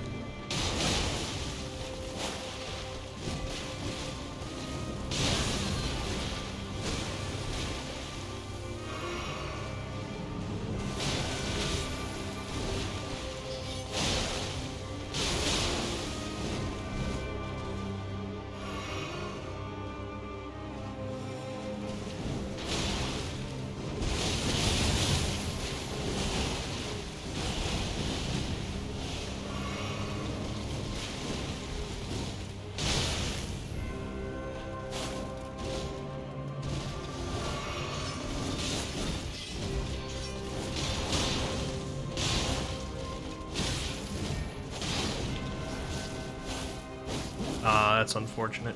She moved away for that. RIP FP.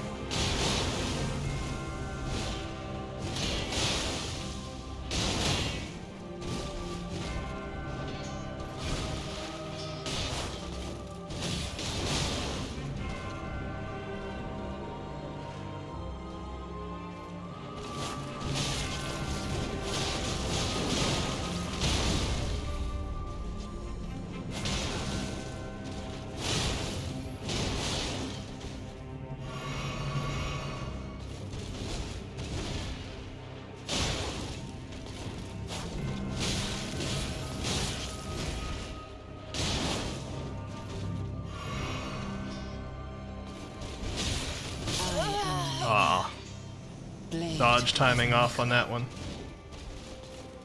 You saw a weird loading on her character model? Oh, really? Her shadow was T-posing? That'd be funny. You really made a big hole by jamming that into yourself. I should try this next time she goes into phase 2. I should try applying one of these. Get the buff in phase 2 as well. I think it's making enough of a difference that it's worth the loss in FP. Because the Bloodblade dance is not like... It's not something that I can always rely on.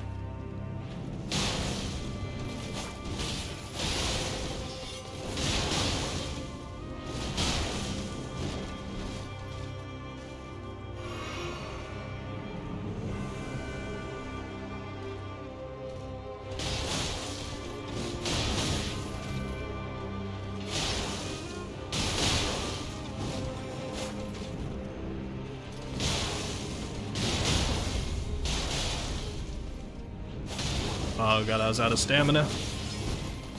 Tried to get greedy.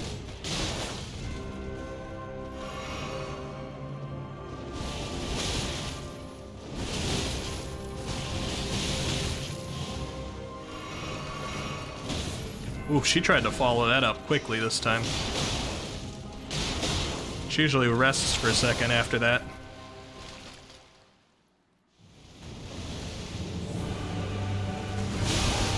Oh god, she hit me. Ah, shoot! I've never been hit by that before. By the scarlet rot. That's too bad. You got cancer. Yeah, my dodge timing. That's the first time I've gotten hit by her meteoring down to the ground. Shoot.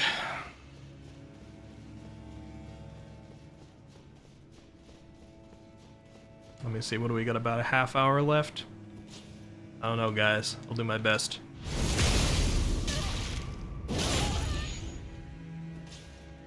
Nuke attack? Yeah, I guess so. I didn't know how much the first part would hurt because I hadn't gotten hit by it before.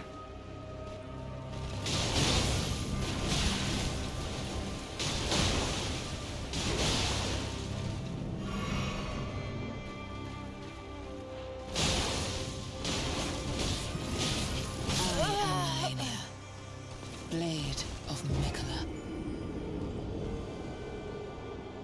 Oh, it's just the blurry effect on the door, Azrael. It would have been funny. I don't know how it would have made sense if you came back and you were like, oh yeah, her shadow was T-posing. I'd be like, I gotta think about this from a nerd perspective now and think how that would happen with the lighting engine. Because it wouldn't make a lot of sense. You don't usually render the shadow like a model. But, oh, I forgot to seppuku. Let's just do it in battle, why not? You're gonna sit there and let me do it, right? Yeah, okay, thank you.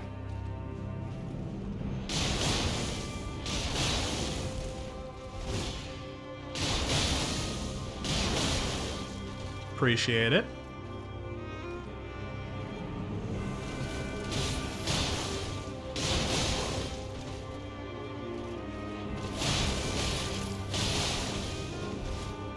Oh, I'm dead.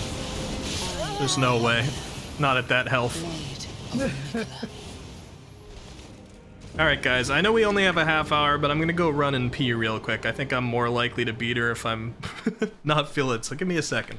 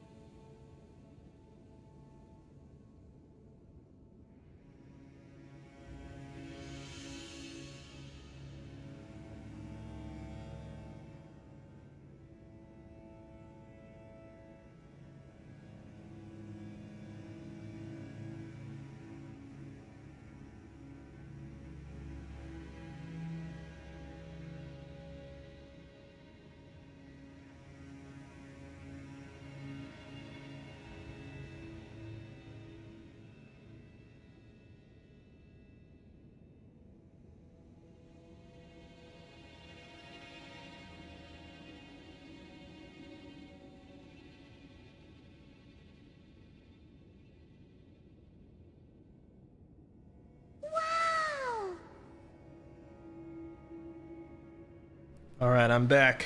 Feeling good. Ready to stab.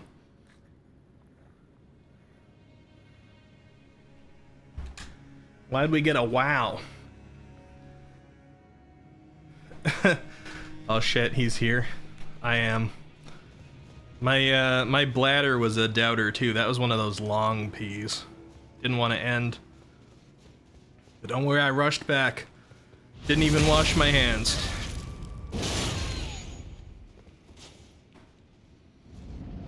I'm kidding, by the way. Oh, okay. I was waiting for somebody to say something, but I'm like, I couldn't do that. Leopold played cheered X100. God You damn it. nasty. Thank you, Leo. I appreciate it. Not only you gave me bits, but you also said something about it. And somebody needed to call me out. Unwashed hands make the buffalo wings taste better. I mean, yeah, everybody knows that, but I'm not eating buffalo wings. What the fuck?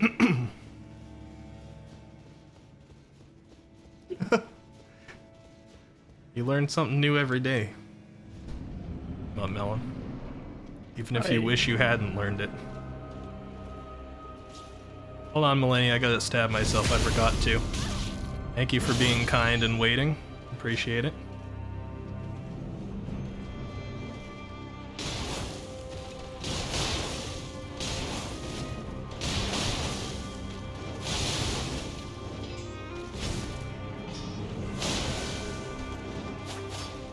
Uh-oh. A stamina-less blade dance. Ah. Blade of Mikola. Alright. I'm gonna do my gamer lean, guys. We don't have too much time left. Anything to get it to work. No comment reading. Just straight up battling. I'll go back through the VODs. I'll see what you guys will say.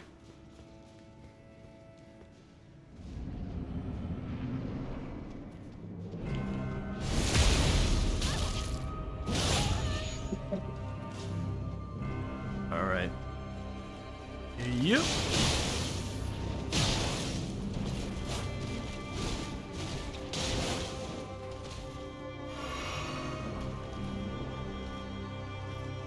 I'm feeling it. That was a waste in FP though.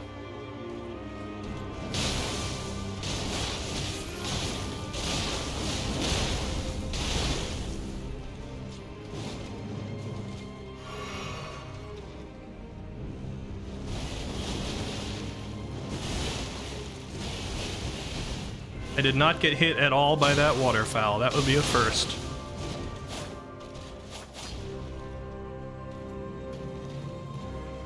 That's the power of the gamer lean.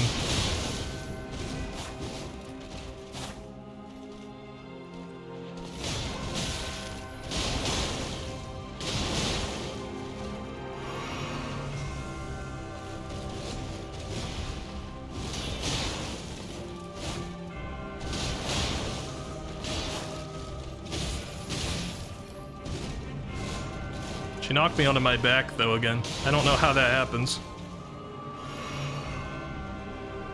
That's happened twice tonight. Twice ever.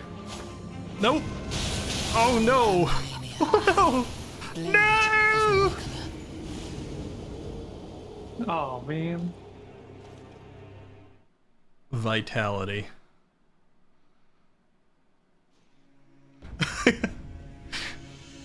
Right, Matreus?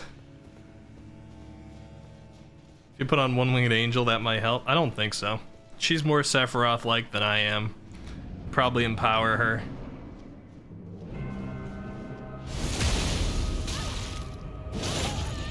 I'm kind of surprised she doesn't take seppuku as like an attack and get more aggressive at the beginning when I do it.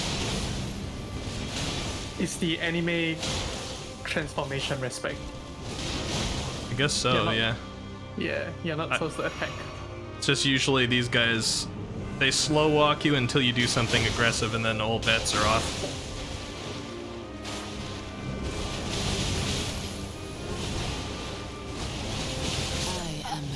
Aw, shoot. Blade of Mikola. 25 minutes? I don't know whether to feel good or bad about your chances here, guys. My best attempt at her so far was still last night. Or last time we streamed, so I'm not sure what I can say about the progression. I'm feeling progression within tonight, but we haven't had an attempt quite that good. Maybe it was luck before.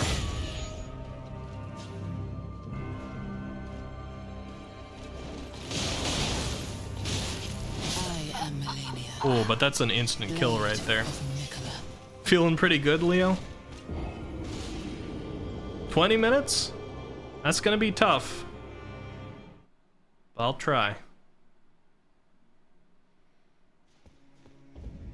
I'm seeing talk about Halo Infinite, and I'm not sure why. Because I'm not really stopping to read the chat. It's gonna be interesting to go back through the VOD and see what you guys were up to.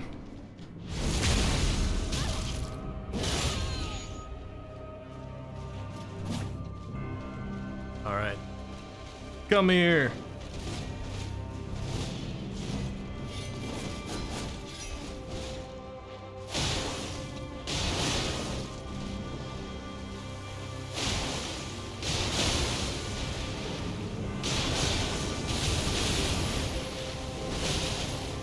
I am Melania.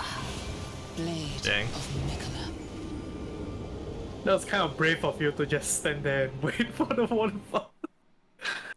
I've usually done better dodges of waterfowl when I'm underneath it. If you start Unless off I'm further underneath away. and then, yeah. If I'm far enough away to sprint so that I'm just like automatically out of the range of like the first one for the most part, then I Yep. do that. But if I'm like really near her, I try to go as underneath her as possible. You are mid-rolling right now, right? Just checking. Yes. Okay. I am Melania. Ooh. Blade. Alright, we got some pretty bad regression here. Let me see if I can change things up. Get some Bloodblade dances in there. Get the rhythm back. It's the Blood Blade dances. Those look pretty well. Yeah, they're not super good at hitting her well, but when they do, it's pretty much a guaranteed stagger.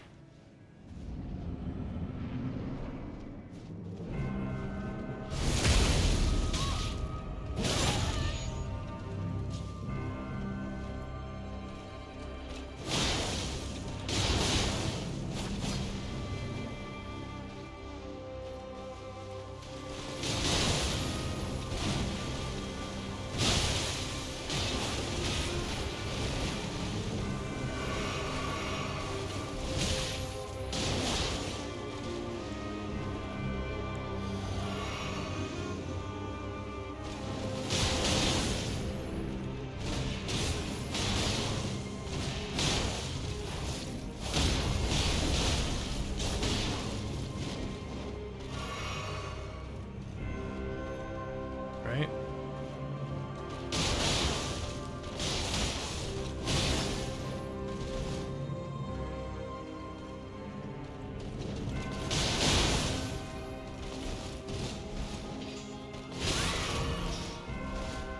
Cancel my heal twice in a row.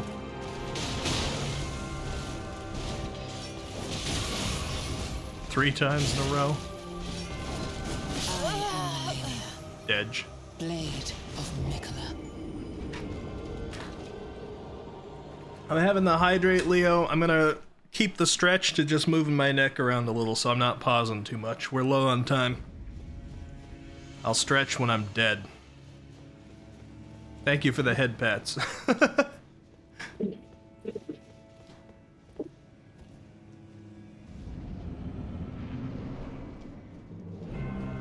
Yeah.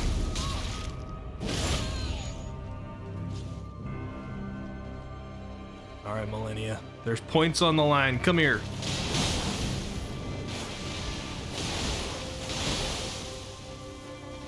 Okay, the actual normal attacks are pretty good when Seppuku's on. Should consider that. Doing a lot of jump attacks to try and get the staggers in, but the bleeding that I've got from those regular ones is pretty good.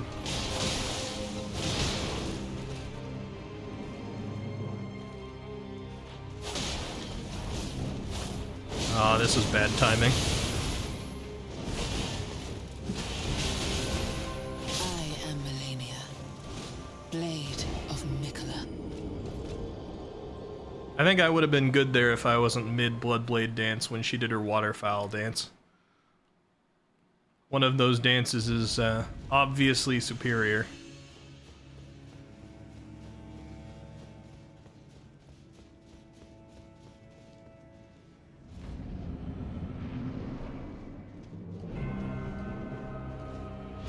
Water, blood, foul, blade dance. If we do our fusion, that's what we get.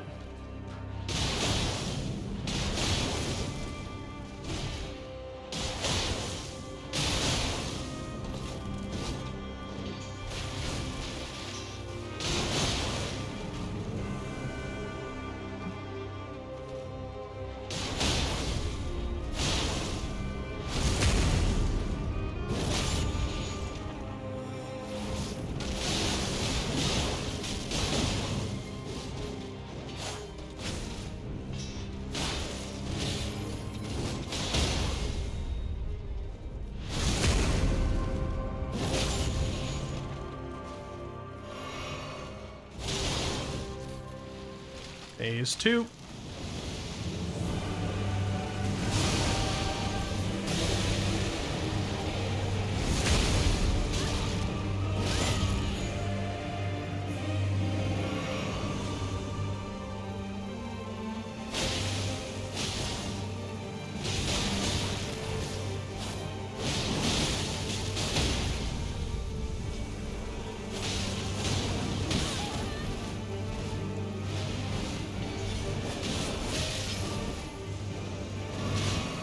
Aw, she grabbed me. Let your Aw. flesh be consumed by the scarlet rot. WBFBD for short. Yeah, that makes it a lot better. Okay, well, I was feeling the rhythm on that. As soon as you saw her hand up when healing, I knew it was over. Yeah, me too. My awe started to happen, like, just before it happened. Just before the grab happened. My awe started to happen before my awe started to happen. It's been happening since the beginning of time.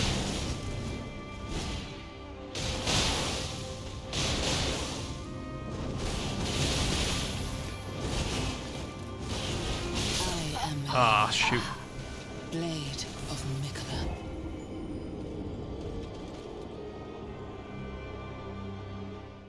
I was there when the grab happened. That was a pretty good round 2 attempt. I don't know if the seppuku was worth it or not. I might just keep the FP for the Bloodblade dance on that one. Because she gives me a lot more opportunities to get in to just, like, do an attack on her. When she does those things where she attacks the ground and builds the rot.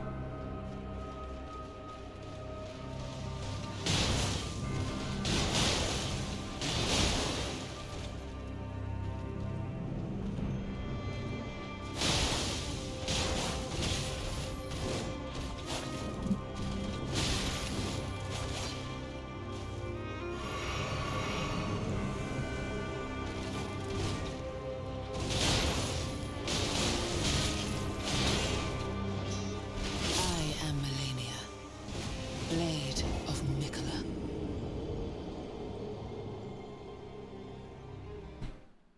Well, we're down to our remaining 15 minutes, guys.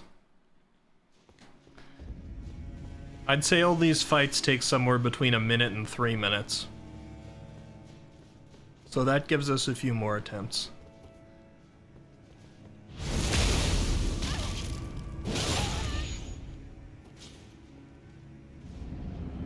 Ding, ding, ding, 15 minutes. Some people are gonna come back with a lot of extra points. Some people are gonna come back with a lot fewer.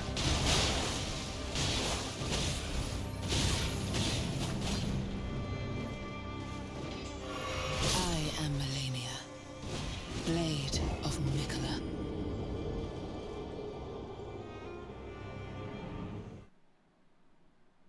Well, there's one.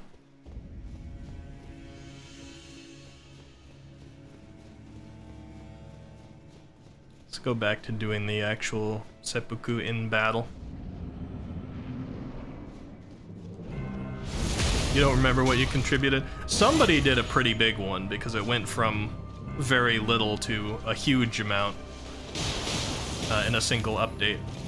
Unless people had interesting timing. It's like Tappy and Yuki are the big ones for both sides. Oh, are you able to see that? They were talking about it. Oh, they were. Okay. Yeah.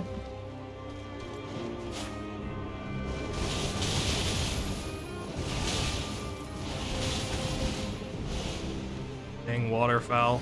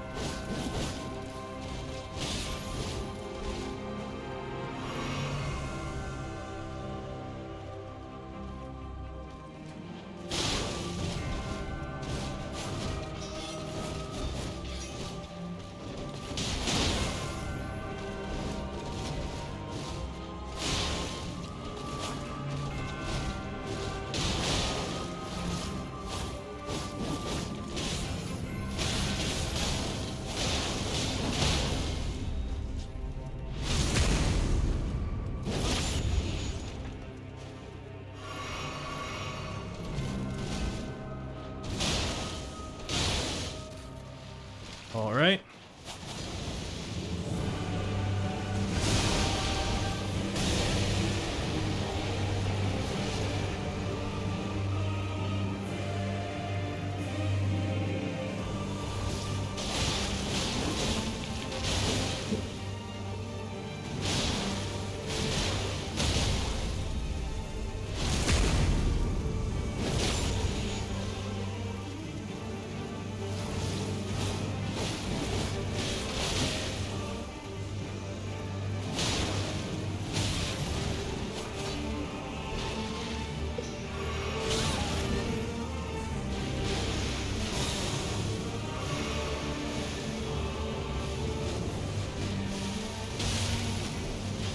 Let your flesh be Ah, shoot. by the scarlet. Ah, man. That was a good Okay, one. so it's more of like a... I haven't had enough times to practice to know the order of when they come out left and right, or if it's consistent. If I could do a left, right, left, right. That was a good run, though. I think, like, if I get by that move, I'm in a pretty good state. I know she can use her waterfowl dance in that form as well, which is always a risk. But that one has been the killer for me.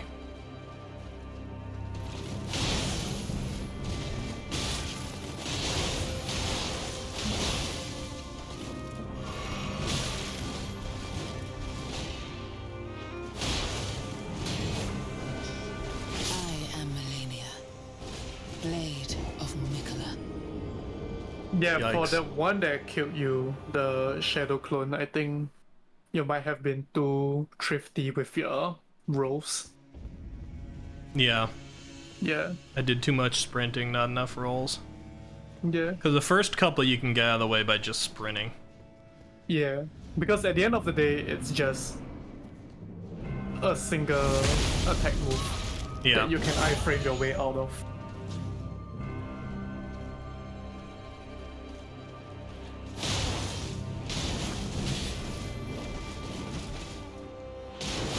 Stop trying to end the battle in 15 seconds with your grab.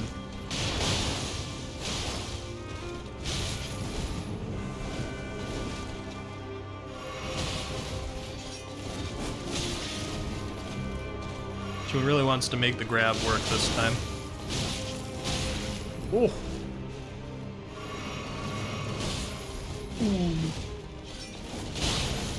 Wow, she's being very aggressive this time. Yeah. What the? Blade of Mikola. Hey, chill.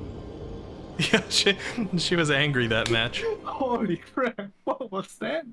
I don't know.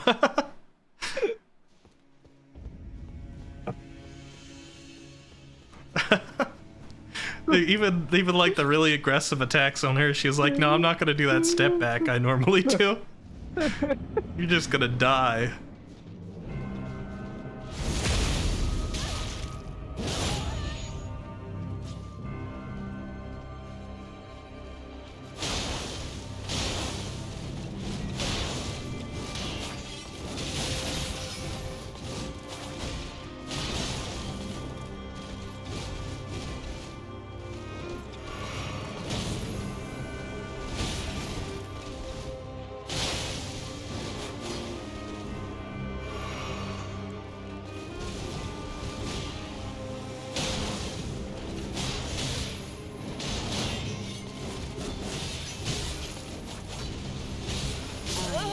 Oof.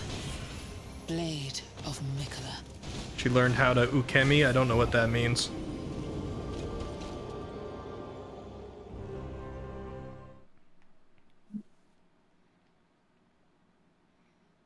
Not aware.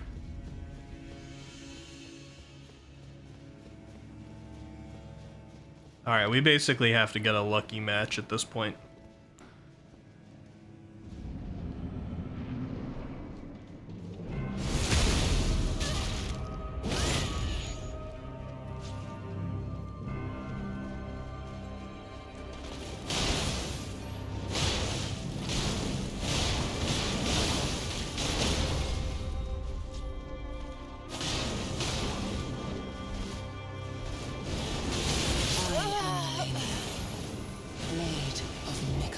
I'm gonna play really aggressively, because I think that's the only chance we're gonna perhaps beat her in time now. Instead of being pushed back, reset position when falling. How does that have a name like that?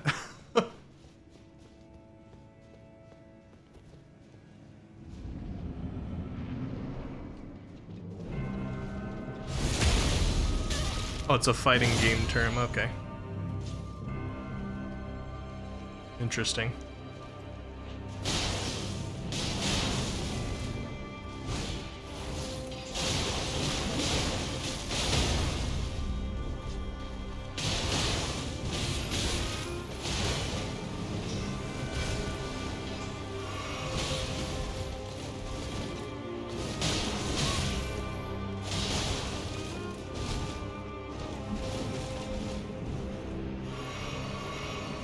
Thank you for letting me heal.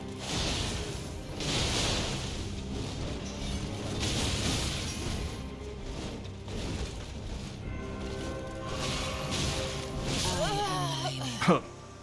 Blade of Mikola. She's also choosing to fight incredibly aggressively.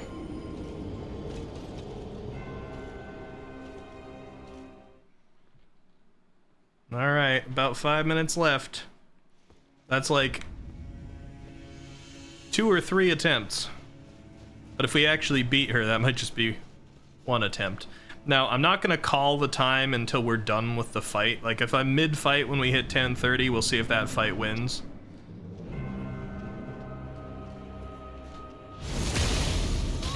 But they're usually pretty slow anyway. It's not over until the fat lady sings. Right.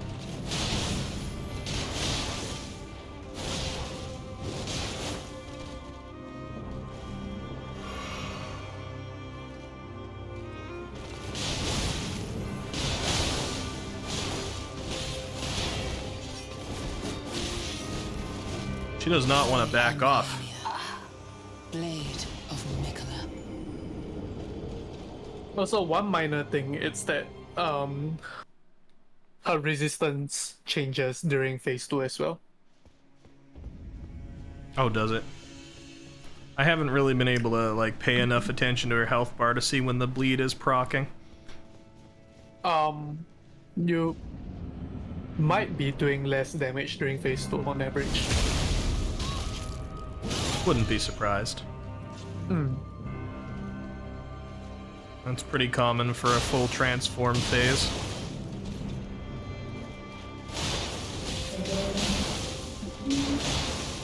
Oh, waterfowl. I am Melania, Blade of Mikola. I think it's also coupled by the fact that she builds up bleed resist as well. Yeah, the more times you bleed him. Yeah. If I had a little bit more time here, I'd probably try switching back to like maybe quality for this weapon, because I got lower arcane and I've got 40/40 for strength and dex. Yeah, yeah. But it's looking like that's gonna be a next time.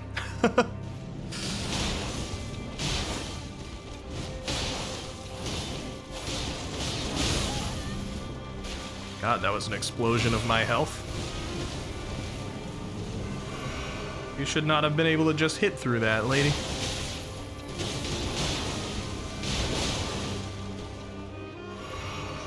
You're getting punished quite a lot this one. Yeah.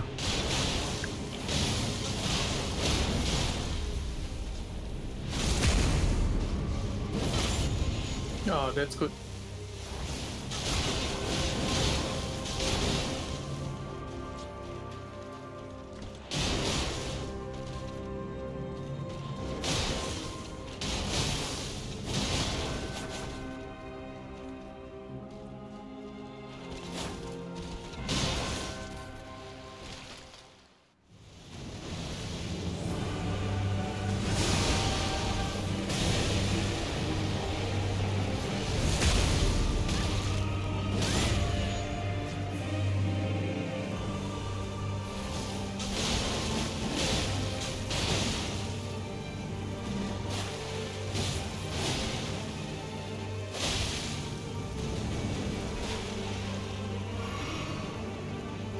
Oh, waterfowl.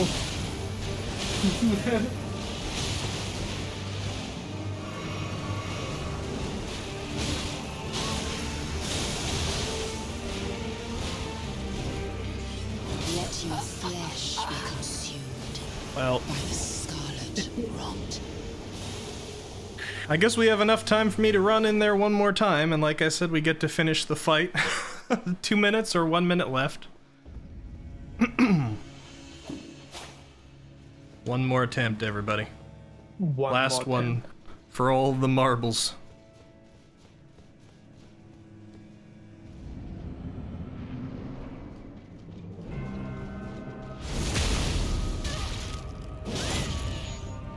Watch her just like one hit me with the grab.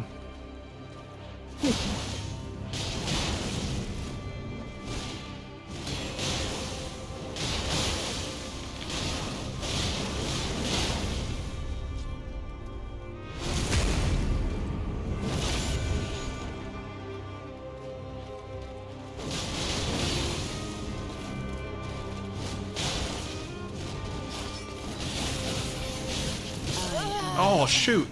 That ended so quickly after I was doing so well. I had gone like no hit up until that much health down. Well, let's see. I'm looking at my time. It says 12:29. Can I get back in there before it changes? 12:29? 12:29? Okay, yeah. We'll call it a no. last attempt if it changed. if it hits phase 2. How about that? Well, So last good attempt. okay, we'll get. This is the actual last attempt. Yeah. Reach phase 2 at least. I mean, I told them 12:30 when they were doing their points, so this will be the last attempt in general, even if I don't hit phase 2.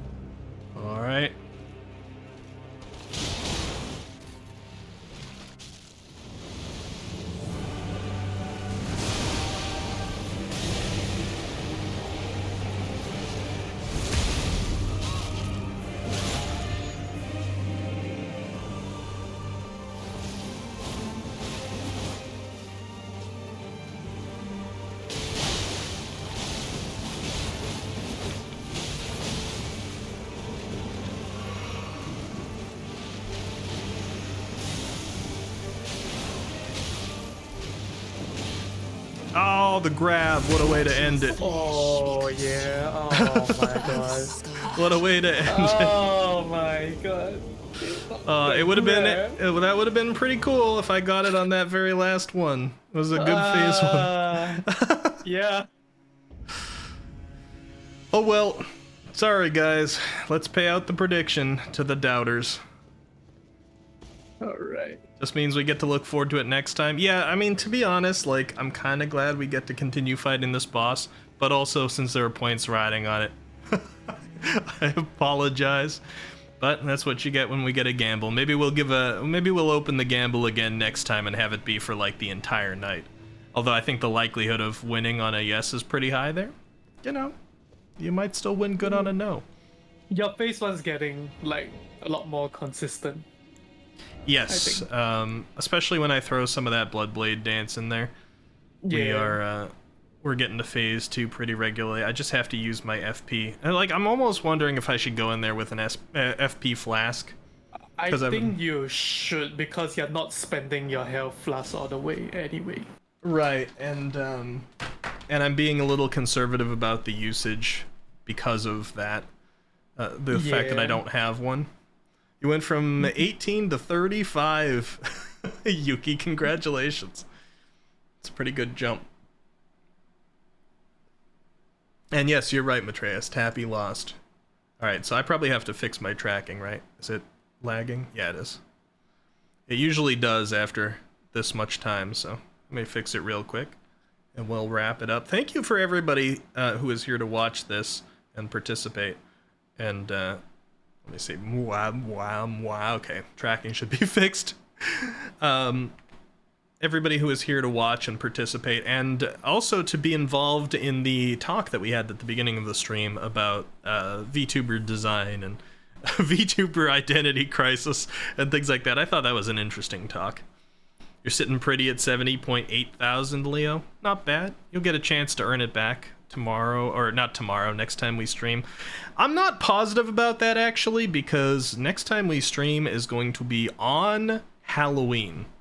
So if I'm a good streamer, then I'm going to have something Halloween themed that day. But I wasn't able to think of anything to do Halloween themed today, and I didn't quite have enough time to set up like the visuals of my stream in a Halloween way.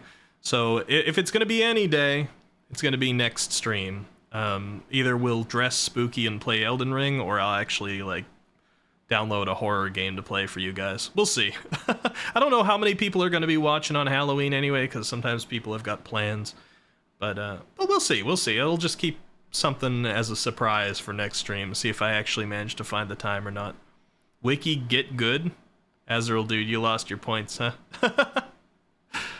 Alright, in the meanwhile, I'm going to actually be good rather than get good, and go get some sleep for my work day tomorrow. Let's see who we can raid. I see... Ooh, there's a good number of options. Let's see, who do I want to raid? We got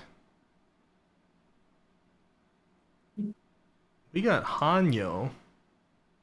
I haven't seen Hanyo streaming in a while. He's doing a test stream and explanation stream. That sounds like a good time to raid. That sounds like a good type of stream to raid. So we're gonna raid Gumi Hanyo. Old friend of Pio. Had been on a hiatus for a little bit, but is back. Let's go spread the love. You are Millennia, Blade of Miquella, and you've never known defeat, Azrael, dude. Uh-huh. Hey, Pio. Yep, we're gonna raid Gumi. You were two-timing? Alright, well, you're gonna raid yourself, too. Make sure he knows that. Oh, look, it's the alien. Of course Pio's here. It's like, it's the same as on my stream. Pio will be saying stuff, and suddenly I'll talk for the first time in hours, and Pio's like, Eki's here, too? Because I'm unfortunately Eki over there. Oh, yes. Spread the love. Let's give Hanyo some love on his return and wish him the best for VTubing. Bye-bye, everybody. Thank you for joining. My brain's a little dead from all that fighting. That's why I sound a little rambly right now, so I'm gonna go hydrate, do my chores, and go to bed for work. I will see you all on Tuesday. Probably with something Halloween-y, but maybe with Millennia Part 2. Take care, everyone. Thank you for joining, Muttmelon. No worries. Bye-bye, all. Bye. Thank you, Boomer. Thank you, Leo, Pio, Matreus, Azrael, dude. Muttmelon. See ya.